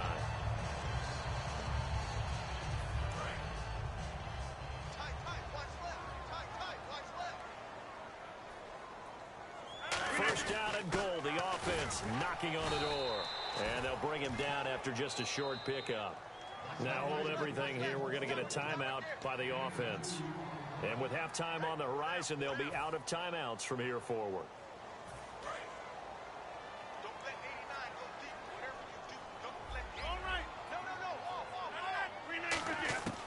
On second down, here's Ron. Touchdown, Packers. Jared Cook in the final seconds of the first half. And the Packers are within an extra point of tying this thing up. So they just do get the touchdown in before halftime, and now a PAT will tie it. So what we're seeing is one team is going to be really excited right now. How about the other side, though? Will they be deflated, or will they go ahead and gather themselves, regroup at halftime, and come back out because we had an even half? Yeah, we did. We'll see. Should be a good second half, that's for sure. And the decision to bring it out is going to cost him about 7 yards all told as he's taken down back shy of the 20. And now Dallas gets set to take the field. And you got to think, if this is anything other than just taking a knee, I'd be very surprised. Yeah, they've got enough to talk about at the half. Why do anything else? Just get out of there. Here we go. And they'll send the slot in motion left. Shift together here from the D-line.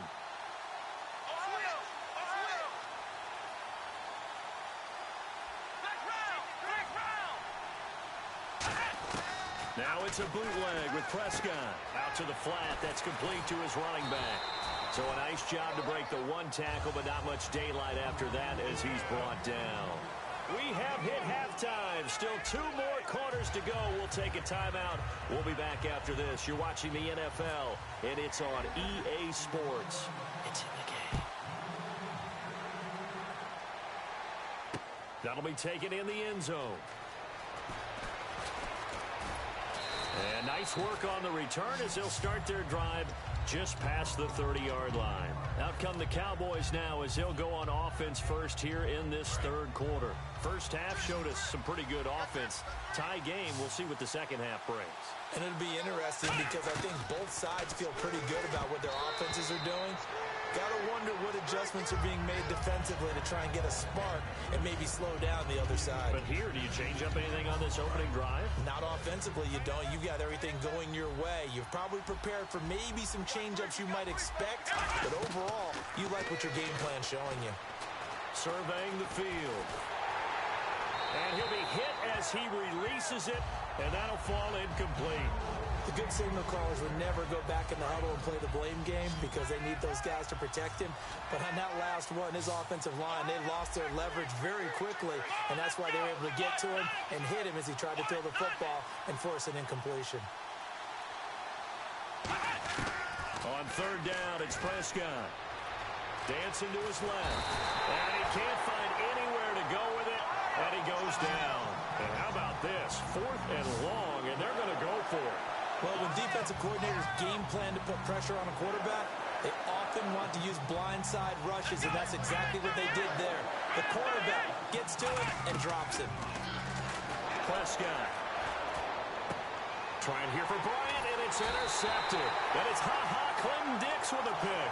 And they'll start with great field position at the 41-yard line. Here's the Packers offense now getting set to start off this third quarter. Their defense did its job, yielded no points. Now it's the offense's turn. And how much fun is that when you set things up to start a half and you just tell you guys, hey, if you can shut them down, get it back for our offense, we can roll. And they played out perfectly. Now, can the offense do what they wanted to do at the half, which is find those weaknesses and now attack them and score some points. And break this tie. Going to give this time to the tailback. And he's going to fight his way forward here for a modest gain. He'll get a nice chunk there on the first down run, and it's 2nd and 4. Second down following the run. When you find that kind of yardage, you couldn't be more confident as a ball carrier. And guess what? You're going to go back and tell your offensive coordinator, I'd like to keep carrying it, thank you. Yeah, he'll do a nice job here just to fight his way back to the line of scrimmage. No gain on the play that time, and they'll look to convert on what will be a 3rd and 4. From the gun on 3rd down, Rodgers. And he's going to take it in. Touchdown, Packers. Devontae Adams, a 15-yard touchdown grab. And the Packers have moved out in front. And he's able to put it through. Now after the touchdown, here's Crosby to kick it away. This fielded a few yards into the end zone. And he'll take it back to about the 19-yard line. Here's the Dallas offense now heading back out onto the field.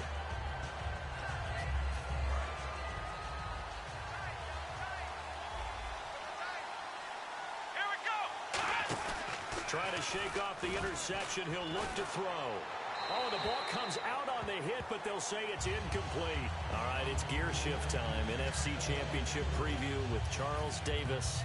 Atlanta, the surprise team. What a year they've had. Can they win another one? They are at home. Can they beat Green Bay? They certainly can because they have every possible weapon on offense. They can run it. They can throw it. The tight end is a factor, and their quarterback playing as well as any quarterback in the league, and Matt Ryan, possibly the MVP of 2016. But flip it over to Green Bay.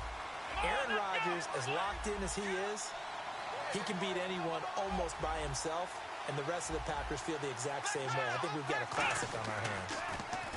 Looking to throw. Prescott. And that one goes incomplete on the drop.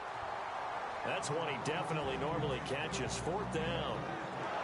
Well, no second guessing the call here. It was 3rd and long, so throwing the football was probably the smart play to try and pick it up.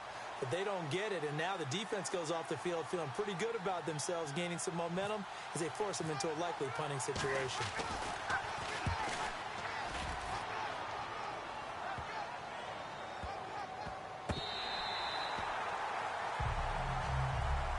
The Packers offense now, they get ready to head back on the field.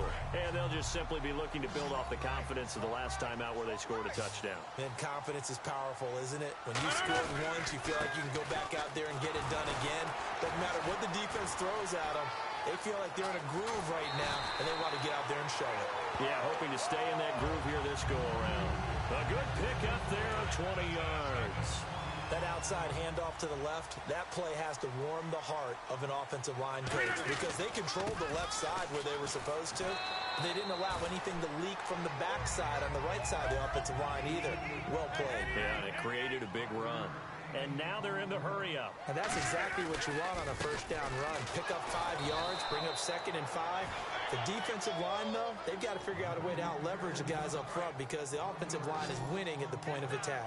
And frankly, Brandon, we're talking about things I'm not sure we ever thought we'd talk about in the NFL. And a lot of that is the speed at the linebacker position. A lot of these guys in college, they were safeties. They moved them up to outside linebacker to combat the spread offenses, and now we're seeing it in the NFL. Those same guys using their speed to make plays in the backfield, similar to that one. And the head coach reaches for the red flag, tosses it down on the field. He wants a challenge here.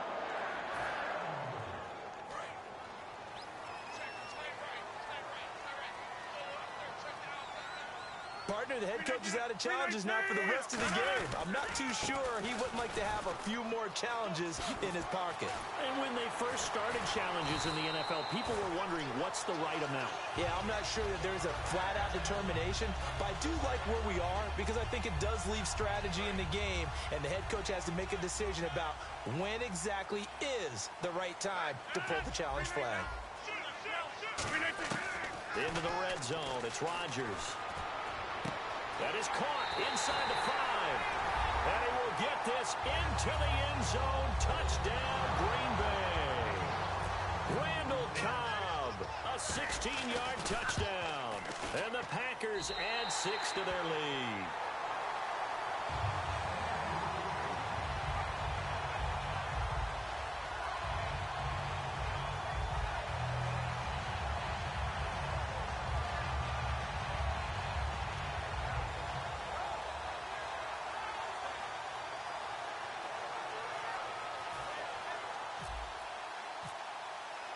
Now after the touchdown, here's Crosby to kick it away.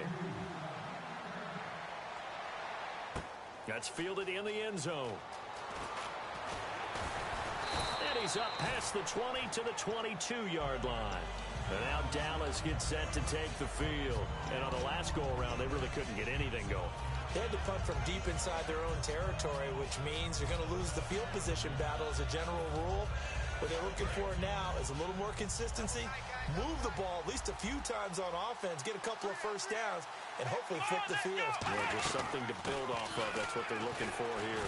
Muscles him off. And an alley to run. A big play there out of the running game. 32 yards. A tough run by Ezekiel Elliott, the 4th overall pick in the 2016 draft. If you watch tape of him in college, you saw plenty of those runs because I know the highlights showed him in the open field breaking away from people, but that's how he wore down defenses, those exact type of runs. Room here to run. Back now at Lambeau. It's the Cowboys in possession of the football, but they trail here as we begin the 4th quarter of play.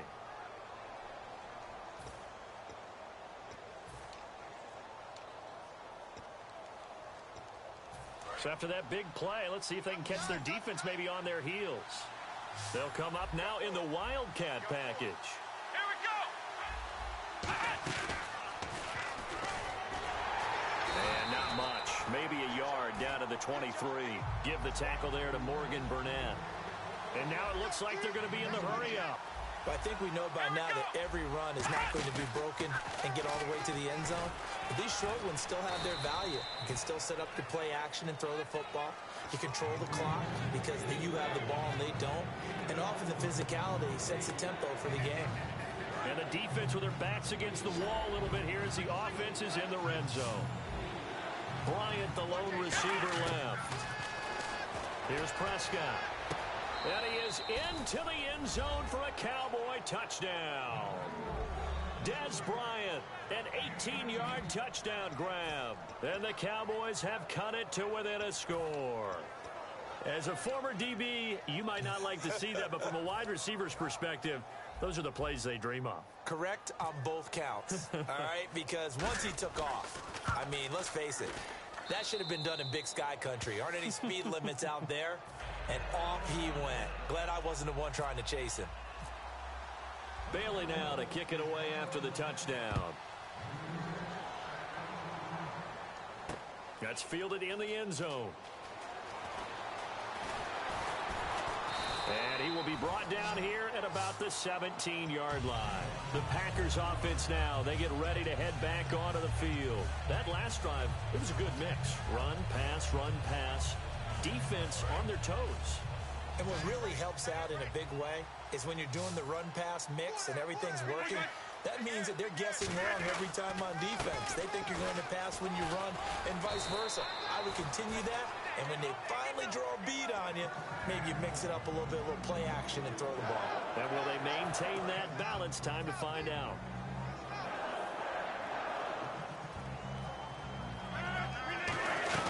They run again with Michael. And he'll slip his way up across the 30 to the 32. Give him 3 on first down. It'll set up a 2nd and 7. They're going to hurry back to the line now. Now Rodgers throwing on 2nd down. Finding his safety valve here. That's complete. It's a gain of 5 on the play, and that'll lead here to a 3rd down. So completion on 2nd down, that brings up 3rd. They come out here in the eye. Now a handoff here to his running back. And he'll get this up to about the 38-yard line. So they're going to come to the line here, and it appears trying to go for it on 4th. 3rd and 2, and they ran the ball for only 1 yard, and everybody's going to scream at the offense.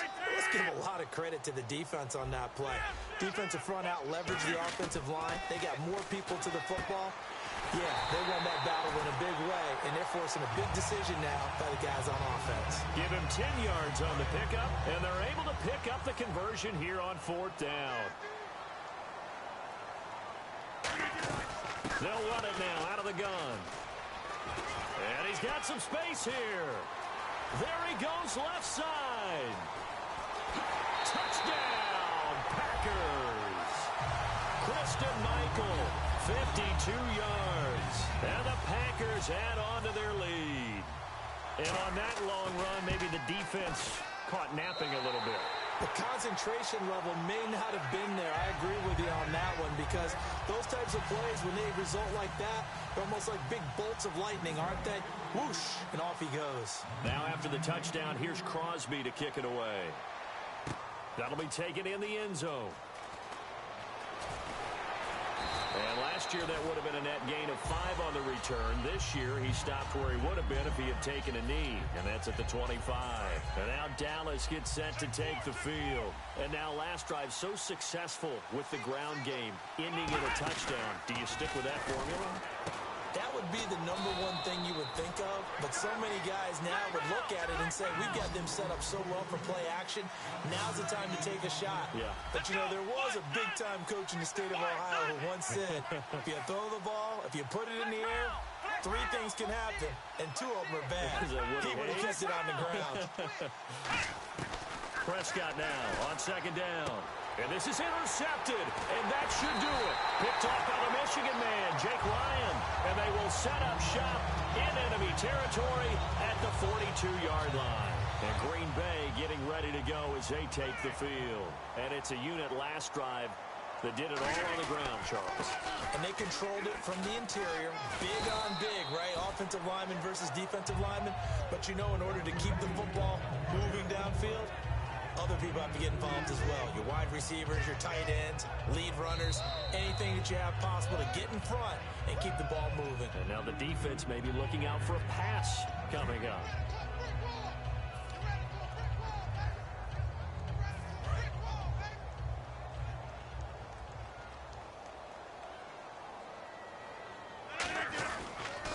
They'll give it to him right up the gut. And little room to maneuver there. He gets it down to about the 39. He'll pick up only a yard there, and it'll leave him with a 3rd and 7. Looking to speed things up here, going with some tempo. Throwing is Rodgers on 3rd down. Buying time to his left. Now and intercepted. Maybe the turning point they need. Picked off Byron Jones. And that gives him now 3 interceptions in the game. Well, someone's locked into what they're trying to get done in the passing game. When was the last time we had someone get 3 in a contest? 2011, wasn't it? Kurt Coleman. Oh, yeah, that's then right. With the Eagles. That's right. Then with the Eagles, and I believe it was against Washington and Rex Grossman. That's correct. Following the interception, here's Prescott. He's going to let it fly. And got his man complete. It's a big play for the Cowboys on 3rd. 42 yards. Well, even after all those interceptions, he's not deterred, still confident to go deep at work there. I think all the old rules about playing that position still apply. If things go wrong, you still act like... And he'll take it into the end zone for a Cowboy touchdown. Dez Bryant with now 2 fourth-quarter touchdowns. And the Cowboys turn that interception into a touchdown. And that'll cut the lead down now to a touchdown. So a 7-point game, they'll need a recovery, the touchdown, and an extra point to tie.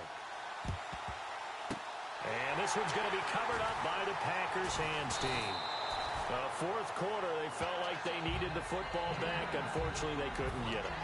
And I know we brought analytics into the game, and someone has said here that the data says that when a team's expecting an onside kick, 80% of the time, the team expecting it, they do actually recover the ball, which is what we saw here. I just wonder if that number is much more of a anecdotal type of a number. Kind of like when the coaches tell us, well, when you score on special teams, 93% of the time you win the game. I'm still waiting to see that number is empirical. Quick pass play there on the slant, Charles. Works out well for the offense. The offense loves it. The defender hates it. Hard to get through the body of the receiver to get to the football trying to cover a slant. A loss of a full 3 yards, and now it's 2nd down. Yeah, let me puff out my chest a little bit, even though I'm not rooting for either team. That was a really nice defensive play. It's awfully fun to watch, even in an offensive game. They come out with 1 back and 3 tight ends. And now here's a carry heading left. And he will lose yardage back to the 34-yard line. It's a loss of 2, now 3rd down. Partner, I think there's a lesson there. Some days you're just having a really tough time, and for the defense, today has been that day. But after that play, what do you learn? You can still make plays even when the other guy's having success against you. Now flags will come in. I think this one's going to be on the defense for jumping.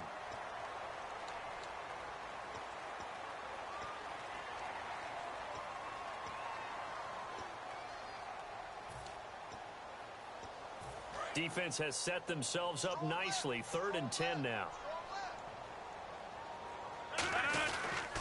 Now they try the right side here.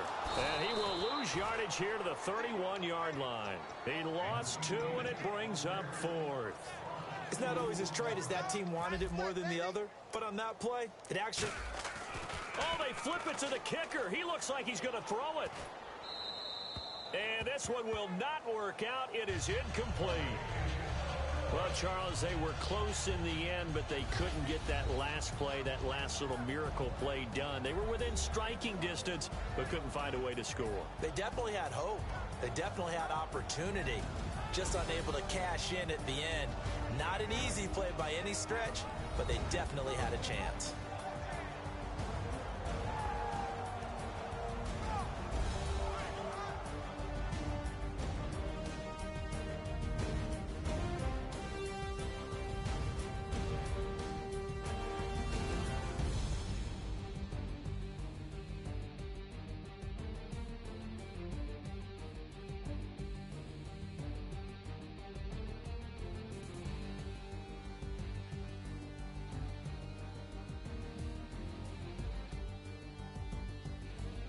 So that'll do it for my partner, Charles Davis, and the best darn crew in the industry. I'm Brandon Gaunt. This has been a presentation of the NFL on EA Sports.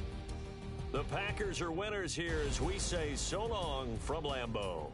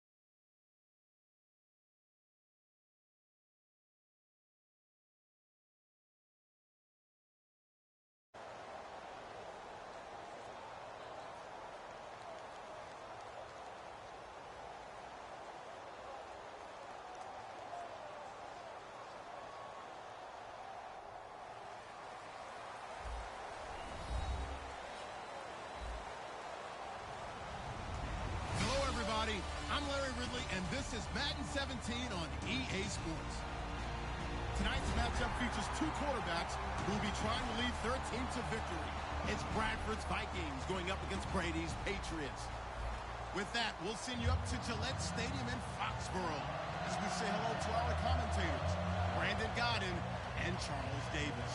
Larry, we are about an hour's drive southwest of downtown Boston in the area known as Patriot Place, Gillette Stadium here in Foxborough. Straight ahead, we've got a good one on tap here between the Minnesota Vikings and the New England Patriots.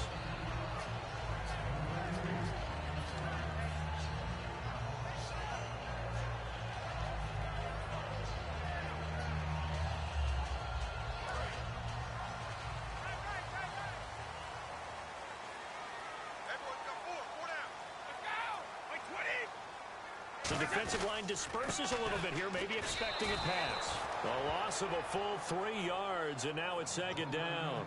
But when it comes to the running game, the New England Patriots, they're one of the few teams in the NFL that I don't think care much about balancing things out. Last year, to your point, 5th in passing yardage, number 30 in the run game. What they want to do each and every week is make a game plan based on their opponent, not so much their own personnel, and they try to attack that way. The wideout, Chris Hogan, the intended receiver.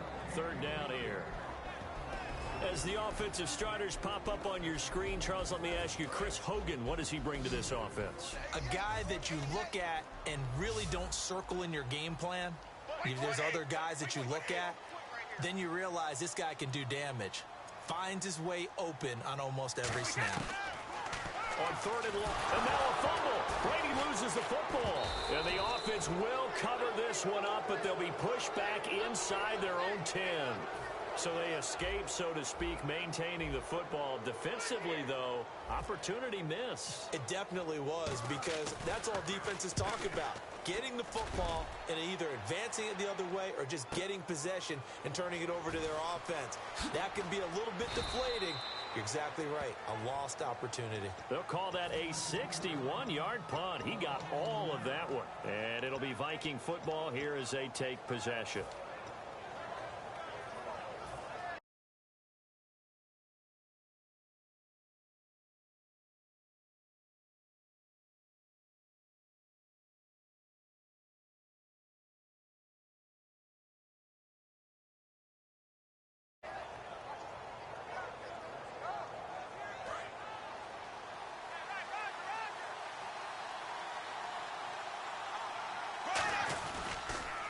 Now the first carry for Adrian Peterson. And this defense feeling the encouragement. They stop him at the line of scrimmage.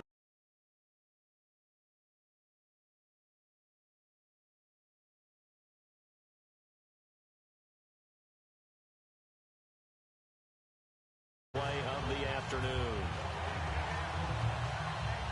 10 yards still left on second down.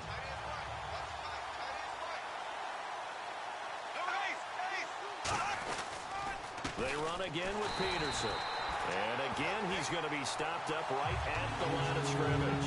And they'll lose a yard that time, and that's going to lead to a third down.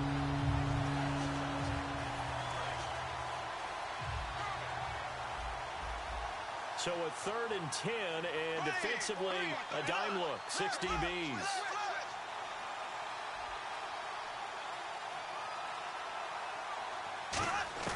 On third down, Bradford. And he finds a man with a crossing route. And he's got the first before he's brought down at the 39-yard line. A nice pickup there of 11 yards, and it'll move the sticks. So there on that play, offensively, they ran the crossing route. Defense was in zone coverage, so as a former DB, how tough is it to defend that? It's really difficult because your natural inclination is to chase the receiver and maybe leave your zone. So you have to have discipline in order to talk to your other coverage guys and let him know that that receiver's crossing from your zone to the next zone. He's coming your way. Make sure you have him. And then when the ball is actually thrown, secure the tackle. When they're moving on crossing routes, if you miss a tackle, it usually results in a big play. He's going to find his running back. It's complete. It'll be a gain of 8 yards, and it'll bring up a second down. So they're operating in the red zone. So many times you hear today's NFL described as a space game. Get your best players into space with the football in their hands. That's why sometimes you just swing it out to your runner, get him out in the flat, and let him have a chance to make people miss an open field.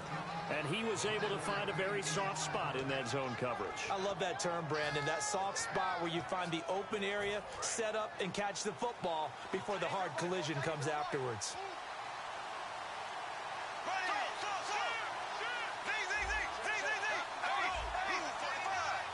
First and goal. Defense with their backs against the wall. And they'll get him down here at about the 5-yard line. It'll be a 3-yard pickup, and it brings up 2nd and goal.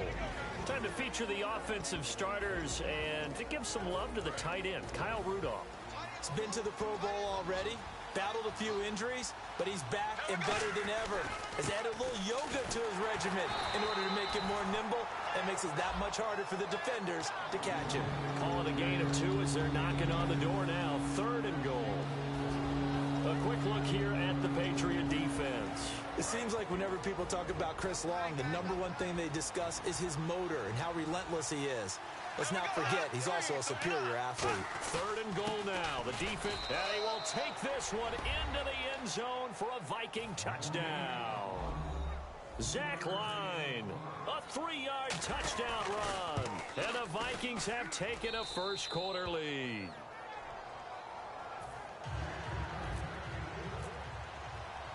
Forbat to send it away now following the touchdown. Now Dion Lewis to return. And a nice return sets him up pretty good here at the 30-yard line. So the Patriots coming out now. And they'll certainly be trying to do better than that first drive where they went 3 and out. And sometimes the first drive is just simply to settle nerves. You know what it's like at the start of a game with the emotion. Guys a little bit jumpy. Yeah, you do. Oh, you understand the same way. Just like us calling one, right? Making sure we ease into the game, let it come to us. Well, you went and 3 not and have out. that opportunity. No, you didn't go 3 and out. I went 3 and out with that first drive. I'll try to do better here. A good pick up there, 26 yards. Defense really showing respect to the deep ball here, playing off the receivers. Alongside Charles Davis, Brandon Gaudin, it's the Patriots in possession to begin quarter number 2, and they've got it here with a first down.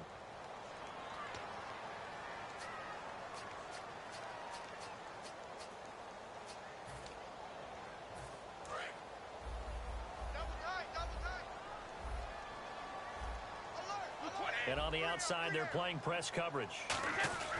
On 1st and 10, here's Brady. Caught, left side, Bennett. And he gets this inside the 35-yard line. Give him 11 yards that time and a new set of downs.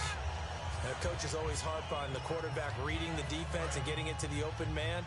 That's good recognition there. And how about what he did after the catch? Yeah, hit your tight end, let him get some rack. Yeah, when he gets moving, not many guys want to come over and put a hit on him, do they? Throwing on first down is Brady. And no escaping this time as he'll go down. They got him for a sack. Linval Joseph able to get him for a loss of about 3. So the sack on first down there by the defense. And now it's 2nd down.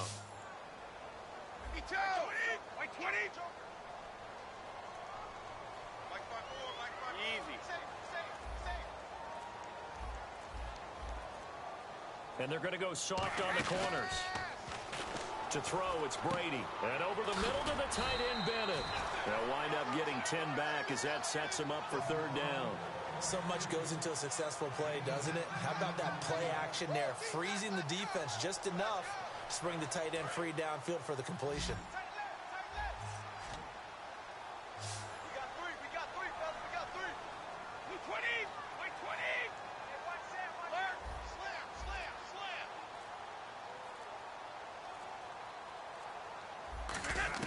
Brady going to try and throw on 3rd down. They don't have his man. That's Edelman.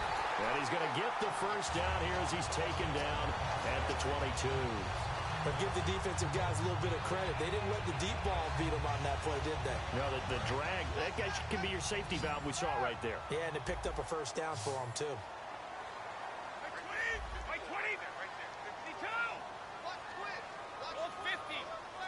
They come up in an offset eye. Brady gives now to Blunt. And able to push his way forward here for a good little gain. 5 yards is the tally on first down. That brings up 2nd and 5. Well, if you're a football guy, that's a pretty run because everyone is in sync right there. Obviously, the guy carrying the ball, but how about the people up front? Leverage, athleticism, they created some nice space for him. It'll be a pickup of only a yard, and all of a sudden here, it's 3rd down. Here's the 7th play of this drive. This is 3rd and 4.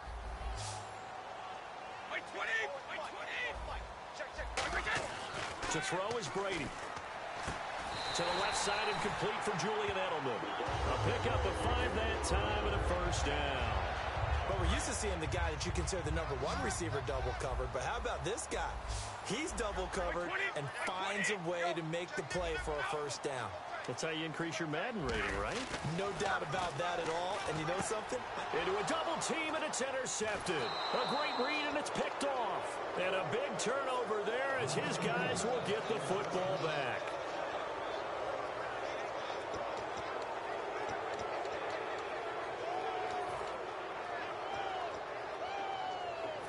And not great starting field position here for the offense.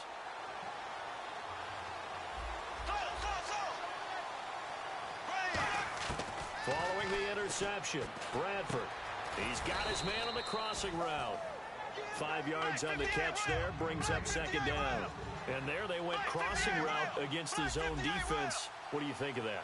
Takes real coordination between the passer and the receiver because you got to read those zones and where the open spots are and be on the same page with the guy throwing the football.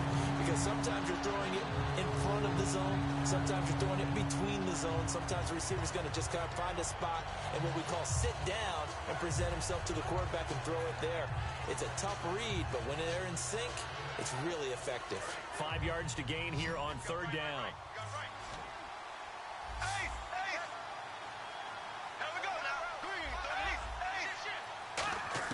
Bradford. And that is incomplete. Cordero Patterson, the one he was hoping to get it to. And it brings up 4th down. Here's Jeff Locke now, as his first punt will come from inside his own end zone.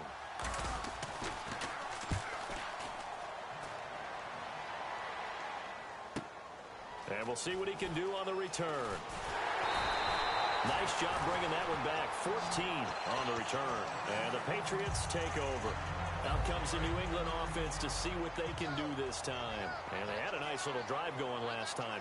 Through the interception in the red zone. Costly. Bad enough to throw it anywhere, but that drives coaches insane when they're thinking about, hey, we got a shot at points already. We're already in a spot where you're thinking you got 3 on the board for sure, and to come away with nothing, that's a really tough one for them to swallow. Yeah, will they make up for it?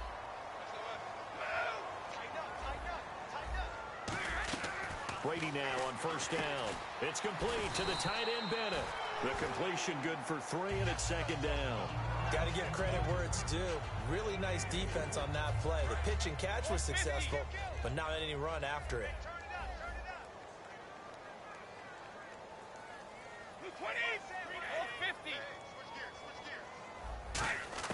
Now Brady throwing on 2nd down. Trying to hit the tight end Bennett, but it's intercepted. It's the linebacker, Chad Greenway, with a pick. And they have the football and will set up shop at the 33-yard line. And the Vikings now heading onto the field. They've got the lead. Last time had to punt it, though. What's the key to this drive? I think it's leverage. The leverage. Big guys up front.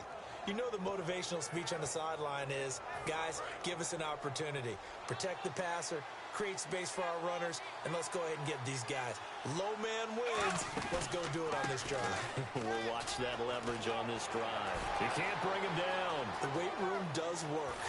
And he takes this one down all the way near the 30.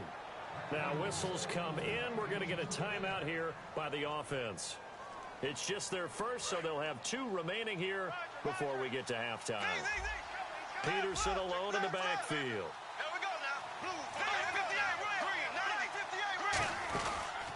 He's going to get the football.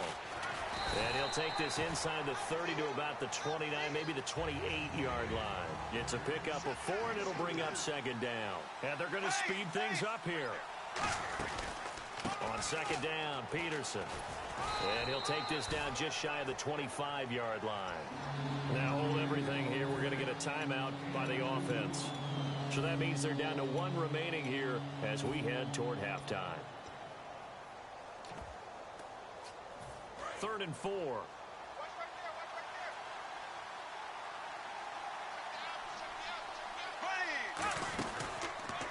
Now the Georgia Southern man. This is Jerick McKinnon. Down to the 25. Now whistles come in. We're going to get a timeout here by the offense. And with halftime on the horizon, they'll be out of timeouts from here forward. So with 1 second left in the half, on is the field goal unit. From the left hash, it's a 42-yard attempt.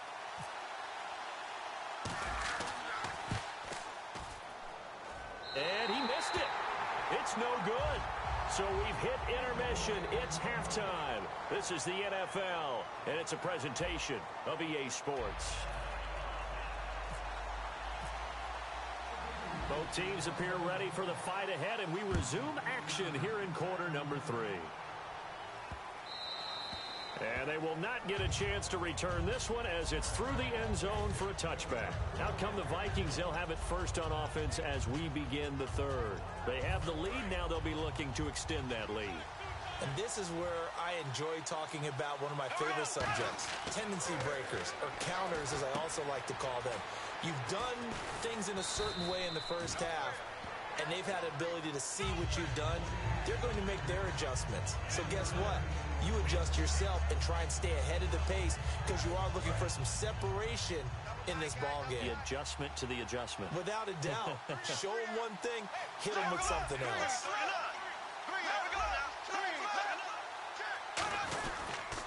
And off comes to Peterson.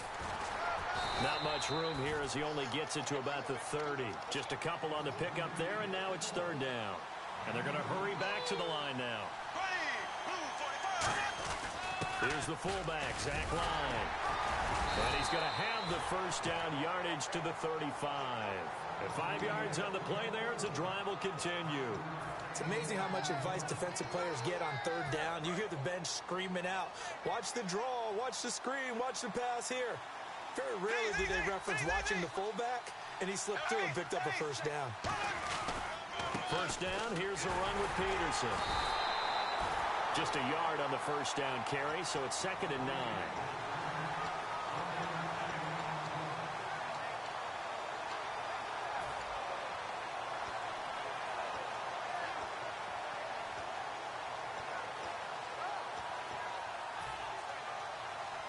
So 2nd and 9, the defense looking to put them in a bad spot here. They'll come out in the pistol. McKinnon. And unable to get downhill there as he'll take this up to about the 37. Back-to-back 1-yard runs here, so that leaves him with a 3rd down and 8. In my book, that's running the ball well, but with intelligence. How about him keeping the clock moving, staying in bounds? Yeah, even though it's the 3rd quarter, you're thinking ahead, aren't you? This is where your running game can really help you with a lead in the second half. I agree totally. It's not just end-of-the-half situations that you worry about the clock. It's throughout the game. And with a lead, stay in bounds. Make them fight harder to try and catch you. 8 yards on the pickup there, and it moves the sticks. On 3rd down, that's a good job of situational football and understanding where the first down marker was and getting there. They run it with McKinnon. And nothing doing. He's immediately taken down at the line of scrimmage. No gain on the play there. 2nd down. And quickly they get to the line. Now contact up front as penalty markers come in. Who is this against? 2nd down and the offense needing 5 yards. Again, we'll see the pistol here. Now McKinnon. And this one goes nowhere. Losing yardage on the play back at the 46. It's a loss of 4. Now 3rd down. Brandon, that play ended so fast, it's almost as if the quarterback handed it to the runner, and the tackle was there right away for a loss of yardage. It'll be a gain of 4, but it won't be enough. It leaves them with a 4th down now.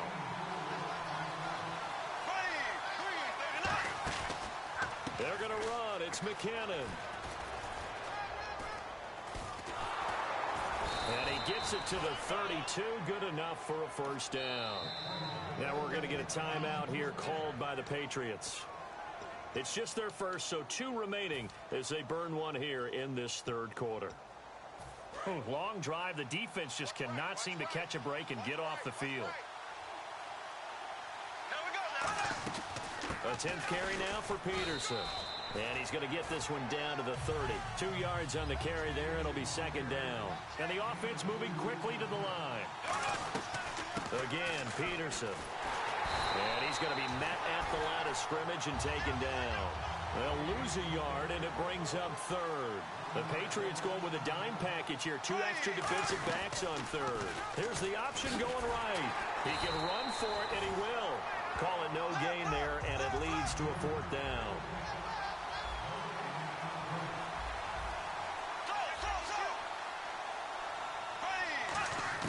Bradford to throw for it on 4th. And this is incomplete. Well, time permits, we have to share the story we read about Doug Baldwin. After the loss, understandably very frustrated, said he played Madden until 3:30 in the morning to just release some of that anger because he could control all 11 guys in that game. And that just tells you about how guys feel in playoff pressure, the idea of not going to the Super Bowl, which is all Seattle talks about. And there's Doug Baldwin staying up, playing Madden. I love what you said, though, the control of everything. Because you can't do that as a player. You can only control you and your aspect of the game. In this situation, he's controlling it all. Now, I guarantee you, Seattle was winning those games. It'd be hard to say that a defense wouldn't be ready for a first down run. When you can gain that kind of yardage against a defense that's really kind of geared to stop that play, your confidence has to rise, and now you've actually opened up your playbook. If you want to throw the ball now for play action, you're good to go. And now they're in the hurry up. All right, it's football 101 to know that the quarterback controls just about everything on offense, but a lot of times what gets missed is that the center controls line play. He has to communicate to the guards and the tackles what type of front they're facing, how they're going to block it, and what adjustments need to be made sometimes on the fly as a defense will shift. Give the center a lot of credit because for the most part, he's got big defensive linemen over his face all game long that he's got to try and block and protect his quarterback and create space for his runner. In this case, he did a really nice job of communicating and executing. A pretty good coverage there, and both of these defenses, they've had good coverage throughout this one. No doubt about it, and in today's NFL, where we're used to a bit more scoring, this feels almost like a well-pitched game in baseball on both sides where the tension continues to build. Who's going to make the big play? Brady again here on 2nd and 10. And he's going to be wrapped up and driven down. Chad Greenway from that outside linebacker spot. He's able to get in there for a loss of 9.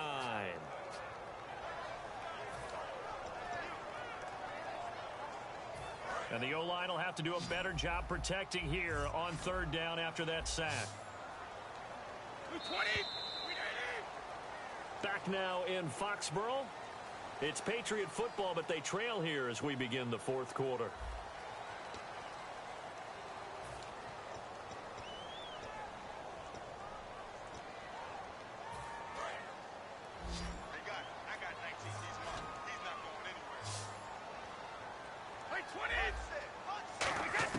On 3rd and long, it's Brady. And right side caught, Hogan.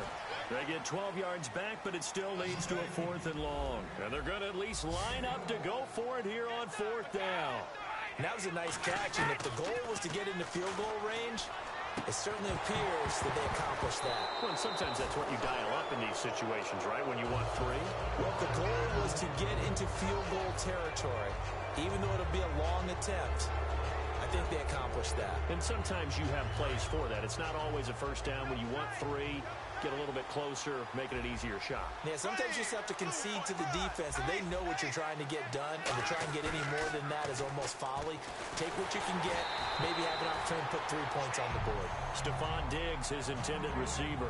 And now it's 2nd down. When defenses get to the quarterback that quickly, a lot of times it's called a jailbreak.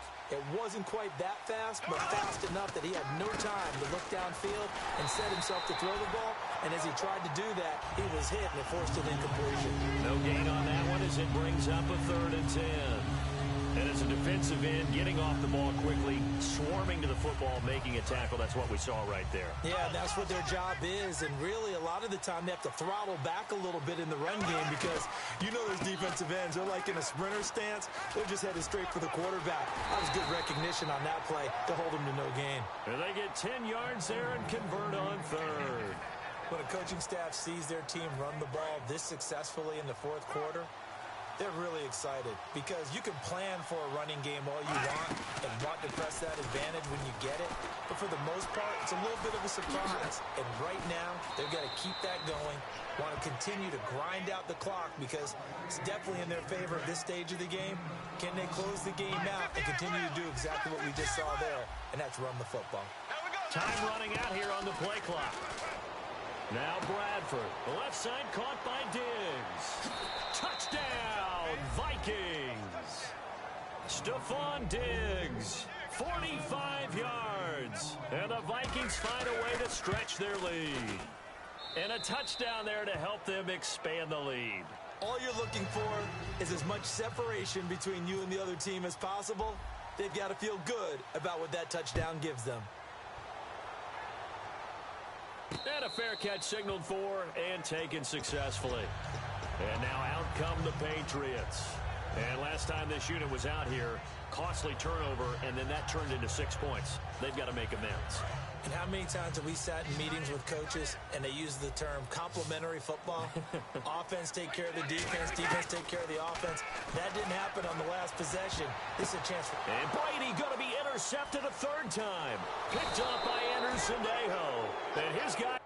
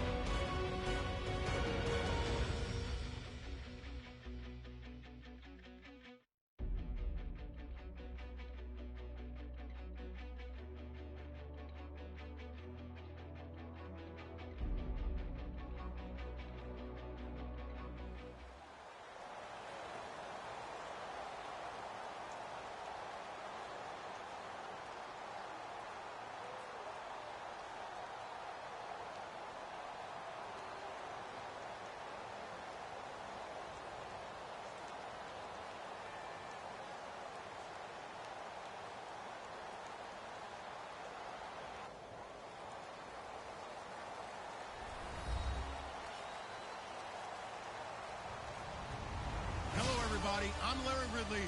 You're tuned into the NFL on EA Sports. In today's matchup, we've got a pair of running backs. We're hoping for plenty of touches to come their way. It's the Cowboys going up against the Vikings. So with that, let's get up to the new U.S. Bank Stadium in Minneapolis. On the call, here are Brandon Guyton and Charles Davis. EA Sports coverage takes us to one of the newest jewels on the NFL landscape, U.S. Bank Stadium in Minneapolis. Today, we've got a good NFC matchup on tap between the Dallas Cowboys and the Minnesota Vikings.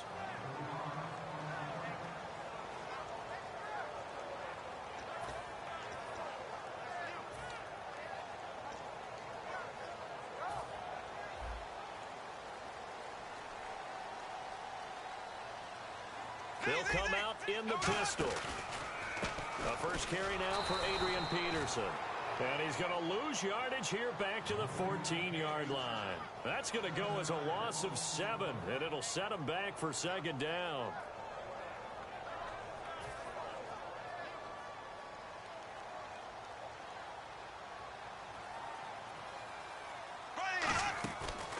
Now Peterson running right. And he'll lose yardage on this one back to the 13. It'll be a loss of 1. And they're going to face an uphill battle here on 3rd and long.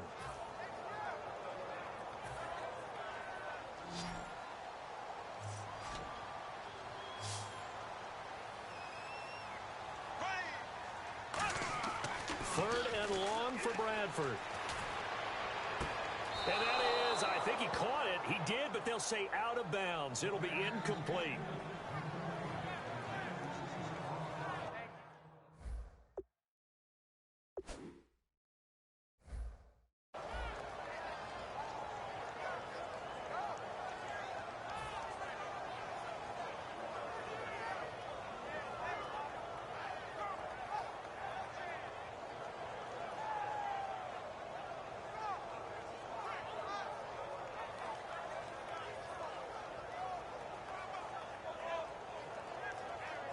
So on 4th down, here's a punter, Jeff Locke, to kick it away. Lucky Whitehead back deep for Dallas.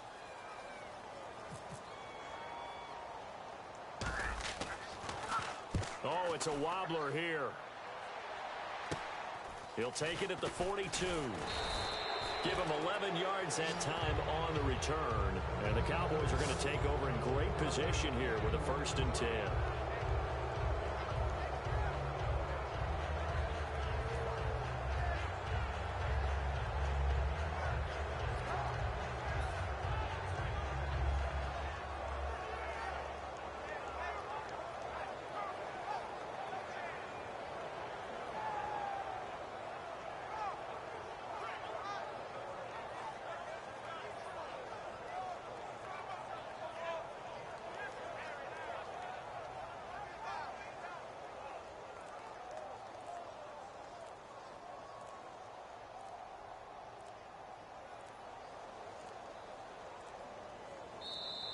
And big problems getting the play out, obviously. This will be a delay.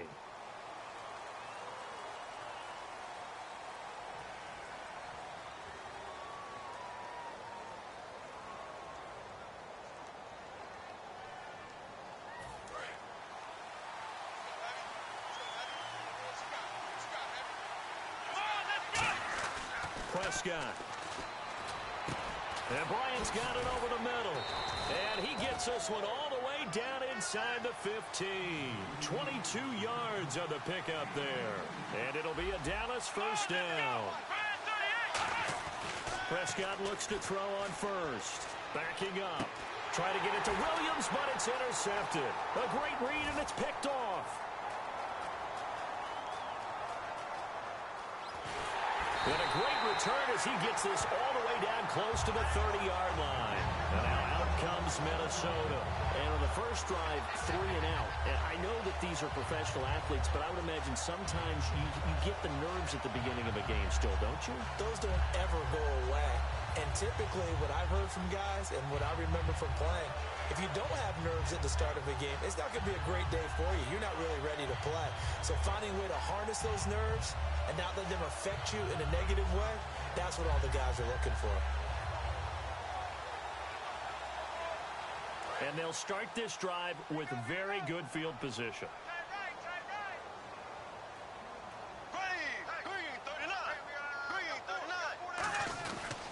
They give it to Peterson.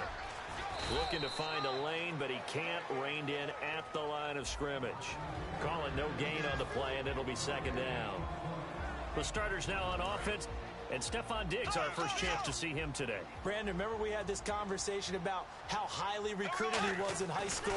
Didn't quite live up to it in college due to some injuries. But, boy, has he hit the NFL like a bomb. Stephon Diggs, a crafty, mature route runner who can go the distance. And that's the kind of run that gets everyone excited on offense. And, you know, oftentimes the guys who carry the ball are the ones in the huddle doing the chirping. Right now, I think it's the offensive line telling them, run it again. We are right there about to break a big one.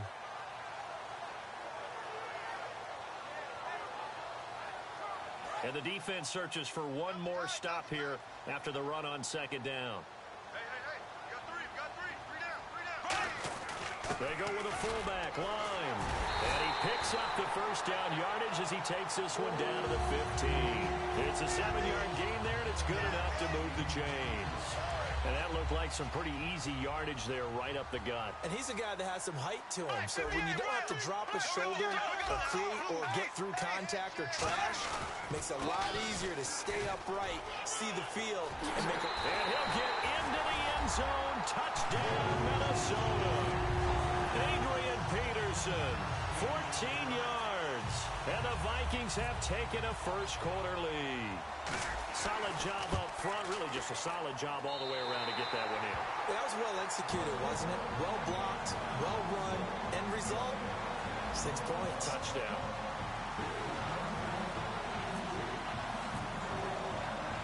Forbath to send it away now following the touchdown. Fielded about a yard deep.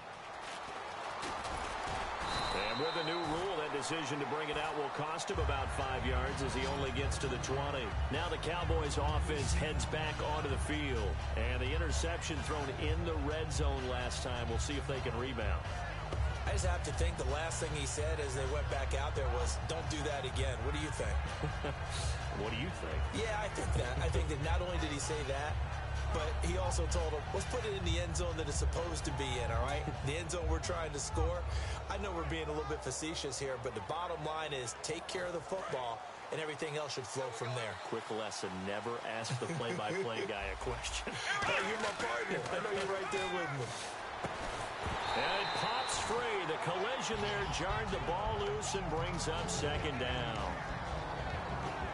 Okay, starting lineup time offensively, Charles, for the Dallas Cowboys. And how about them at number 4 in the 2016 draft? Big needs on the defensive line, and they go with the running back. They go star power. They went star power, but Ezekiel Elliott, in a lot of ways, was exactly the right decision. When they had winning success in 2014, they did it running the football. Elliott can do that for them again. A first down throw for Prescott. Bryant with a catch right side. And they get 28 yards on that one. And that leads to a Dallas first down. No matter how you evaluate quarterbacks, at some point arm strength is going to come into the conversation. I'm really impressed by what I saw on that throw on the out route. Here's Prescott. And that is incomplete. He was trying to get it to Ezekiel Elliott, and it's second down. Quickly now a look at the defensive starters for Minnesota. Harrison Smith is a player I love to watch. Whether he's ranging deep as a free safety or near the line of scrimmage where he makes more plays, keep your eyes on him. Throwing again, Prescott on 2nd and 10. Quick hitter here, it's complete. That throw good for only a couple. It brings up third down. Defense is going to every game talking about winning the early downs to make third down a difficult assignment for an offense. On that play, the defense accomplished its goal. Let's go. On third down, it's Prescott. Complete to Jason Witten. And down he goes, taking it inside the 10 to the 7. A pickup of 24 on the third down conversion. And in a lot of ways, that catch is expected. Red zone presence, and that one was realized there. You've got to find your tight end in that situation. And again, it's Prescott. A hit as he throws there, incomplete. Des Bryant, the intended receiver. That'll bring up second down. Second down following the incompletion. They got pressure there and only rushing 3. And there's a defensive coordinator right now who is celebrating not just getting... And they're going to get him. They bring him down to the sack back at the 16-yard line. From the 15 now after the sack. It's 3rd and goal.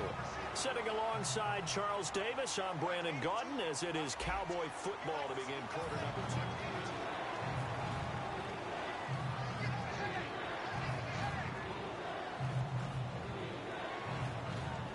From the 15 now after the sack. It's 3rd and goal. Here we go.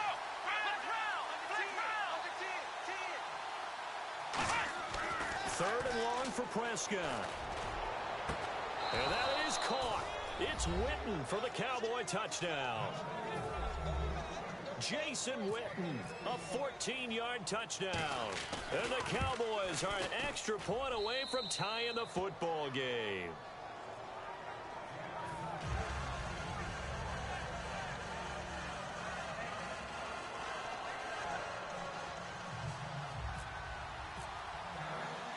So a tie ball game here as the kick's away.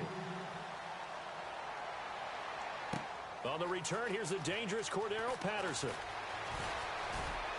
And he will take it back only to about the 13-yard line here. Now the Vikings offense gets set to take over here. And they were able to punch it in the end zone last time. They'll be looking to do that again here for the defense. Obviously, they'll be looking to stop them from punching it back in the end zone. It always is punch-counter-punch, isn't it? And which team has the advantage? Well, let's just go back. Last time on offense, they rolled downfield, got to a good rhythm. You can see a little more bounce in and out of the huddle. You can see the sideline really get into the game. So defensively, you're thinking to yourself, how do we take that away from them? How do we get the advantage back? Let's see what they come up with. I think pressure is always the first way to go. You love pressure. I love it. We'll see if they dial it up this drive. Brandon Carr there to make the stop.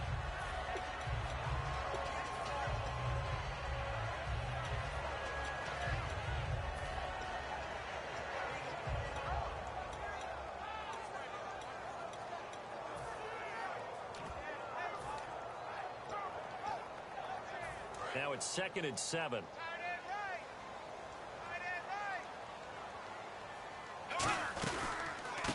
Here's McKinnon. And he went nowhere. He'll lose yardage back to the 29. He lost 2 there, and it's 3rd down. That play almost seemed like a baseball play. See ball, hit ball. But in this case, see guy with ball, tackle guy with ball. He gets a good chunk of yards there, 8 all told, but they're still looking at a 4th down. That was a good run, probably right on the edge of breaking into something really big. So the defensive guys right now are talking about, okay, what can we do to slow him down before he truly gets started? Oh, looked like they got someone to jump there. And if that's the case, this will be a 1st down.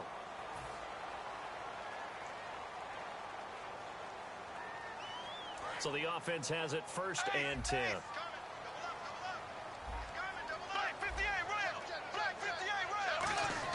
Bradford on 1st down. He's got it complete to Stephon Diggs. And he'll be brought down just shy of midfield at the 49-yard line. So this brings up a 2nd and 2. They come out here in the eye. Now it's AP, Adrian Peterson. And he'll take it down shy of the 45 at the 46. The gain of 4 that time as the drive continues. Not too many more ideal situations at 2nd and 2 in order to try and pick up a 1st down. They ran it and picked it up. And the D-line pinching together must be expecting the run. 1st down, Bradford. And he's got his man on the out route. And he gets this inside the 35-yard line. That one goes for 13 yards, and it moves the sticks. That was a nice completion on an out route, and those types of plays are the result of arm strength by the quarterback and timing by the receiver. So with that, we come upon the 2-minute warning here on the NFL on EA Sports. Looks like the defense in press coverage here. A 1st down throw for Bradford. And the tip there altered the ball flight, and it falls incomplete. It'll be second down. Well, we're not playing 3 yards in a cloud of dust football anymore. I kind of get why those old school coaches sometimes didn't want to throw the football. Because if it's popped up in the air, it almost turns into slow motion. And both sides trying to get to the football, and you're holding your breath wondering whether it's going to go good or bad for your team. It's a gain of 11 yards that time, and it produces a new set of downs. He's already proven to be a factor in the running game on this drive. Now he gets involved in the passing game. I think what we're seeing here is a modern version of workhorse in the NFL, being able to run it and catch it with the... And now a timeout called by the Cowboys defense. It's just their first, so they'll have 2 remaining here before we get to halftime. And a really long drive here, and it goes on and on. On 1st and 10, Bradford finding time. Forced out to his left. Stepping up, he's going to keep it. And he's able to work it here to the 8-yard line. It'll be a pickup of just 2, and it'll be 2nd and goal. I think we have to give credit to him for buying time and extending the play. But, you know, there's some really upset defenders on that one. They thought that they had him. Instead, he was coated in Teflon and got away. Red Allison, the intended receiver, and it's 3rd down.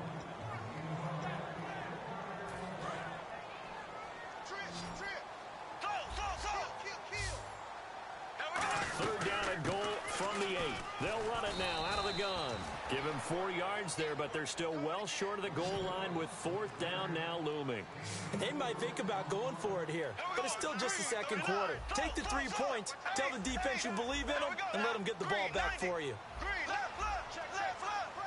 4th down, Bradford, and it is incomplete. They're turned away on 4th and goal. And this Cowboy defense comes up with a goal line stand. And now Dallas gets set to take the field. And that recipe on their last drive that resulted in a touchdown looked pretty good, so they'll be hoping to do that once more. And it takes me back to when we sat with the offensive coordinator and the head coach. They felt pretty good about their... Now hold everything here. We're going to get a timeout by the offense. So that means they're down to 1 remaining here as we head toward halftime. Second down, Prescott. He's got time in the pocket. Trying to lay one up deep. And incomplete there. A nice hit. Jars the ball free and brings up 3rd down.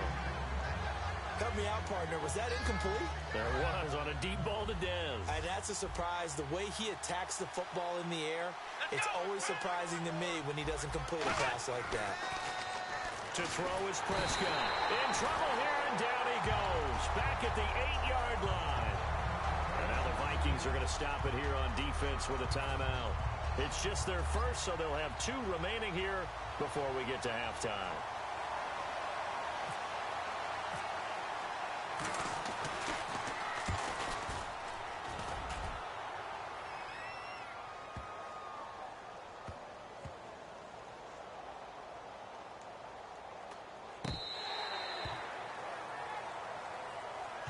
Now the Vikings offense works their way back onto the field. And from this spot in the field with the clock where it's at, you think we're just going to see a knee and that's it? And I think in this situation, that's the proper play. But we do know there's some risk takers out there that may want to take one more shot before the clock runs out. And he gets it. Hey, you. Yeah, you. John, why'd you skip Larry's halftime? I'm just kidding. I don't know who you are. But if you're John, bet you're pretty freaked out for a second. All right, let's get to the 3rd quarter. And he will make it back to the 15, and that's it. Good coverage there by the kick team. Out come the Cowboys now as they'll go on offense first here in this 3rd quarter. They have a chance to break our tie here as we get a look at the first drive of quarter 3. And it's such a tone setter, isn't it? Because both sides trying to seize momentum to begin the half. What do they have dialed up that'll give them an advantage to move the ball downfield? Let's find out what they have dialed up.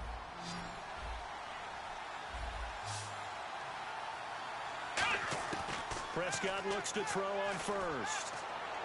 Toward the sideline, and look at that catch. Dragging the toes, and that's going to be a first down. Well done. And now it looks like they're going to be in the hurry-up. If you're running out route, it's likely you end up near the sideline. And what did we just see there?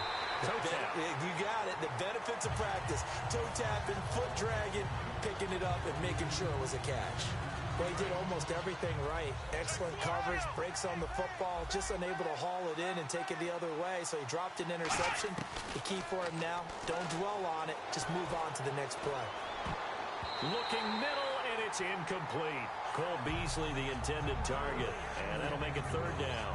Sometimes you just have to take things into your own hands, don't you? I mean, the offense is really struggling in this game. They're the ones keeping things going. They have to continue to play at that level.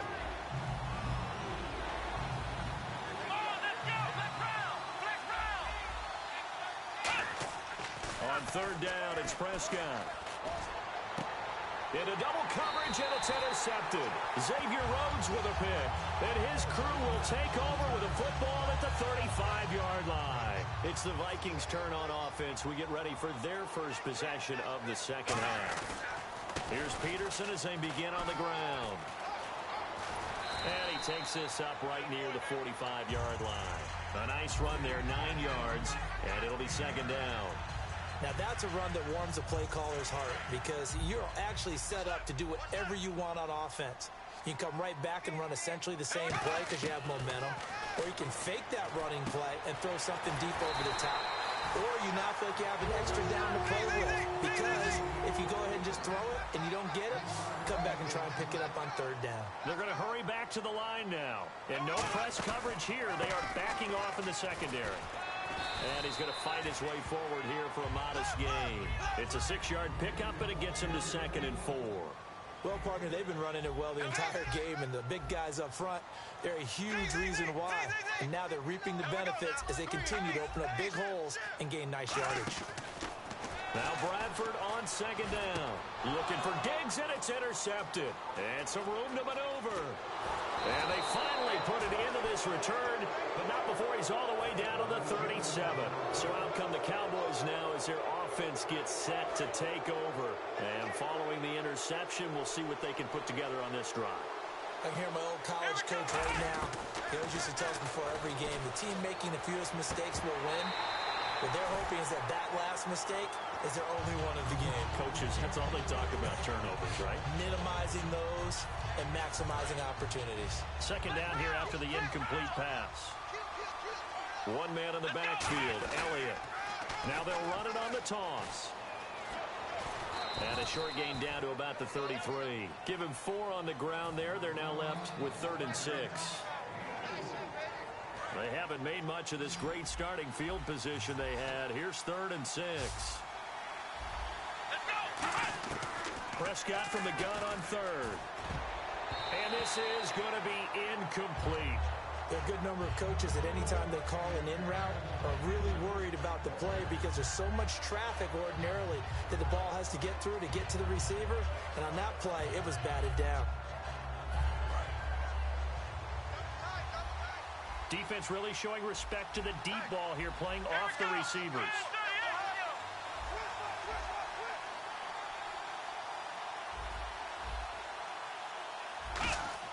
Fourth down, Prescott. Got a man, and he hits him in stride. And he's able to get the first here as he's taken down at the 25. Well, the field goal attempt was well in hand. They had that, but they decided to go for it anyway. Extreme confidence, it looks like. Yeah, but I bet the defense is going to remember this one, right? They kind of rubbed their nose in it. Prescott on first down. That is caught at the 7.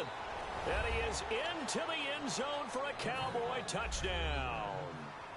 Ezekiel Elliott, 25 yards for the touchdown. And the Cowboys have taken the lead.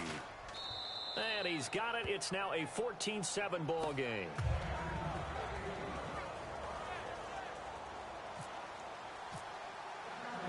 Bailey now to kick it away after the touchdown. This is fielded a couple yards deep. And the decision to come out is going to cost him 5 yards with a new rule as he's taken down right at the 20-yard line. And out now come the Vikings. And following the interception, just any interception, are you a little bit more cautious when you start that next drive, or no, you just throw that out the window? I think think you are. I don't think that there's any way you can run back out there and go, totally didn't affect me. Let's just go ahead and be loose with the football again. You're going to take care of it, but you have to be careful about being too cautious because now you can't run any offense at all. Still want to attack. We'll see how they attack him here. Now a run with Peterson. And the hole closes quickly. He gets it across the 35 to the 36-yard line. Looking to speed things up here, going with some tempo. And they're going to go soft on the corners. They'll run it now out of the gun. And hard running's going to get him over the 40 to the 42. It's a 5-yard gain, but they'll still be a yard short here with third down now looming. Boy, where would these guys be without his performance on the ground? That puts him over 100 yards now for the afternoon, and I tell you, he seems to be getting stronger as the day goes along. And they're able to convert on third with a solid gain of 23. So after that big play, let's see if they can catch their defense maybe on their heels. They come out here in the eye. Bradford on first down. Throws a quick hitter on the slant. That's complete. It'll go as a gain of 12. And it'll be first down Vikings. So an excellent throw and an excellent catch there. Zone coverage, which means you just have to find the open areas in between defenders. Looking for Diggs, and it's intercepted. Picked off here by Anthony Hitchens. And it's a big turnover there on the final play of the quarter. And we return, welcoming you back to Minneapolis. It's the Cowboys with a football. They'll be looking to tack onto their lead as we get set for the fourth. Possible run anticipation. Here's the D-line sandwiches together. Here's Prescott. On the left side, he finds Beasley. A gain of 6 there on first. Completed pass play. Now let's see if they go back to the air or to the ground. And they're going to speed things up here. Here's Elliott. And some room to work. And brought down, but not before reaching the 45-yard line. A nice pickup there of 11 yards, and it'll move the sticks. Every now and then when we see a really good run, we really tend to focus on what other people did in order for that run to happen. What the offensive line did, what the receivers did to help. Sometimes the running back's pretty good too. And on that play, he picked up a lot of good yardage and made it happen with great effort. Pressure coming from the Vikings, and they get there and bring him down. Emerson Griffin in there to get him his second sack now of the afternoon.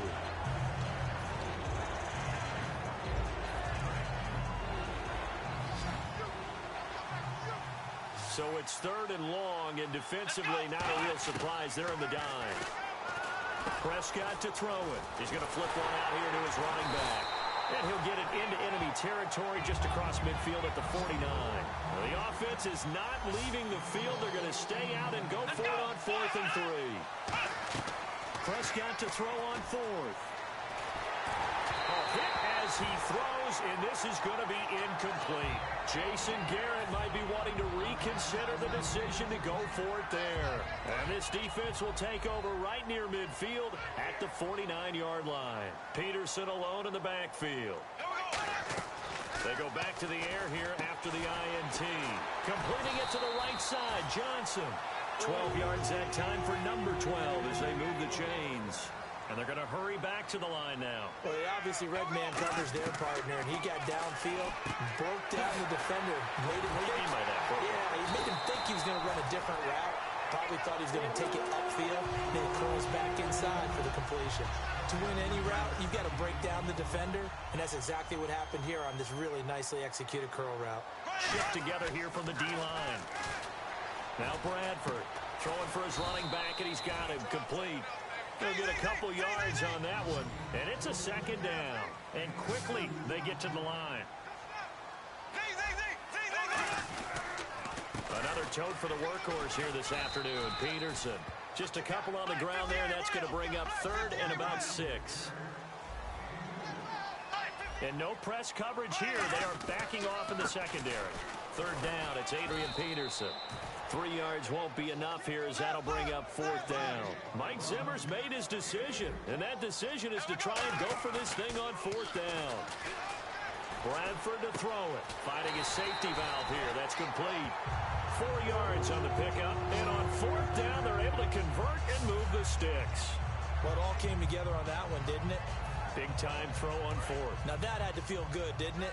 taking that type of a gamble there and making it pay off. What a throw. And tough as a receiver because no matter how perfect the pass, you know it's fourth down and you got to convert. And now a timeout called by the Cowboys defense. It's just their first. They'll be down to 2 remaining as we step aside here in the fourth quarter. Back to the ground. This time it's Peterson. And they'll be driven back here, losing yardage to the 9. This will be the 8th play of the drive. It's 3rd and 7. And the offense moving quickly to the line. Peterson. And he will score. Touchdown, Vikings. Adrian Peterson. His 2nd touchdown of the afternoon. And the Vikings are an extra point away from tying this thing up. And this one through the uprights and good.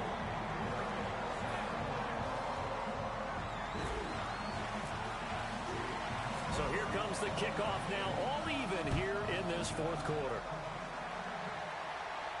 Fielded about a yard deep. Solid return, pretty good field position. They'll start at the 32-yard line. And now Dallas gets set to take the field. And last time out, went for it on 4th down, turned it over, gave them great field position, turned into 6 points, so they've got to recover here, Charles. It's amazing what one decision can do in the chain of events, right? The decision to go for it on 4th down. Caused all of that. It caused every bit of it, but it showed confidence. Hey, I've got confidence in you guys. Go pick it up for them. Didn't happen. Also showed confidence in the defense. They didn't pick up their end of the bargain, so now they've got to come back out and start over and rebuild that confidence. 2nd down, Prescott. And a quick throw here, that's complete. And he'll get up to the 43-yard line. Call it a gain of 7, and it gets him a new set of downs.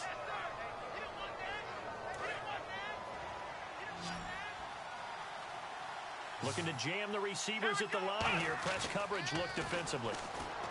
Prescott now. And on the left side, he's got Witten. That one good for 10 yards. And that'll bring up a 2nd and just about a few inches here. Seeing that play and understanding just how tough it is to cover tight ends, especially the ones running around the NFL nowadays, makes me glad I didn't make it in that league. I would have had a really difficult time. But now you get to sit up here with me. Yeah, and that's fun, isn't it? And what a really nice gain right there on 1st down for them. Brings up a nice 2nd down for them. 2nd and inches is oftentimes an invitation for an offense coordinator to take a big shot downfield because he feels like he can come back on 3rd down and pick up the 1st down. But sometimes you just don't want to break tendency. Stay with what you are. Stay with who you know. And go get the 1st down. That's exactly what they did. It's a 10-yard pickup, and it moves the chains. That's another nice run, and I have to tell you, some of the coaches that I played for, their philosophies were always different when they see a guy running the ball well. And now the Vikings are going to stop it here on defense with a timeout. It's just their first. They've got 2 more to use here in the final stages. They'll pitch it out to Elliott. Trying to bounce it outside, but he's only able to get it back to the line of scrimmage. Another timeout called by the Vikings now. That'll leave them with just 1 remaining in this 4th quarter of play. Here's play number 7 on the drive. This is 3rd and 7.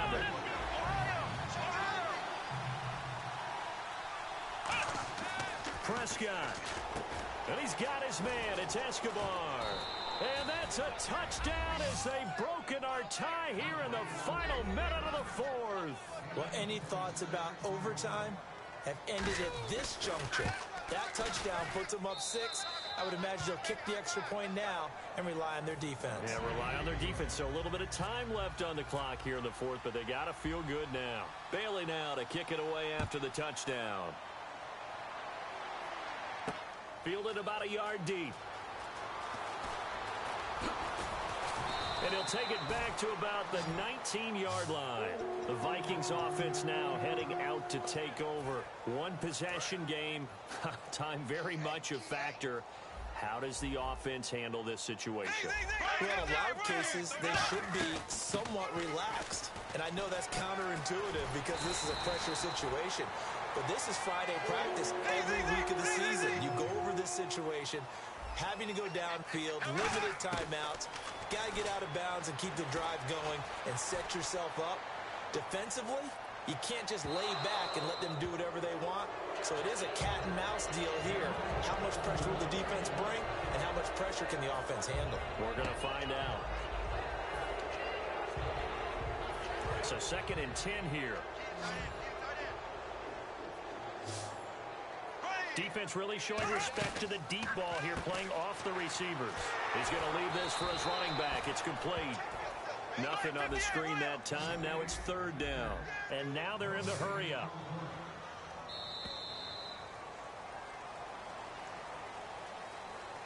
Well, going into the final play of this game, they knew that they needed some type of a miracle there at the very end, but they couldn't get it done. However, we were treated to really a spectacular affair. Even though they didn't finish it off, you're exactly right. They took us down to the last play. We're still, you're wondering, could it happen?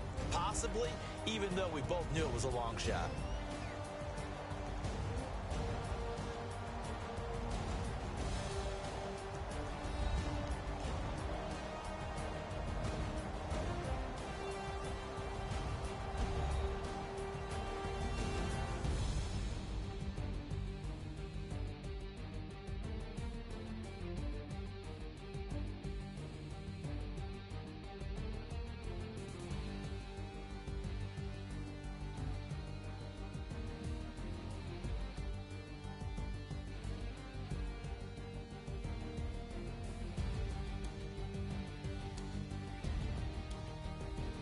So that'll just about do it for Charles Davis. I'm Brandon Gaudin. You've been watching the NFL on EA Sports. For more, log on to easports.com. From Minneapolis, so long, everybody.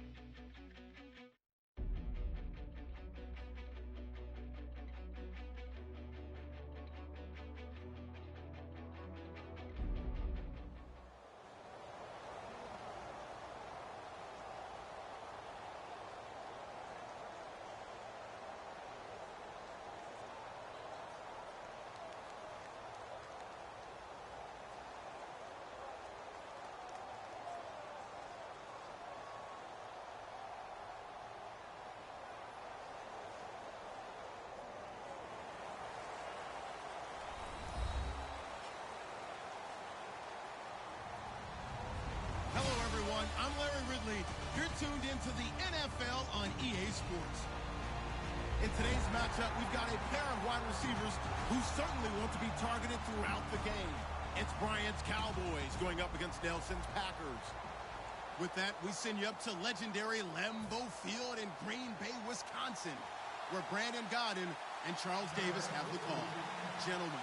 Thank you very much, Larry. We are here on a beautiful afternoon for football. Today, we've got a good NFC matchup on tap between the Dallas Cowboys and the Green Bay Packers. Dan Bailey now to put the ball in the air, and off we go from Lambeau. That's fielded in the end zone. And he'll take it up past the 25 to the 26-yard line.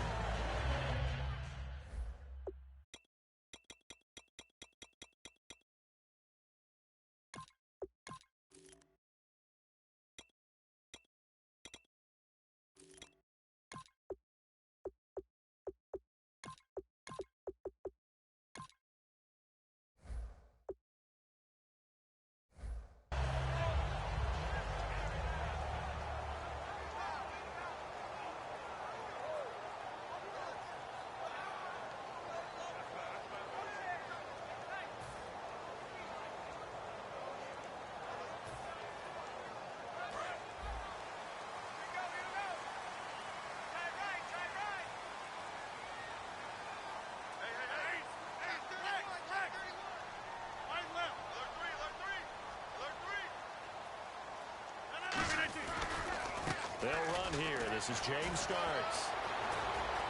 And he'll cut it to the left sideline. He's got daylight. 20, 10, 5, touchdown, Packers. James Starks, 73 yards. And the Packers have taken the early lead. The very first play from scrimmage, how about that? Talk about setting a tone. And people always talk about doing exactly that in the first 5 minutes of the game, the first offensive and defensive series. Who's going to gain an advantage? Well, we saw exactly what happened there. A tone was definitely set by the offensive team.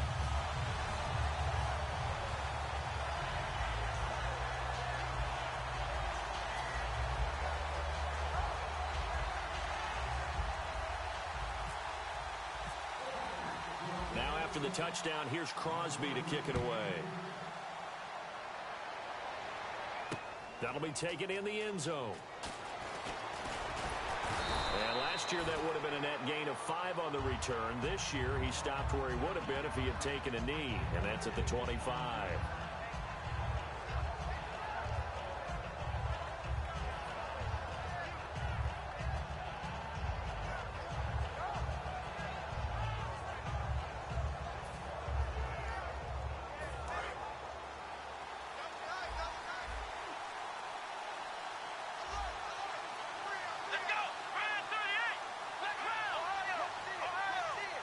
They'll come out in the pistol.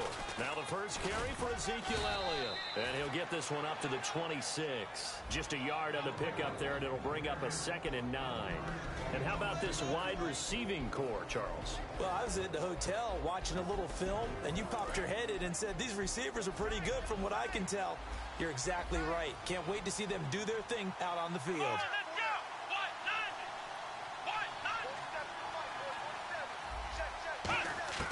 Prescott now on 2nd down. He finds his target, Terrence Williams. They give him 13 yards there on the play and a fresh set of downs. Nothing flashy there, the slant to the slot. Oh, and the frustration for the defensive guys, because it's a quick play, and you know it's going to be a bang-bang play in terms of the throw and the catch, and then he's able to absorb the contact and complete it.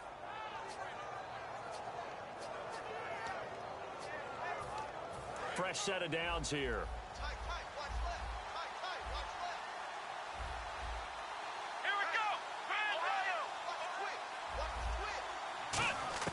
Prescott looks to throw on first. Firing quickly here, and that's complete. And taking it across midfield and inside the 45. Give them 18 on that one. And the Cowboys are going to get a first down. On 1st and 10, Prescott. And this one complete to Witten over the middle. And able to break one tackle, but then quickly brought down. But a nice little gain. And you think of all the years, speaking of Witten, that he's been around. But that touchdown catch he had against the Packers in the playoffs this year, that was his first postseason career TD. Come on. That's not true. Yeah. That's not true. Where did you get that stat? Now, that's not as much his fault as their lack of postseason appearances, but it was his first. That's for real? That's legit? That is legit. Hard to believe. Still, and this is a guy that hasn't missed a... He rifles one that's intercepted. Picked off by the mission. Look at this. Middle of the field. A breakaway. The 40. The 20. And into the end zone. It's a pick six and a Packer touchdown.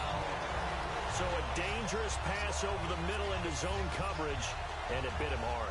And what's really difficult when you throw it in that direction and versus that zone, that means the linebackers have gotten to their spot, gotten their heads back around, and they can see the quarterback and everything in front of them. And they took big advantage of it, went the other direction, excellent blocking, and picked up a touchdown.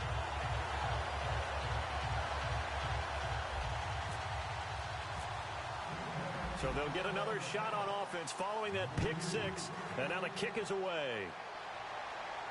That's fielded in the end zone. And he won't return this one. He'll go down to a knee, and they'll start at the 25. And now Dallas gets set to take the field. And last time, decent field position through the pick six. Obviously costly. But they can't afford to just bunker in now. All right? Good field position means go ahead and attack on offense. Try and press the advantage a little bit. They just have to be better with the football on this possession. So the last one didn't bother you too much last time? No, because it's exactly what you're supposed to do. You can't have good field position, not try to take advantage of it. Sometimes the defense makes a good play, too. And Escobar has it left side. And they're able to get this one across the 35. That one goes for 13 yards, and it moves his sticks.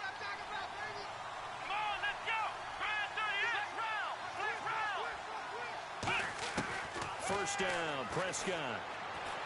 And Jones has it over the middle. Give him 9 there on the first down completion. In today's football, where receivers break tackles, make people miss, get upfield for the extra yardage, when you see a play like that where it's caught and he's dropped on the spot, that's a big-time play by the defense. They'll wind up losing 3. And now it's third down. They threw the screen to the perimeter, but to no benefit at all. Tackled behind the line of scrimmage. Nowhere to escape, and he goes down. Mike Daniels in there to drop him for a 6-yard loss, and that'll lead to a 4th down. And instead of punting, they're going to elect to go for it here on 4th down. They come out 5 wide, 3 of them to the right side. Now Prescott, he's got time. And they hit him as he throws, as this one's going to go straight down to the turf. Incomplete. Now the Packers get set to go. And they hit the home run last drive. One play on the ground all the way to the house. Now the defense, maybe they're expecting a run here. Partner, I love your description, because when we talk about hitting the home run, we're usually thinking about a passing play, aren't we? Something in the air, deep ball. But how about them just taking it big-time jaunt? Now if you're coming back out, now they've established this run game, the play-action pass could very well be open. Now Starks. Call it no game.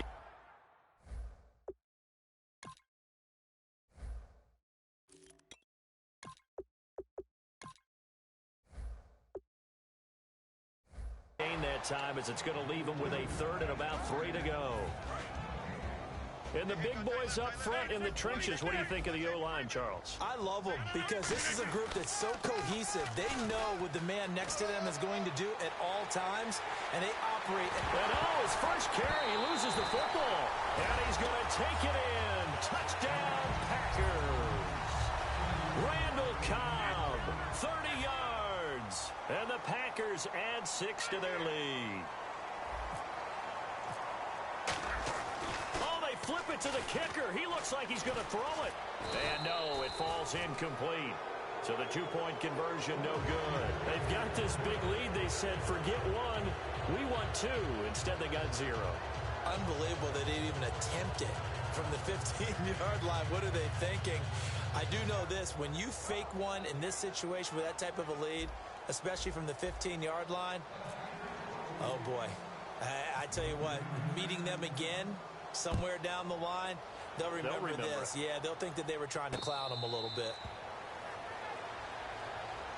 And now Dallas gets set to take the field. And last time, went for it on fourth, didn't get it. We'll see if they can pick themselves up off the mat and do better this go-around. Sometimes I have this vision of coaches writing notes to themselves before a game. And sometimes that note says, be aggressive, stay aggressive. Maybe that's what we saw in the last possession. Yeah, they were very aggressive. This time, will it result in points? We'll find out. They'll start the drive with Elliott. And some space here. And able to stay on his feet past the 30 to about the 33-yard line. And now for Elliott, Charles, against Green Bay, 125 yards on the ground. Became the first Cowboy rookie to rush for over 100 in a playoff game since Dwayne Thomas way back in 1970. Another significant record added to what Ezekiel Elliott did in 2016. And just look at it this way. Nowhere to go here. He lost the football. And the Packers pick it up. And they'll have great field position here as the ball will be at the 15-yard line. The Green Bay offense now about ready to take possession here. And they will simply, Charles, be looking to duplicate what they did last drive when they were able to push it in for 6. And they hope it'll be that easy, right? To be able to take exactly what happened before, replicate it. They may have to make a few additional changes along the way because I'm sure the defense will make some adjustments, but they've got to have great confidence having scored the last time out. On the run, this is Michael. And able to surge forward for about 5 yards down to the 10. I don't care what the emphasis is in the NFL at any given time. Every defense is still going to say their number one goal every game is stop the run. And right now, they're not doing that, and that really chips away at your confidence. They'll come out in the pistol. They go to Michael again. And he'll take this from the 9 down.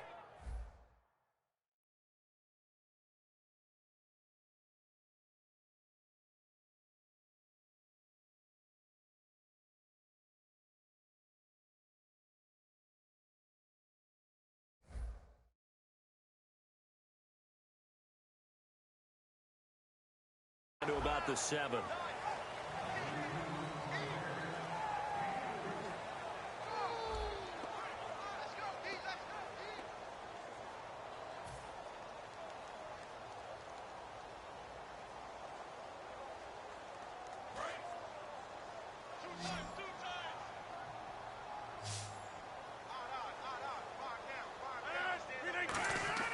Rodgers looking to throw on 3rd and 2. And he's going to take it in. Touchdown, Packers. Jared Cook, a 7-yard touchdown grab. And the Packers add on to their lead.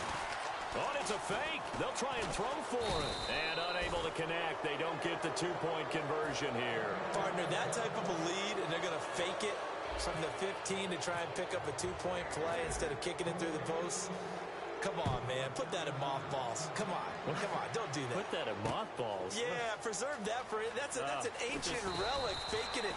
I can understand you want to rub it in a little. You fake it when you snapped it from the 3. But from the 15, mothball that bad boy, just like my grandmother had. Yeah, in her attic, the stuff she used to preserve. Did the same. It smelled terrible. Let's go. A first down throw for Prescott. And this one caught by Dez Bryant. And he'll get this up to the 30-yard line. They give him 14 yards that time and a fresh set of downs. And on the outside, they're playing press coverage. Come on, let's go. Prescott on first down. Over the middle, it's complete. And able to get this one across the 45 before he's brought down.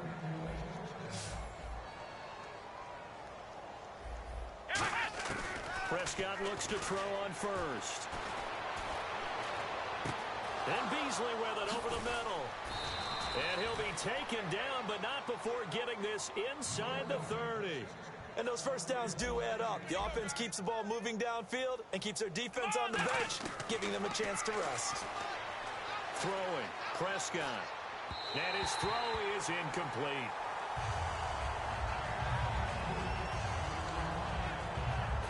And on 2nd and 10 now. And the D-line pinching together must be expecting the run. Let's go. Throwing again, Prescott on 2nd and 10. eluding the pressure right. They'll give him 8 on the play, and they're going to have a third down. Well, he did a nice job keeping his eyes downfield, waiting for someone to get open. But once the pressure forced his eyes down to see the rush, it was time to make a break for it. Prescott on 3rd and 2. And he fires one that's intercepted. And he's got room. And now nothing but green ahead of him. He's at the 40. Past the 20. And at the end of it, he's stripped. Ball comes loose. Fighting him off. And this is going to wind up a safety. Boy, a rarity there. A completed pass, and it turns into 2 points for the other team. Brandon.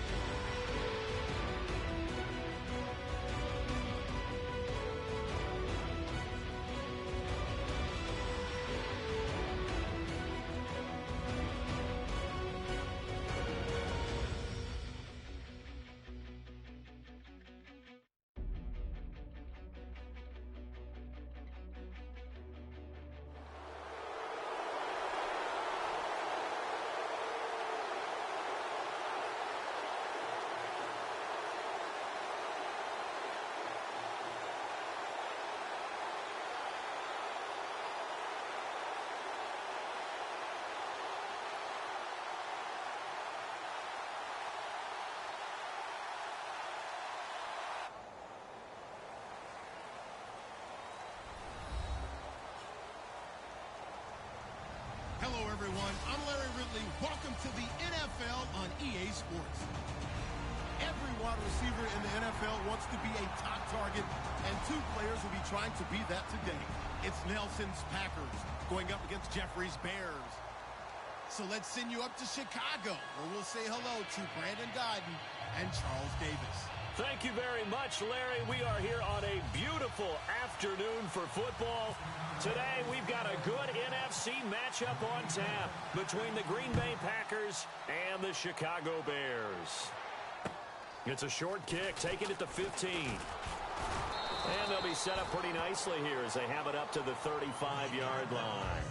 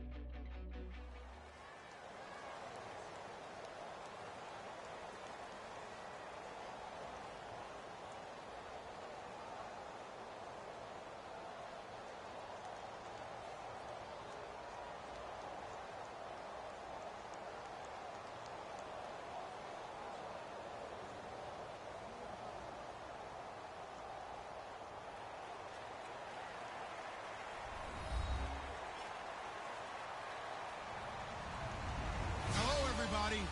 I'm Larry Ridley, and this is Madden 17 on EA Sports.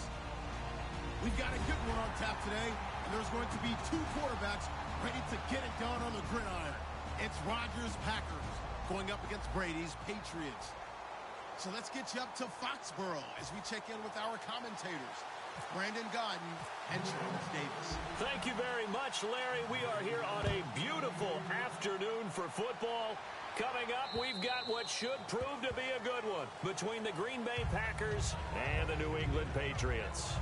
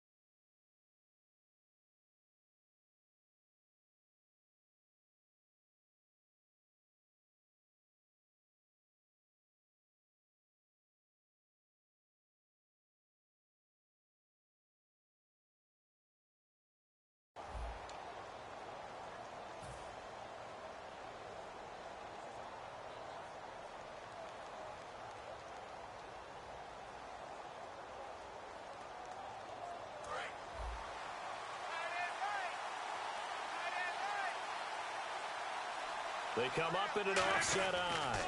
Now the fourth-year man from Texas A&M, Christian Michael. Credit him with a 1-yard gain there to make it 2nd and 9. See if they stay on the ground for 2nd down. They run again with Michael. And he powers his way up past the 30. Call it a gain of 5 that time, and they'll be left with a 3rd and about 4. Now a handoff. It's Christian Michael, and he'll get nothing out of that one. And no move to get the offense off the field. They're going on 4th and 5. Man, wasn't that long ago that the guy put in that spot was an outside linebacker type of a guy. Now, as a defensive end, how about the speed that he used to get into the backfield and make the play? That'll be a gain of 15 yards, and they're able to pick up the conversion here on 4th down. 1st down and 10 now for the offensive group.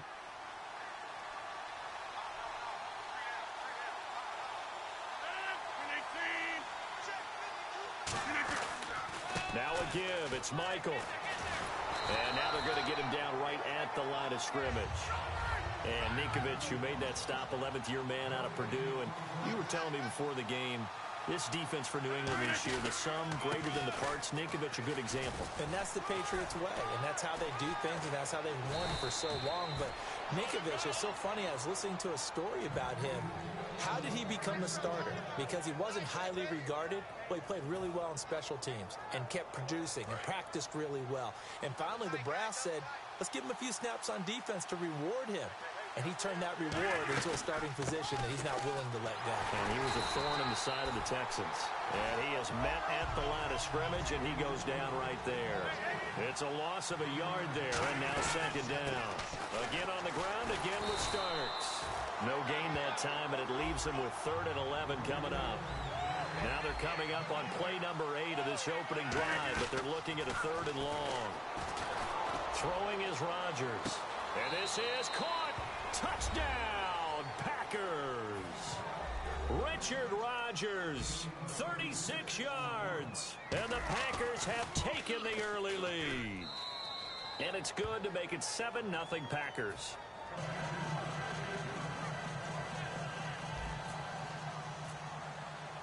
Now after the touchdown, here's Crosby to kick it away.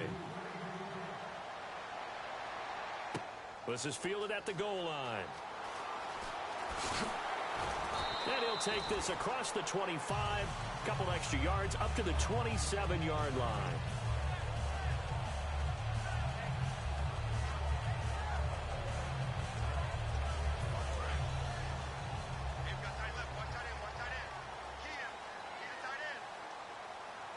They come out here in the eye. Now a first carry for LeGarrette Blount. And he is going to lose yardage here. That's going to go as a loss of 2, and it'll be second down. Partner, that defensive win reminds me of something a coach of mine used to say all the time. If you really want it, you'll find a way to go get it. And the defense did exactly that.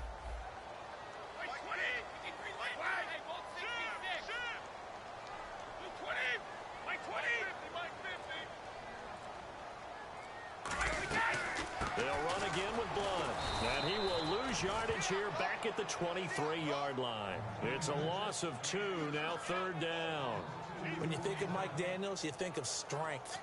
Hard to knock off the football, but surprising quickness and ability to move and evade people. How about that play there?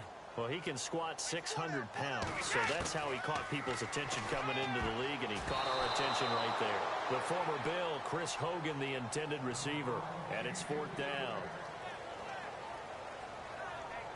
Brady not coming to the sideline. They're going to go for it here on fourth.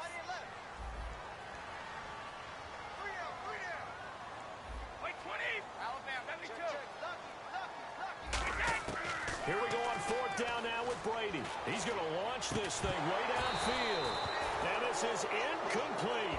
A surprising move to go for it. Predictably, at least somewhat predictably, it doesn't pay off. And the Packers are going to get the football back in excellent field position. They'll try Michael on the right side. And he is going to lose yardage here. It's a loss of 2 there, bringing up second down. All right, partner, despite my eating habits, I'm not big enough to play offensive tackle, nor am I quick enough. But with the defensive ends nowadays and their speed, those guys have to be able to punch and dance, and it's a tough, tough job to contain them. Brandon, there's no doubt the defense has to be excited after stacking up back-to-back running plays. I still remember my old coaches saying, after you've had some success, you better be careful. They might have an answer for you, so make sure you watch your keys, play your techniques, and don't get overconfident. Looks like the defense in press coverage here. And after that type of a run, there's some talking going on down on the field, but it's not trash talking. The guy who just carried the ball, he's going back and telling his offensive line, great job, keep it up, and we'll break that one soon. And the Patriots gearing up to go now. And this offense last time turned it over, went for it on fourth, didn't get it. They're lucky, though, because no points against the team on the board, but we'll see how they respond. Yeah, they've got to get a lot of credit to their defensive teammates, don't they? They had their backs on that last series, and because they did so, that allows the coach to still stay aggressive on offense and maybe go for it again in a similar situation. I was going to say, maybe makes that offense feel good when you know you've got a defense making stands like that. Yeah, that'll loosen up things a little bit, won't it? Maybe you'll play a little bit better the next time you have the ball. Looking back to the air on second down. It's Brady. Trying for Edelman again. This time he's got it. And now look at this. Big gain, but a fumble. And they'll take over inside the 45 at the 44-yard line. And Green Bay getting ready to go as they take the field. And they forced that fumble the last time, and when it happens on a previous drive, you kind of get thirsty for it to happen again. No doubt about it, because the person who created the turnover or the takeaway, he's getting the gold star. He's going to be the one we look at in film session and go, way to go. Everybody wants that praise from the coach. That means the next time out, you want it to be you. Do they still hand out gold stars? You know, amazingly enough, it's the simple things in life that motivate these guys. A sticker, just a little That's it, sticker. a little helmet sticker in college. Yeah, put it on your fridge. Put a little gold sticker on their scouting sheet. Things like that. They love that stuff. Makes them feel good. He couldn't quite hold it. Got hit. Ball pops out. Incomplete. And a peek at the defense for the Packers. Mike Daniels continues to get better and better with each year. A nice run stopper inside. Throwing now is Brady. Slant route caught by Edelman. And he gets this one all the way down inside the 15. A really nice gain of 25 yards. Quarterbacks love slant routes because the receivers are breaking right into their line of vision, and receivers love them as well because they're getting the ball on the move and able to catch it and try and get upfield and gain additional yardage. Martellus Bennett, the intended receiver, and that'll bring up second down. Not too many things get to a quarterback of this magnitude, but I think it's safe to say that pressure can get to any quarterback. Now, he's obviously a great franchise quarterback, but felt the pressure, threw it incomplete. Brady This will be caught at about the 6. And stopped a few yards shy of the goal line at the 3. There were a couple holes there, partner. Was that zone coverage? It's exactly what it was, Brandon. When you see man-to-man, that defender runs with the receiver. In this case, they were just taking care of their zone coverages, their responsibilities on the field, and the offense found the open space. They're able to get a couple here, but won't get across the plane as they stop him right around the 1. Alongside Charles Davis, Brandon Gaudin, it's the Patriots in possession to begin quarter number 2, and they'll come up looking to keep this drive moving. Possible run anticipation here as the D-line sandwiches together. Now Brady throwing on 2nd down. And that's going to be caught for a Patriot touchdown. Martellus Bennett there to make the grab. And the Patriots are within an extra point of tying this one up. It's good, and we're all tied at 7 apiece. So we're right back where we started, all even as the kick's away. This is fielded at the goal line. And his guys are going to start their drive right at the 20-yard line. The Packers offense now heading back out onto the field. And on the last drive, they were in field goal range. They just opted not to kick it, didn't get it. How does that change the mentality this go around? I don't think it changes much for the head coach because this is what he preaches all the time. Attack at all times in any spot on the field, and he likes touchdowns, not field goals. Now, your field goal kicker, you got to make sure you nurse him through and say, okay, don't worry about it. When we need you, you've got to be ready to go. And the team, of course, loves to see points on the board. So let's see if it changes a little bit. They're in the same spot again. Yeah, we'll see what the decision is here if they get to that spot. 3 yards there, good enough to keep the drive moving.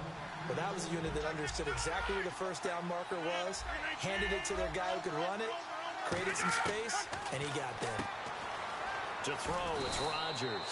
And they get him down, but not before he takes it across the 40-yard line.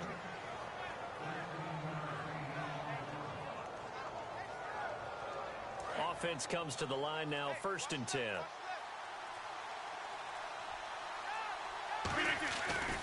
On the ground, it's Michael. And he is going to lose yardage here. A loss of a full 3 yards, and now it's 2nd down. Textbook defense. Nowhere to go for the runner. They get there. They make the tackle. Play over.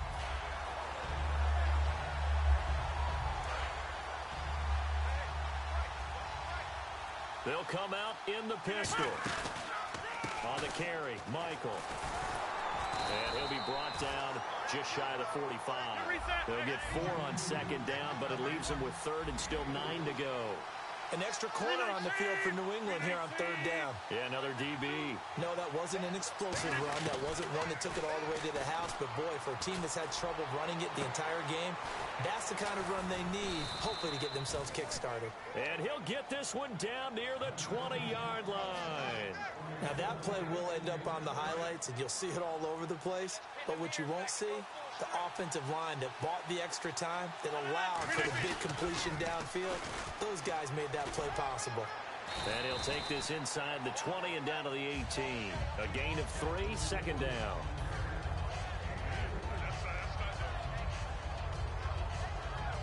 So the offense now dealing with a 2nd and 7.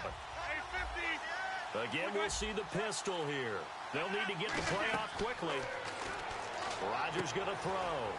Now they set up the screen. That's complete. And he's able to work it here to the 8-yard line. It's a 10-yard gain there, and it sets him up now 1st and goal. 2 minutes to play in a tightly contested first half. Back to Foxborough after this.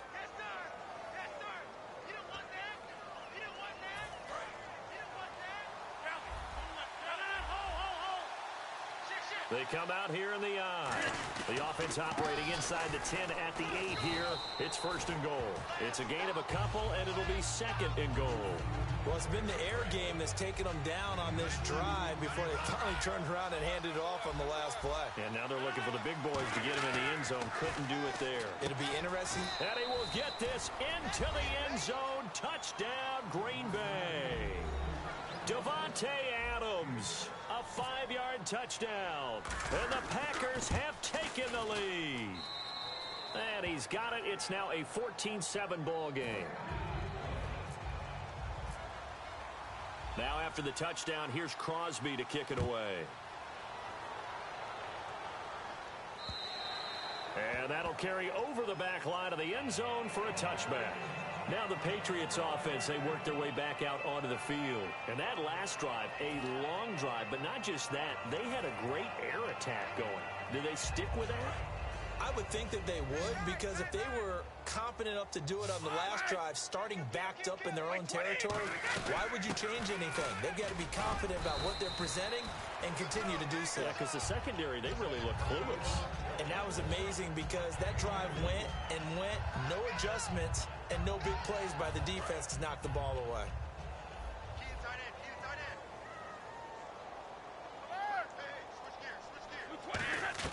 Brady to throw on second down. And he goes out of bounds across the 40-yard line. Really nice pickup of 14 yards, and it moves the sticks.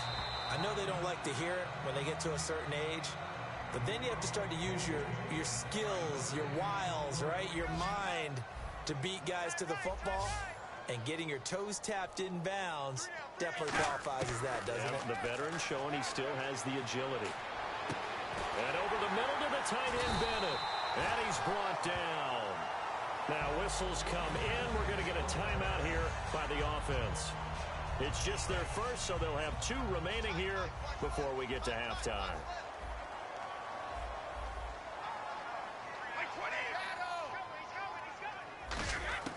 On 1st and 10, here's Brady. And it pops free. The collision there jarred the ball loose and brings up second down. Even in today's NFL, when we think of the tight end position now as really a glorified wide receiver, we're still asking a lot of those guys. They have to block as well, and every now and then, they don't come down with the football. Brady again here on 2nd and 10. Surveying the field. He rifles one that's intercepted. Oh, he's got a little daylight. A great read, and it's picked off. And into the end zone. It's a pick 6 and a Packer touchdown. Well, we know this defense has athleticism. Spots like that prove us right. I love the way that you spotlighted the athleticism, because you and I both know the best athletes on the field, they play on defense. Oh, I don't know. I was a kicker. You got to remember that now. Come on, come on. Fine. So they throw the pick 6. They'll get another shot at it now as this one's in the air.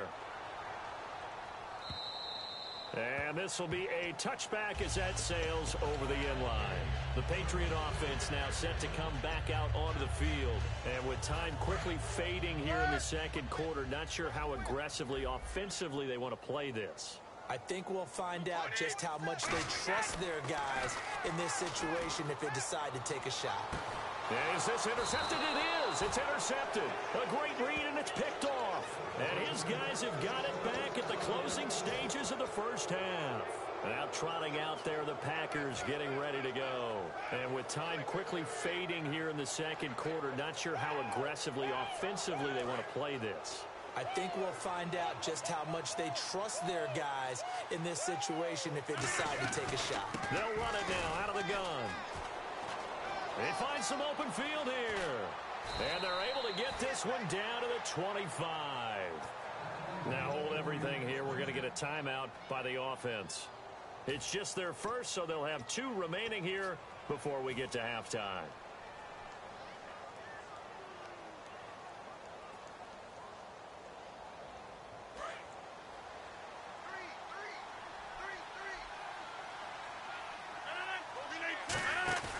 Rodgers now on 1st down.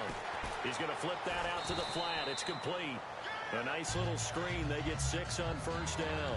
Now whistles come in. We're going to get a timeout here by the offense. So that means they're down to 1 remaining here as we head toward halftime.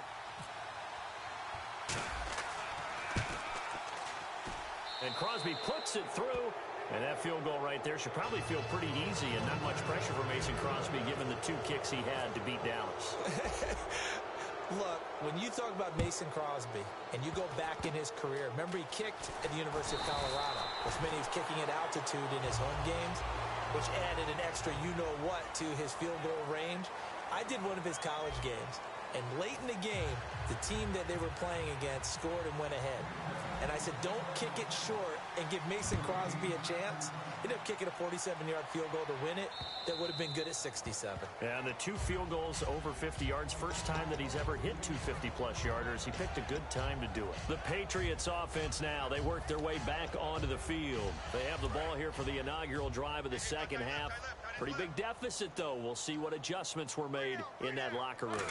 And I never wanted to make something more important than it actually is, right? I don't want to create more hype than what is there. But this is I'm doing it, though. This is a really important drive. And we often talk about teams scripting plays to start a game. A lot of them script to start the second half, too. And they're scripting something that they expect to get them into the end zone and back into this game. We'll see if that script is a good one for him. He's got to be kicking himself right there. His team's already picked off 2 passes. That would have been the 3rd in the game. And, boy, they've really played well attacking the football. Brady will try again on second down. And the hit jarred it loose. It's incomplete. Julian Edelman, the intended receiver, and it's 3rd down. And the offense looking to pick up the first down after the second down incompletion. Throwing is Brady on 3rd down. And he's got Bennett. And he's got the first before he's brought down at the 39-yard line. Obviously, this has not been a banner game throwing the football.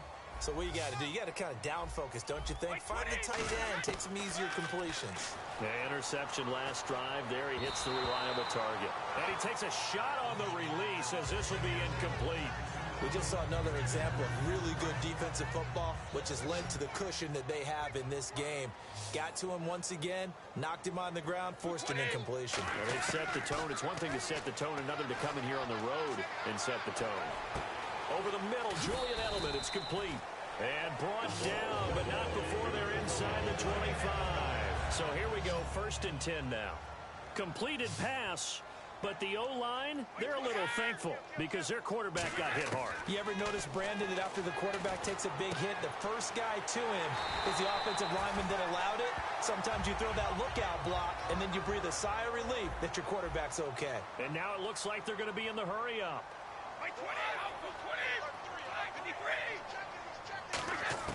Again, they'll throw with Brady. And this is caught.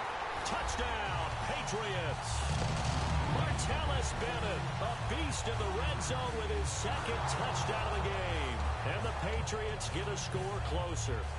So he's hit pay dirt twice, but still they're facing that deficit here in the second half. So they're going to see if they can continue to find ways to get him the football because obviously something is working for him to find the end zone twice.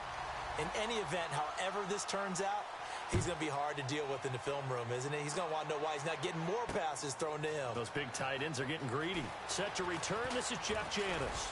And a nice job there as he gets this one up just shy of the 35-yard line at the 34. A look at the offense now here, coming back out on the road for their first possession of the second half.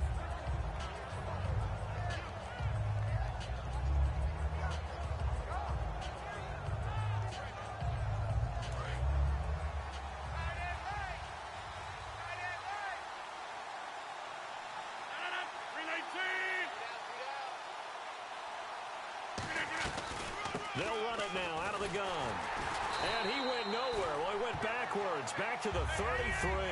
That's going to go as a loss of 2, and it'll be 2nd down. They're going to hurry back to the line now. To throw is Rodgers. He's going to sling this deep downfield. That's going to be knocked away and incomplete.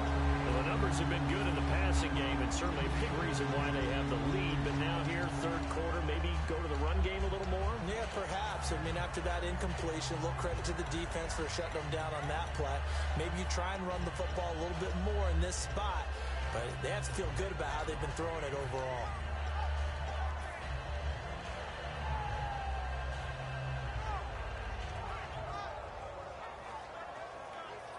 So incomplete on 2nd down. Now they'll look to convert here on 3rd. Throwing is Rodgers on 3rd down. Outside throw complete to Adams. It'll be a gain of 8, but it'll also lead to a 4th down. NFL teams last year a little under 50% on 4th down conversions. This is a bit tougher. 4th and 4. Here we go on 4th down with Rodgers. He'll rifle this one deep right side. And he fires one that's intercepted. Picked off by Nate Ebner. And he's able to get it back to right around the 27. Now the Patriot offense set to take over again. And they're hoping to capture some of that magic they had last time out when they were able to put together a scoring drive. But they're still down here, Charles. Not the major concern, though, because of what you talked about. They scored the last time out. They feel good about themselves. They feel like their game plan is now in effect. They know how to attack and what plays they want to put together. But they've got to keep it moving in the right direction because, as you did note, they are down on the scoreboard. Now Brady going deep here for Edelman. And it drops down incomplete. Thought he might have had it. Instead, 2nd down. It looked like they had something there, but I think that he was thinking about running with the football before he actually hauled it in, and that led to a big drop. Offense looking to avoid a 3rd and long. It's 2nd and 10. Blunt, the lone running back. He'll get the football here. And able to push his way forward here for a good little gain. It'll be a pickup of 5, and that leaves him with 5 more. 3rd and 5 now. Well, so far, this game has gone the way the defensive coordinator had hoped. They've dictated things. They've not let them run the ball very well at all. They gave up a nice game there. I doubt it'll back off their confidence. They've played so well throughout this entire game. From the gun on 3rd down, Brady. He's going to look deep for Edelman. And Brady going to be intercepted a 3rd time. Picked off by Morgan Burnett. And a big turnover there as his guys will get the football back. And Green Bay getting ready to go as they take the field.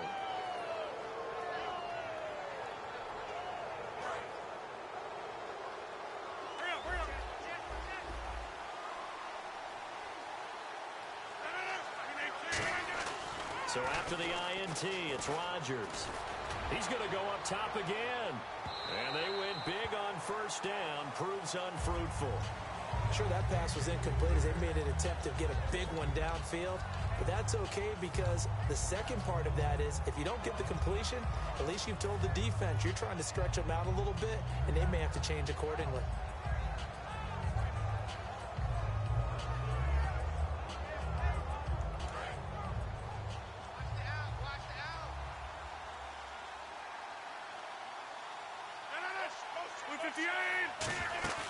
Play action. Now it's Rodgers. Finding time. Now he'll turn and... Well, this is taken in. It's complete. Touchdown, Packers. A big play there. An 80-yard touchdown. And the Packers add 6 to their lead. Good pass, clean catch, and a house call there on the fly route. And not that much room to operate. So that tells you about his acceleration. We always talk about being able to go from 0 to 60 real fast. It took him less time than that to get to top speed and complete that play. And this will not be returnable. It's out of the back of the end zone for a touchback. So the Patriots coming out now. And 3 interceptions in this game. And I would have to think, I wasn't a quarterback, but number 4 is kind of, oh, you're like, oh, man, I can't throw 4. No, what's interesting is what do the coaches decide to do now? Having thrown 3, do you alter your offensive strategy? Do you take the ball out of his hands and maybe turn to the running game? Or do you have that supreme confidence that he's going to turn things around? We'll see what they do. Looking to speed things up here, going with some tempo. Now Brady. He couldn't quite hold it. Got hit. Ball pops out. Incomplete. 2nd down now after the incompletion. Brady will try again on 2nd down.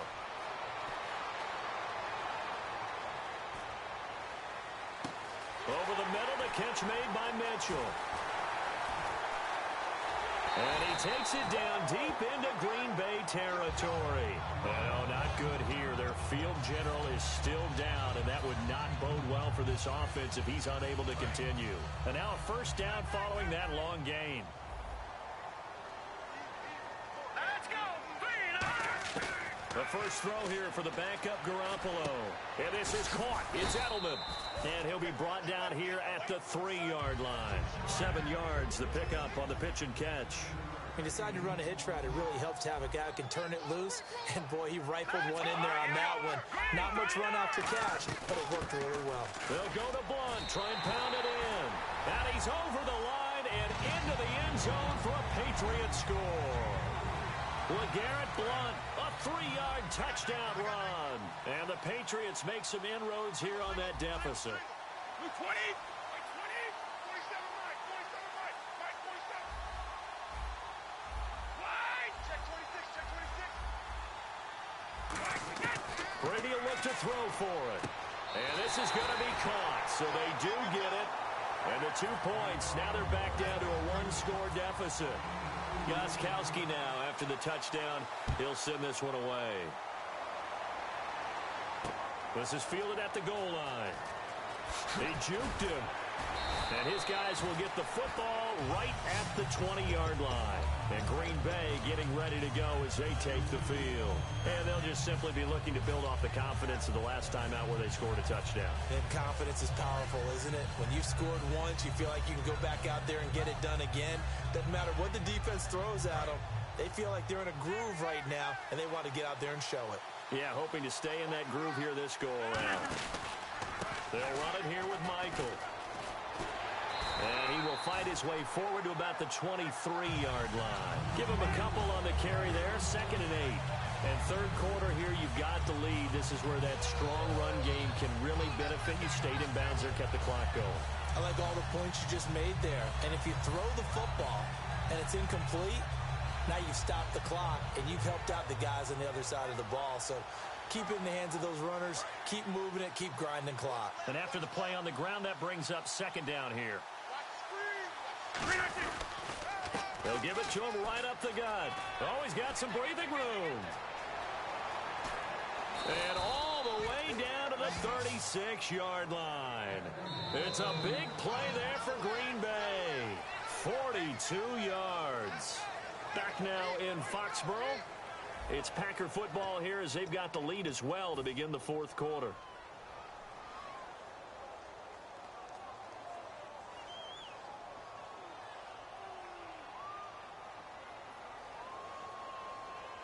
And a new set of downs here after picking up the first on the ground. Looking to jam the receivers at the line here. Press coverage look defensively. A run here for Starks. Down the numbers. There he goes. Touchdown, Packers. James Starks, 35 yards. And the Packers add on to their lead. And they're able to run it in. It started with a battle in the trenches. They won there, and they got in for 6 points. And that's going to be a tough one for the defense to deal with. They've got to go to the bench now and figure out how we're going to slow down this running game, because on that particular play, they had no answer. Now after the touchdown, here's Crosby to kick it away. And no return on this one as the fair catch is signaled for and taken. Out comes the New England offense to see what they can do this time. Good drive last time. Really effective passing the football. Do you maybe mix it up, now go to the ground game and surprise the defense a little bit? I would anticipate the defense making some changes, but I wouldn't necessarily just absolutely go in the opposite direction. They're doing so well throwing the ball. Yeah, why I wouldn't change it up until they showed me a reason to do so. Dumps it off to Lewis. 13 yards there on the pickup, and it'll be first down, New England. And they're going to speed things up here. That's tough to play zone defense when they can just curl up right there in front of you. Yeah, absolutely. Well, we talk about finding the soft spot. Defensively, how do you make sure they don't find the soft spot like they did there? Tough to do because what they normally will do is run routes that'll pull you out of that spot that they want to get into. That's what we call not taking the cheese, right? Don't go for the mousetrap. But it's hard to do because when you see a guy cutting that in that direction, you tend to go towards him.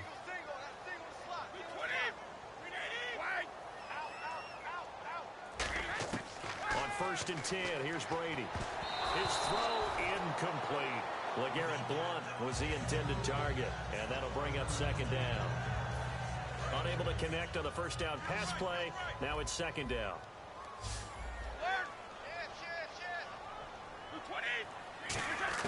Brady to throw again. Slant route caught by Edelman. And he'll be taken down, but not before he gets into enemy territory. And the offense lining up 1st and 10. And with that last play, he's now up over that 300-yard mark. And in today's NFL, it almost feels routine. And I hate that when you talk about a 300-yard passing game. To me, 300 yards still signifies excellence, and he's achieved that in this performance. Offense still needing 10 yards. 2nd down.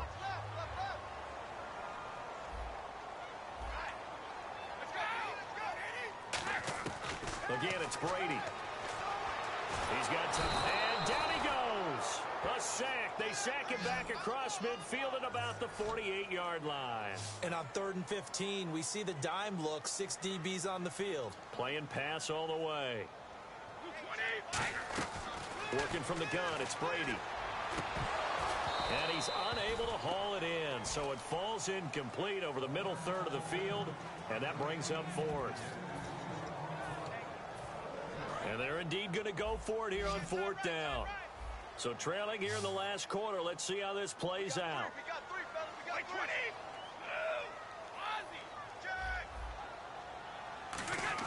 Now Brady got to have this one. He's got a man. It's Mitchell. And all the way in. Touchdown, New England. Malcolm Mitchell, 51 yards. And the Patriots get a score closer. Wow, talk about a big 4th down conversion for the score. Defensively, how do you let that happen? I think you start with the offense, and you give them credit for going for it and having that type of, well, let's face it, audacity. But defensively, I think you're right on target, partner. There's no way something like that's supposed to happen in that situation. You're supposed to be able to shut that down and get the ball back for your own team. Instead, they give up not just a big play, but a touchdown. Gostkowski now, after the touchdown, he'll send this one away. Now it's Janice. And a nifty return there as he's all the way up past the 40-yard line. The Packer offense now ready to get back onto the field. Any return that gets you to midfield is a great return. 1 first down, and you're almost in field goal position.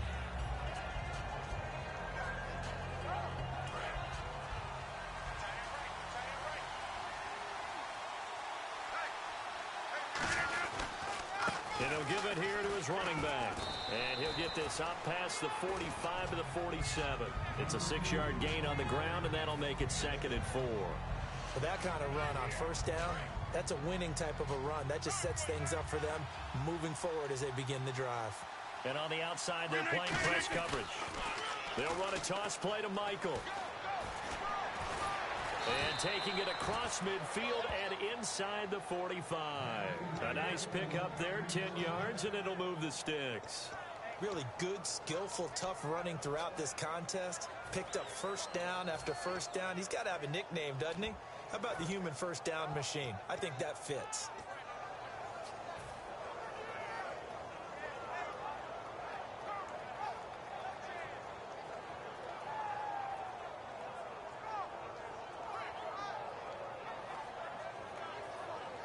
And the offense here just looking to stay in bounds, complete the short passes, and put this game on ice. And the play clock's running down. And they'll go with a ground attack here. Not much there, maybe a couple as he's taken down at the 40. Jamal Sheard on the stop. Like any team, they would have loved to have had more yards on that run, but it looks like they just want to get to the 2-minute warning and see what they want to do after that. And this will probably be the final play before the 2-minute warning. Time for a break. We're back to see what happens after this.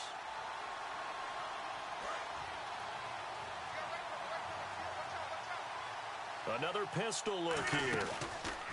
Now a give. Michael running left. And he'll be stopped up quickly here at the 38. Just a 1-yard pickup there, and it's going to make it 3rd down and 6.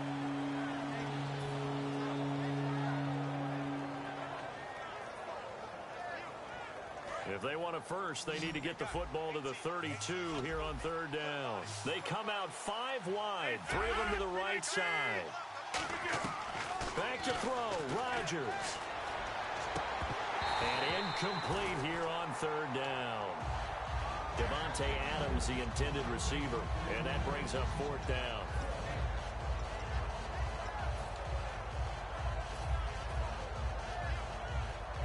So on 4th down, out trots the kicker in a big spot here. This to make it a 2-score game.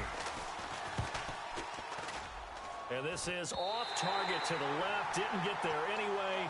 It's no good. And this score will stay right where it is. Everything looked good. Good snap, good hold. Sometimes, though, the ball just doesn't want to go where you want it. And this one winds up no good.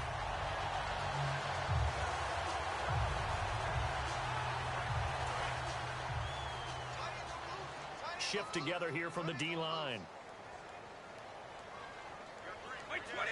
White 20! White 27! Back to throw. And complete on the right side to Bennett. The completion good for 3, and it's 2nd down.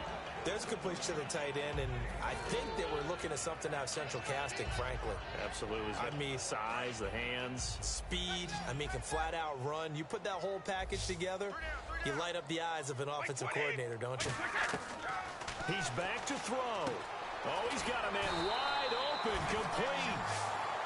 Now hold everything here. We're going to get a timeout by the offense.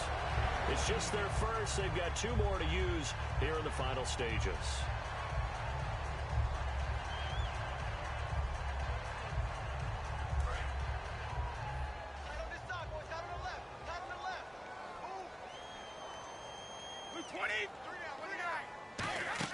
He'll look to throw.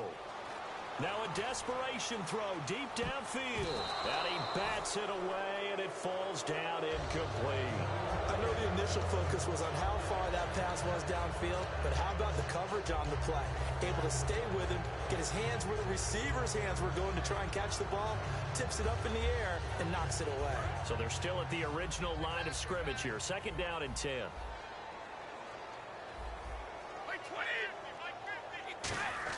Back to throw. Toward the sideline, and look at that catch. Dragging the toes, and that's going to be a 1st down. Well done. They got exactly what they wanted there. Out route, catch, get out of bounds, stop the clock. And I have to criticize defense here because you know the situation. You want to keep them inbounds and have the clock run. So I'm sitting on the outside portion of the field and not letting them throw an out route. Throw anything inside, and I'll make the tackle. An out route? That's not the way you're supposed to play it. The new acquisition, Martellus Bennett, the intended target. And now it's 2nd down. Oh, man, for him to be that wide open and drop it. Sometimes you have just too much time on your hands, right? You end up thinking way too much, and your hands get shaky. And yes, he's a tight end, but that's a catch he should have made. They'll look to throw. And incomplete there. A nice hit. Jars the ball free and brings up 3rd down.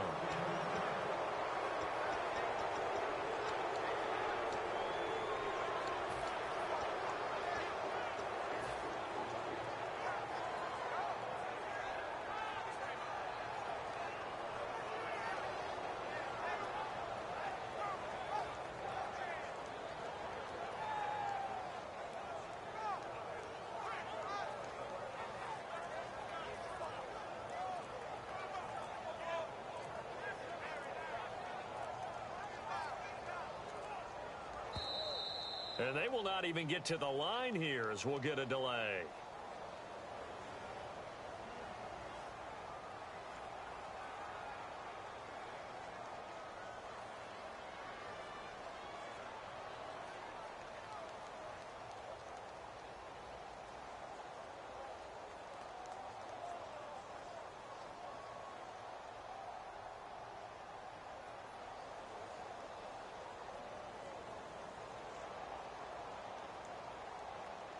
Green Bay for the win.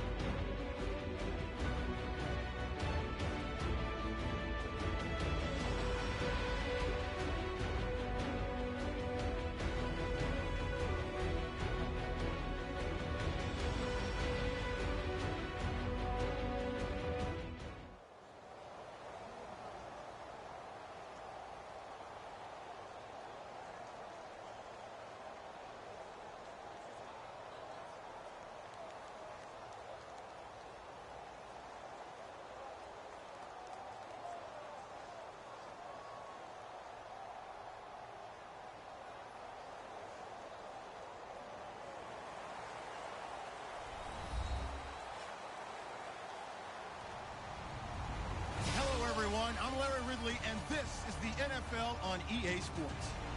Today's game, we've got two quarterbacks looking to make an impact. It's Smith's Chiefs going up against Bradford's Vikings. With that, we send you up to U.S. Bank Stadium in Minneapolis as we hook up with our commentators, Brandon Godden and Charles Davis. Larry, it's the newest facility in the NFL, and it is a beauty as we come to you from U.S. Bank Stadium here in Minneapolis. Coming up, we've got a good matchup on tap between the Kansas City Chiefs and the Minnesota Vikings. Well, conventional football 101, tells us if you don't get it back to the 20-yard line on a kickoff return, that's a disappointment. But some of these teams, special teams coaches, with approval by the head coach, they give them full authority to go ahead and bring it out and try to be aggressive. Almost what we call the green light, red light theory. Green light means go, red light means stop. Looks like he had green on that play. The first carry now for Adrian Peterson. And he'll lose yardage here. Back at the 11, he goes down. The loss of a full 3 yards, and now it's second down. How about the defensive linemen? That's where a good run defense begins, with the guys up front. When they hold the line, hold the point of attack, that allows everyone else to get there and make tackles. Now Bradford out to the flat. That's complete to his running back. And he'll be just shy of the 20 at the 19 as he goes out of bounds. I like it, I like it, I like it. Get everyone involved in the passing game, and you know you can create those great mismatches throwing it to your guys out of the backfield. And on the first drive, that can also help establish some rhythm, right? I think so. It gets everyone involved. They feel like they're part of it, and really gets them amped up as they go forward. So in their own territory, but they only need a few inches, so they're going to opt to go for this thing. We'll see. Maybe a surprise pass or run. What will they do? We're about to find out. Fourth down. A surprising move here on the opening drive of the game, and the Chiefs will have the football back in excellent field position.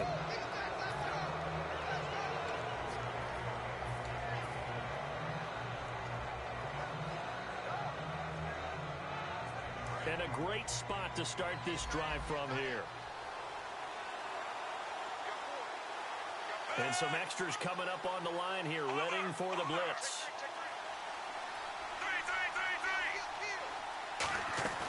On first down, it's Smith. He's got the hook up with Conley.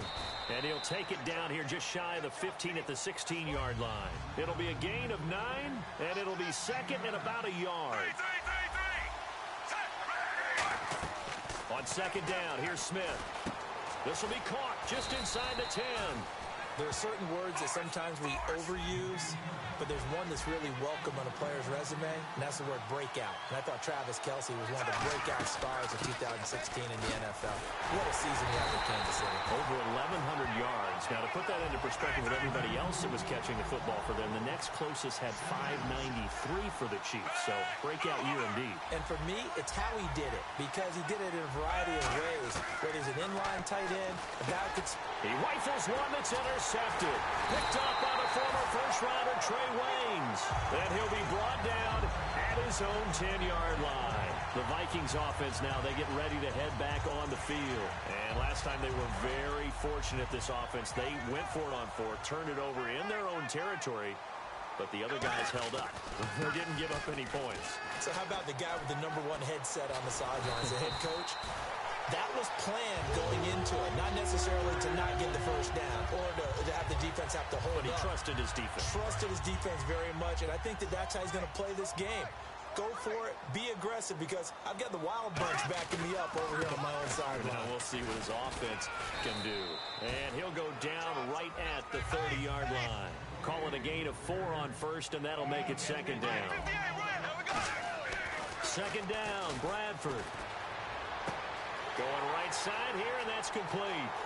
20, 10, 5, touchdown, Vikings. Adam Thielen, 70 yards, and the Vikings have taken a first-quarter lead.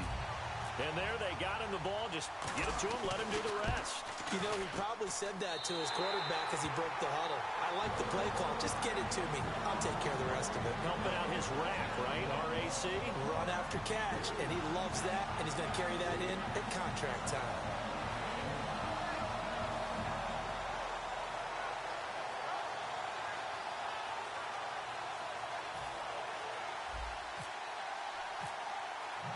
Forbat to send it away now following the touchdown. This is fielded a couple yards deep.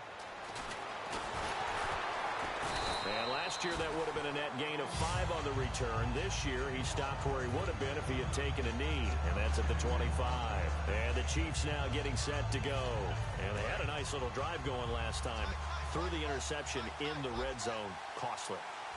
Bad enough to throw it anywhere, but that drives coaches insane when they're thinking about, hey, we got a shot at points already. We're already in us. Looking for Macklin, and it's intercepted. Terrence Newman with a pick. And he returns it into enemy territory down to the 45-yard line. Brandon, I'm not going to tell him that you called him old in our pregame meeting, but this guy has been around a long time. If there's a trick in the book, he knows it. He probably even wrote a few chapters, and this is what he's always had, and that's a nose for the football. He's able to come away here with the interception. Caught here by Conley. And he's able to take this one up to the 35-yard line. 6 yards there on the pickup, and the Chiefs are going to have a first down. I like watching the wide receiver screen because it's a real teamwork play. Because guess what? The guy catching the ball, he'll get all the credit. But how about the people up to block in front of him, either fellow receivers or offensive linemen? That makes that play really nice. Looking for Macklin, and it's intercepted. Terrence Newman with a pick. And his guys are going to get the football at their own 47-yard line. Now the Minnesota offense set to take over again. And that recipe on their last drive that resulted in a touchdown looked pretty good, so they'll be hoping to do that once more. And it takes me back to when we sat with the offensive coordinator and the head coach. They felt pretty good about their game plan and thought there were some holes in the defense, and they exploited them the last time out. Let's see if they can come back and put together a similar drive. And we'll see if they can do just that. Here we go now. Now a second down throw for Bradford. He's going to leave this for his running back. It's complete. They get 9 out of that one, and as a result, the drive continues. We always talk about having to read defenses and how complicated that is. Well, this was an excellent read. Read the pressure and got rid of the football before it even got to him for a nice game. And when they're blitzing like that, running back usually a good spot to go with a football? Without a doubt, because he's right in your sight line or he's near you. So you're able to just get it to him easily. And once he gets in space, that's usually a good matchup for him. Play clock winding down. Now the Georgia Southern man. This is Jerick McKinnon. And he's able to get it down to the 25-yard line. 2 yards on the pickup there, but it's enough to give him a new set of downs. Now, that's the way to do it. Hand it to someone with vision and good footwork, and add in a little bit of power, and you find a way to pick up first downs. They go play action here on first down. And this is caught at the 8. And they do stop him, but he takes it all the way to the 2. Back now with Charles Davis. I'm Brandon Gaudin. Second quarter begins with the Vikings holding the football. And they've got it here with a first down. And now inside the red zone, the offense will operate. They come out with one back and 3 tight ends. Now a play fake, and he's going to go down just outside of the 5, right around the 6-yard line. They'll wind up losing 3 yards there on the play as that'll lead to a 2nd and goal. Now Bradford on 2nd down. This will be caught at about the 5. And he'll be brought down here at the 3-yard line. Only 3 yards on the catch. It's 3rd down.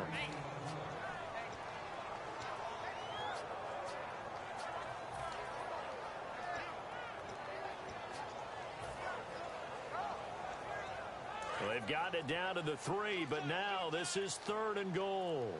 Looks like the defense in press coverage here. Time running out here on the play clock. They go with a fullback line. Only a yard that time, so now a decision to be made here on 4th and goal. Partner, it's decision time now. I know it's still just the 2nd quarter, but you have an opportunity to either kick the field goal or go for it and try and score a big-time touchdown. This is why the head coaches get paid the big bucks. A field goal would make it a 2-score game, but they're going to go aggressive. They're going to try this thing on 4th and goal. Running for it, here's Peterson. He's normally a sure thing down here, but Peterson denied near the goal line. And the ball's going to be going back to the Chiefs. And now here comes Kansas City.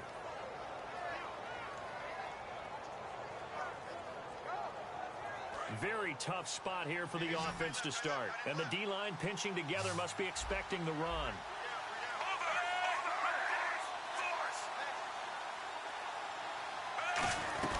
They'll run it now out of the gun. And he'll get this up past the 5 to the 7-yard line. Give him 5 on the carry there, and it'll be 2nd down. And that run, that changes the whole mentality about the drive right there. They were starting on their own 2-yard line. They just wanted enough space to punt the football successfully. Now they're talking about putting together a drive. Now it's Smith. Quick hitter here, it's complete. And they'll bring him down here right around the 17-yard line. Give him 10 yards on that one, and that'll earn him a fresh set of downs.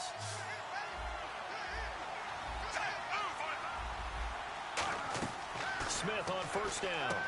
And a quick throw here, that's complete. 7 yards, the pickup on the pitch and catch.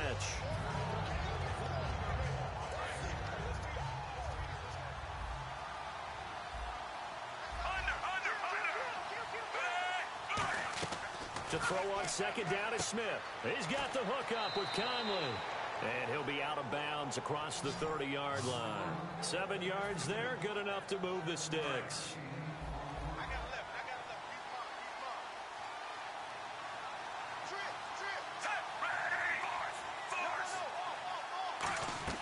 On first down, Smith.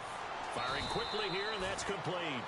That's going to go as a loss of a yard, and it'll be 2nd down.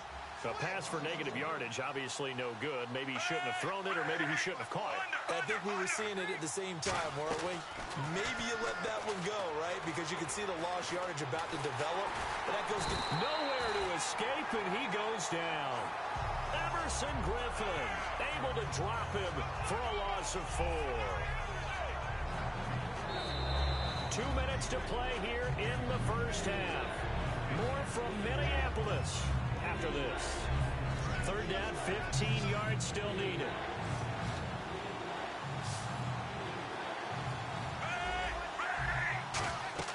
To throw is Smith. And pressure coming, and they got him once again. Sharif Floyd.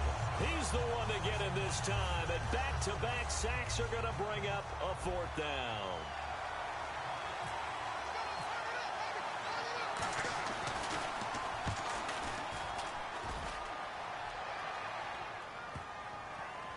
And this will be down just inside the 30-yard line. And the Vikings now heading onto the field. And last time, they had it 4th and goal, rolled the dice, didn't get it. That behind him and try to put together another drive. Hey, a simple tip of the cap, a nod of the head to the defense. Congratulations, you got us last time.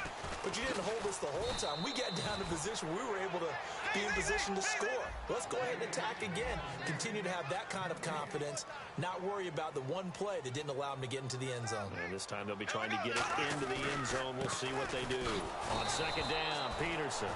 No gain that time, and it leaves him with 3rd and 11 coming up. And he had a nice play there from his free safety position to hold him to nothing. And, Brandon, remember when the free safety was always... Now here's a defensive timeout called by the Chiefs. It's just their first, so they'll have 2 remaining here before we get to halftime.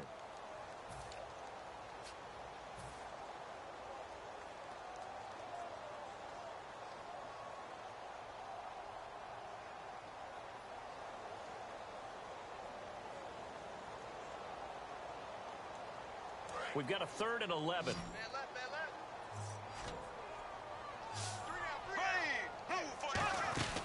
On 3rd down, Bradford. He's going to hit his man out of the backfield, complete. Now the screen only good for 3 that time, and it'll bring up a 4th down.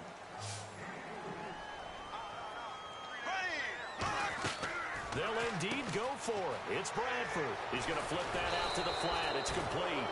So certainly an interesting call there to go for it. And the Chiefs will have the football back in excellent field position. And now here comes Kansas City.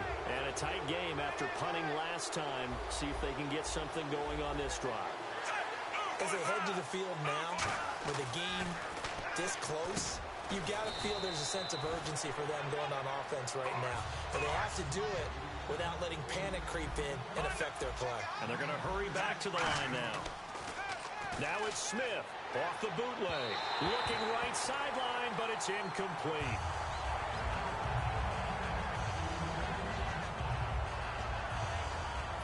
Well, they were handed great starting field position on this drive, but now they face a 3rd and 4. From the gun, here's Smith. And for the 3rd time here in this half, it's intercepted. It's a foot race. Picked off by the linebacker, Eric Kendricks. And he is not quite going to make it all the way in. They'll mark him down right about the 1-yard line. Now the Vikings offense gets set to take over here.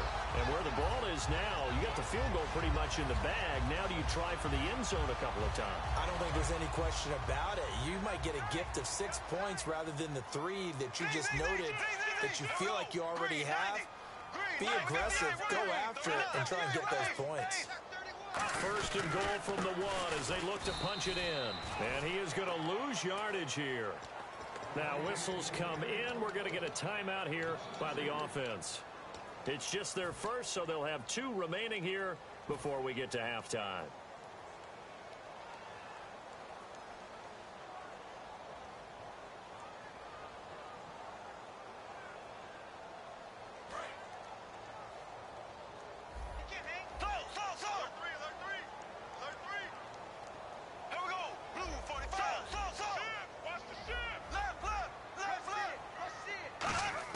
Bradford to throw it this time. And it's caught in the end zone. Touchdown, Minnesota. Adam Thielen as the first half is winding down. And the Vikings are going to add on to their lead. And that'll give them a 2-score lead here, but I'm looking ahead. They just want to hold it for the final moments here in the 2nd quarter. They don't want to give up anything on the other side. No, not at all, because if they don't, it almost had the feel of an imposing their will score. And right now, they want to make sure they keep that and carry it into the 2nd half. They'll bring it back to just about the 25. Call it the 24-yard line. Out now the Chiefs offensive unit ready to do battle again.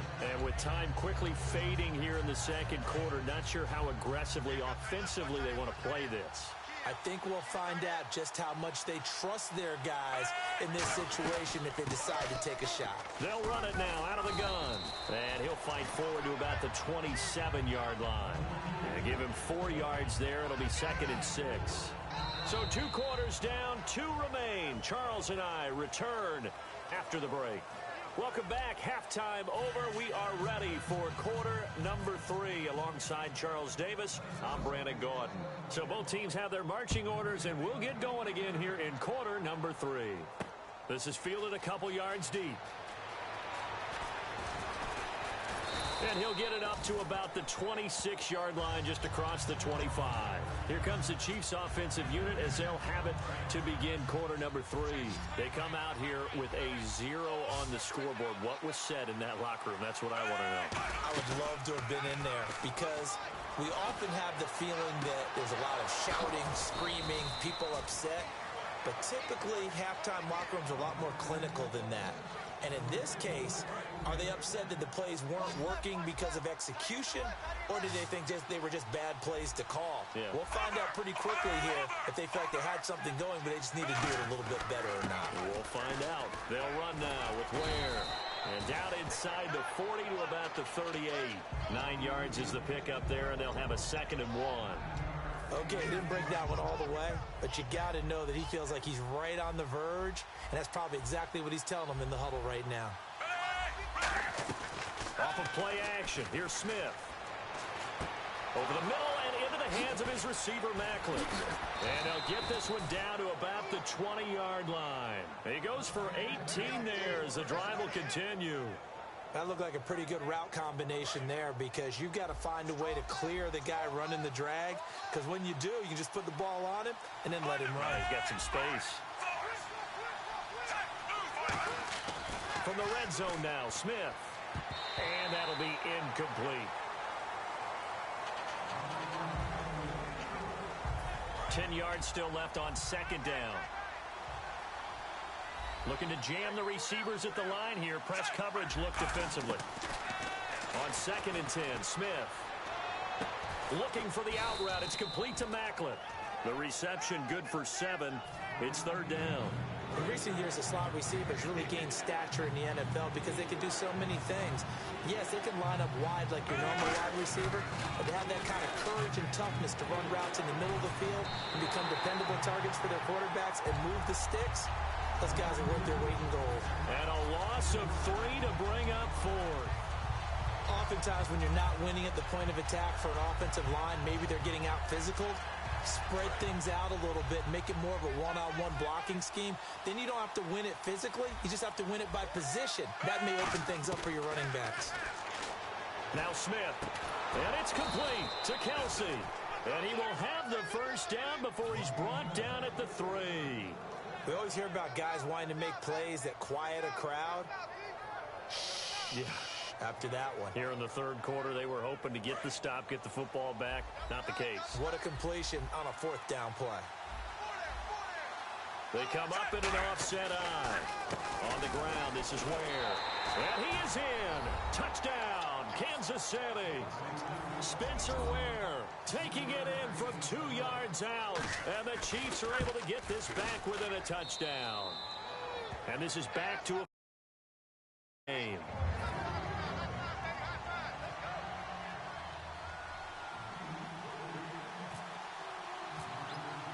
Now after the touchdown, here's Santos to kick this one away. That's fielded in the end zone. And he'll get across the 20 before he's brought down at about the 23-yard line. Now we take a glance at the offense as they work their way back out for their first possession of the 2nd half. And they were able to punch it in the end zone last time. They'll be looking to do that again here for the defense. Obviously, they'll be looking to stop them from punching it back in the end zone. It always is punch, counter punch, isn't it? And which team has the advantage? Well, let's just go back. Last time on offense, they rolled downfield, got into a good rhythm. You can see a little more bounce in and out of the huddle. You can see the sideline really get into the game. So defensively, you're thinking to yourself, how do we take that away from them? How do we get the advantage back? Let's see what they come up with. And that's caught inside the 30. Touchdown, Vikings. Their dangerous wide receiver, 77 yards. And the Vikings find a way to stretch their lead. As more and more up-tempo football creeps into the NFL game, some coaches don't think time of possession matters anymore. I believe we found one of them. Now Bradford. This will be caught at about the 6. And this play is going nowhere fast as he goes down. That one might need to go back to the drawing board as they fail on the two-point try.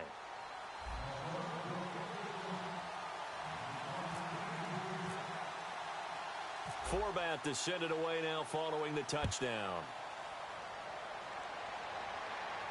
This is fielded at the goal line.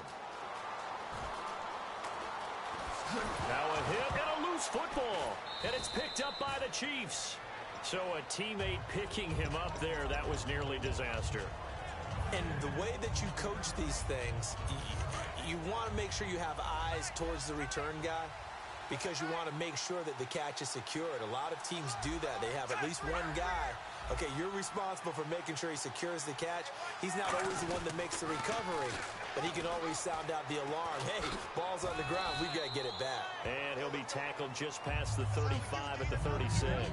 He'll get a nice chunk there on the first down run, and it's 2nd and 4. Second down following the run.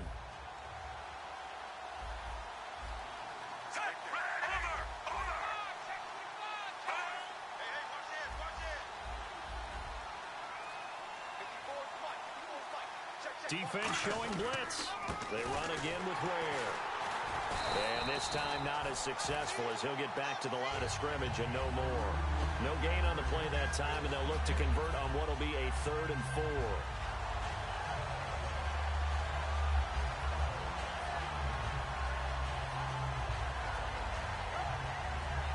So the offense needing 4 yards. It's 3rd down.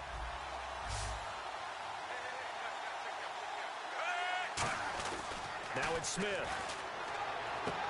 It's Hill, complete. And he's taken down at the 43, but not before picking up the first.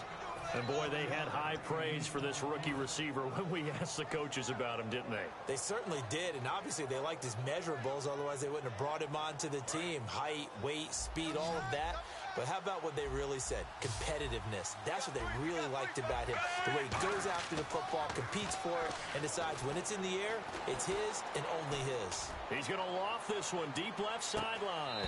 And that's caught. Did he stay in bounds, though? He did not. Ruled incomplete. That was close to a big play. Just a little bit too far that he was led. He caught it but couldn't stay in bounds, Charles. Yeah, I'm not very good at these sort of things, but I have to believe the farther you are downfield, the less your margin for error in throwing the ball, correct? Yep. Yeah, so they gave it a good effort there. Really tried. Just couldn't complete it. Back to throw, Smith.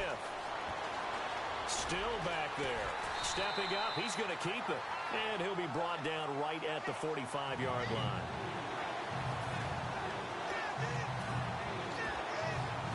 So a 3rd and 8.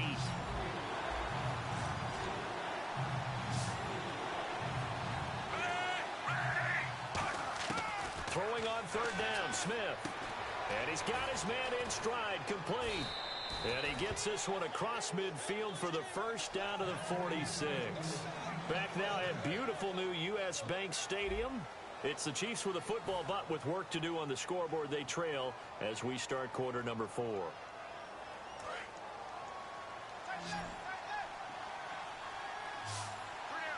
And they're definitely showing blitz here. On 1st and 10, Smith. And that's incomplete. His favorite target, Travis Kelce, the intended receiver. And it's 2nd down. And that incompletion was caused by the defense. I think they were trying to get one into the middle of the field, trying to find a receiver there. But they were in zone defense. And what are the advantages of being in zone? Eyes and reaction. Eyes meaning all eyes are on the quarterback and able to react when he throws the football and rally to that spot. And that's exactly what happened there. Able to get there and knock it away. They know that old expression, it's not my night. It hasn't been his so far. I don't know if the legs are a little bit heavy. Sometimes having to hang out all day and play doesn't exactly play to your advantage, but it's been a tough go for him. And every time he looks up, somebody's there defensively. That was the same case on that play. From the gun on 3rd down, Smith. The tight end Kelce has it over the middle. And he's able to pick up the first down here before he goes down at the 26. And there's a completion to the tight end. And look at the size of these players nowadays. At that spot, 6'4", 6'5", and up. A lot of guys used to be basketball players, somehow came back to football. That's really good for the game of football. You're getting better athleticism, great hand-eye coordination, guys who know how to control their bodies when they run their routes. They complete it to Hill. And he's brought down. 10 yards on the pickup there. Good enough for a Kansas City first down. And just a small glimpse there as to why they like this rookie so much. And that's why they lit up a little bit in our meetings with the coaching staff, didn't they? When we talked about him, they did. Yeah, you know, they like his work ethic. You know, this guy's running every route well in the route tree and getting better at it all the time, really honing his game. They expect a pretty good jump out of him as things continue to move on. In on the stop there, Andrew Sendejo. Smith now to throw. He's got time. And he's able to get it down to the 2-yard line. It's a 10-yard gain there, and it sets him up now 1st and goal.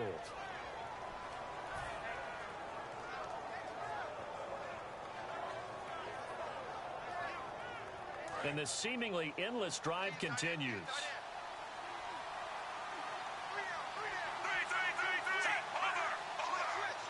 They come out here in the eye. From the 2-yard line now. And he's going to take it into the end zone for a Chiefs touchdown. Charkandrick West taking it in from 2 yards out. And the Chiefs are able to get this back within a touchdown. And the lead is down to 4. Now after the touchdown, here's Santos to kick this one away. That'll be taken in the end zone. And they'll start in a hole here as he's brought down at the 11-yard line. And now out comes Minnesota. And following that long touchdown pass, a one-play drive last time, see if the defense, you know they're ready. They don't want that to happen again. And you would have thought they would have been ready the last time. That's what you work on all the time. Make sure that no one gets behind you. That's the cardinal sin of defense, not giving up the long pass. They did. Let's see how they adjust. Here's Peterson as they begin on the ground. And he'll take this one only up to about his 13-yard line. 2 yards on the pickup there. It'll be 2nd and 8. And at this stage of the game, time a factor, time on their side as they just try to eke out the final precious moments of this one. Yeah, that wasn't a big run, just a short one there. But guess what? Sometimes you treat it like boxing. You throw that jab out there, and you throw it again, then you come with a big punch later. Maybe they're just trying to set them up. I thought guys that were over 30 weren't supposed to run the football this well in the National Football League. How about that veteran leadership? A big-time run combined with some nice blocking by his offensive line, showing that the ins and outs of being a veteran still has his place in this league. His odometer is not totally turned over yet. And the defense in desperate need of a stop. They have to get off the field and get the ball back to their offense if they want a chance. Watch left, watch left, watch left. There we go now. The wide receiver moving to a new spot. Left, close. First down, Bradford. He's going to fire one deep, middle of the field. And that's caught inside the 35. Touchdown, Vikings. A big play there. 76 yards. And the Vikings are going to add on to their lead. Well, it'd be real easy to say that they are firmly in control right now, but I'm looking at your face and I'm thinking I got to be careful with that. Well, it's a 2-score game. You're inside of 2 minutes. I think you can breathe relatively easily now. Yeah, you can, but still, you got to stay vigilant. Can't give up anything cheap and easy. That could put you in some jeopardy.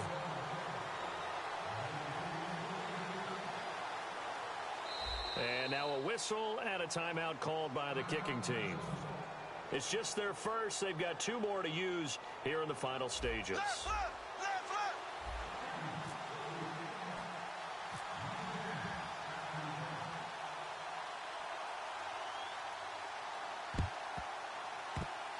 Well, the Vikings are pointing. They've got it. Minnesota football.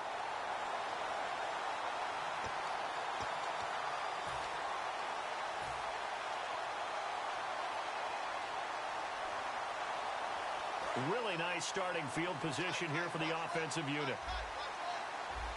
5 wides in the game, 4 of them to the right side. Throwing is Smith. Throwing right, and that's complete. And he's brought down. 16 yards to the 16 and a first down. And the defense with their backs against the wall a little bit here as the offense is in the red zone. Smith on first down. And this is intercepted, and that should do it. Picked off by Captain Mutterland. And a big turnover there as his guys will get the football back. Now the Vikings offense works their way back onto the field.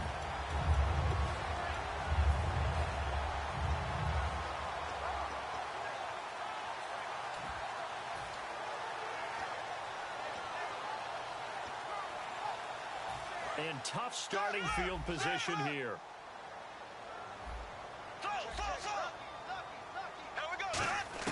Throwing here, Bradford. He's going to wind up and air it out. And he knocks the ball away, and it falls incomplete. That's a bold strike right there, taking it downfield and putting some air on it. But how about the coverage? Able to get his hands across the receiver and bat the ball down.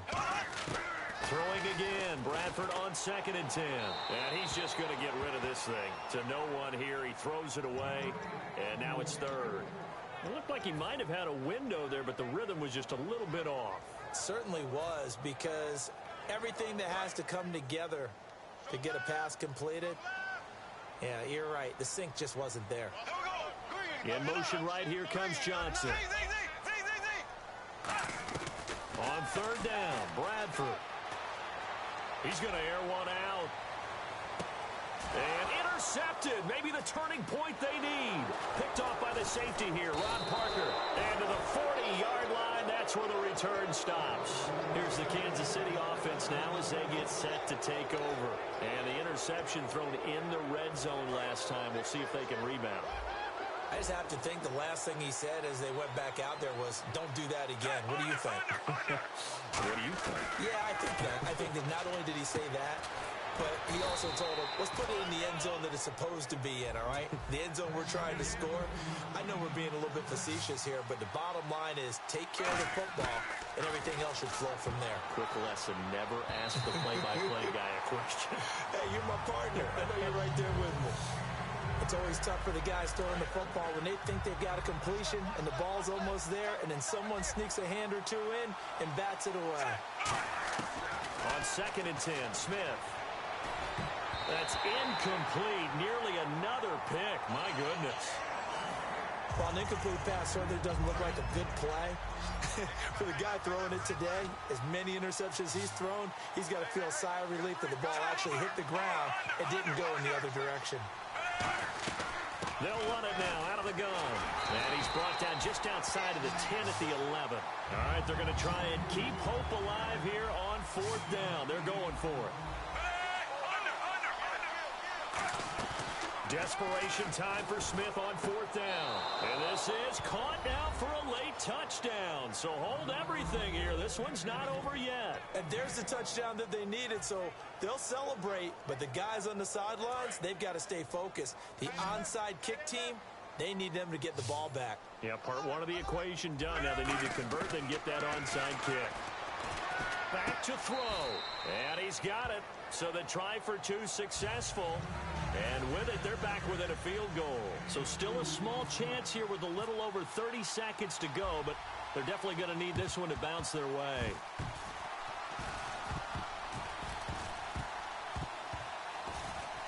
And all the Chiefs have it. So they needed the onside kick. They got it. Now they need a field goal. And that's the beauty of this. They don't have to get 6. A field goal ties the ball game for them.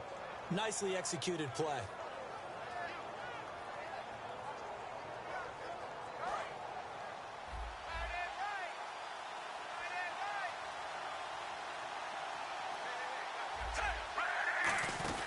Back to throw. And Hill with it over the middle. And he's brought down. Now hold everything here. We're going to get a timeout by the offense.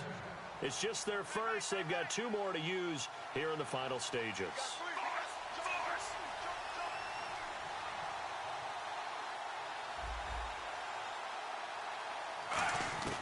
He'll look to throw. Caught. Kelsey, left side. 5 yards on the catch there. Brings up 2nd down. I'm wondering if the same thing went through your mind as mine.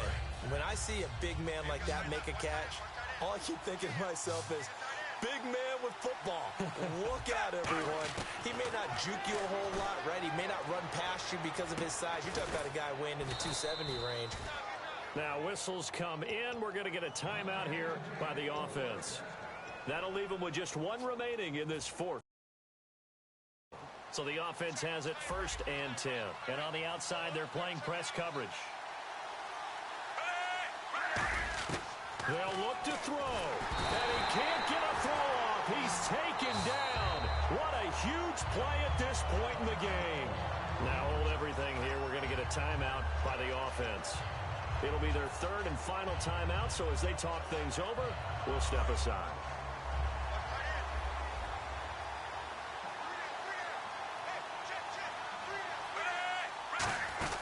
He's back to throw. Looking left side. That's caught by Macklin. 6 yards is the pickup, and that'll lead to a 3rd down.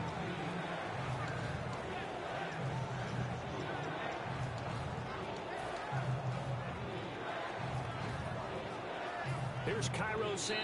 Another timeout called by the Vikings now.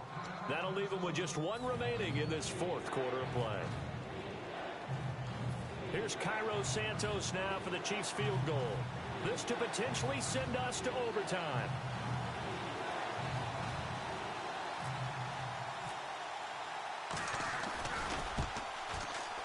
And his kick is right there. It's good.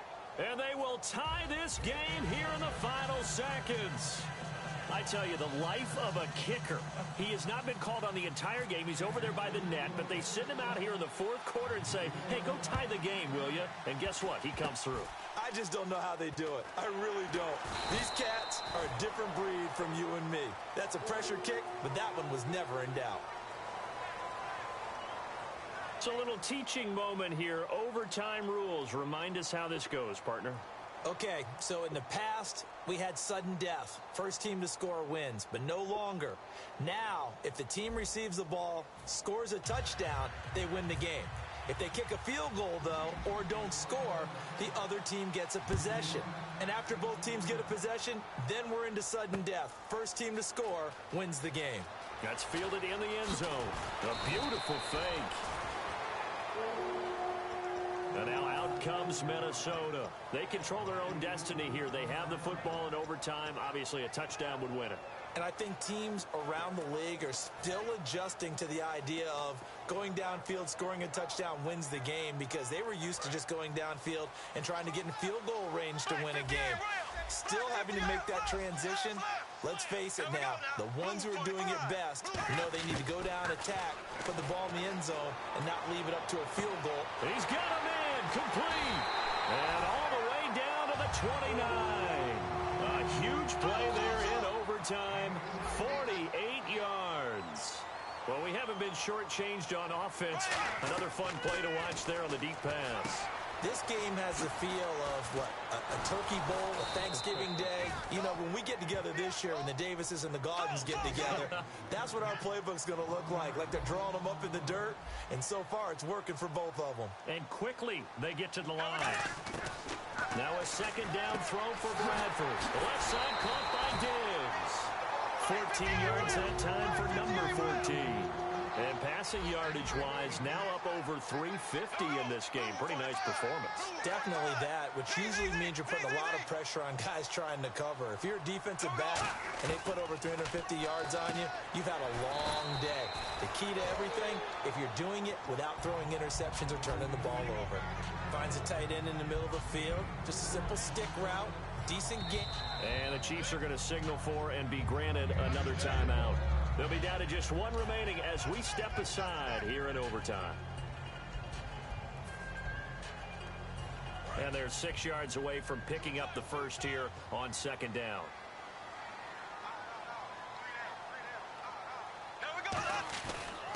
A 10th carry now for Peterson. And he is going to lose yardage here. So he loses 3 yards there. Now 3rd down.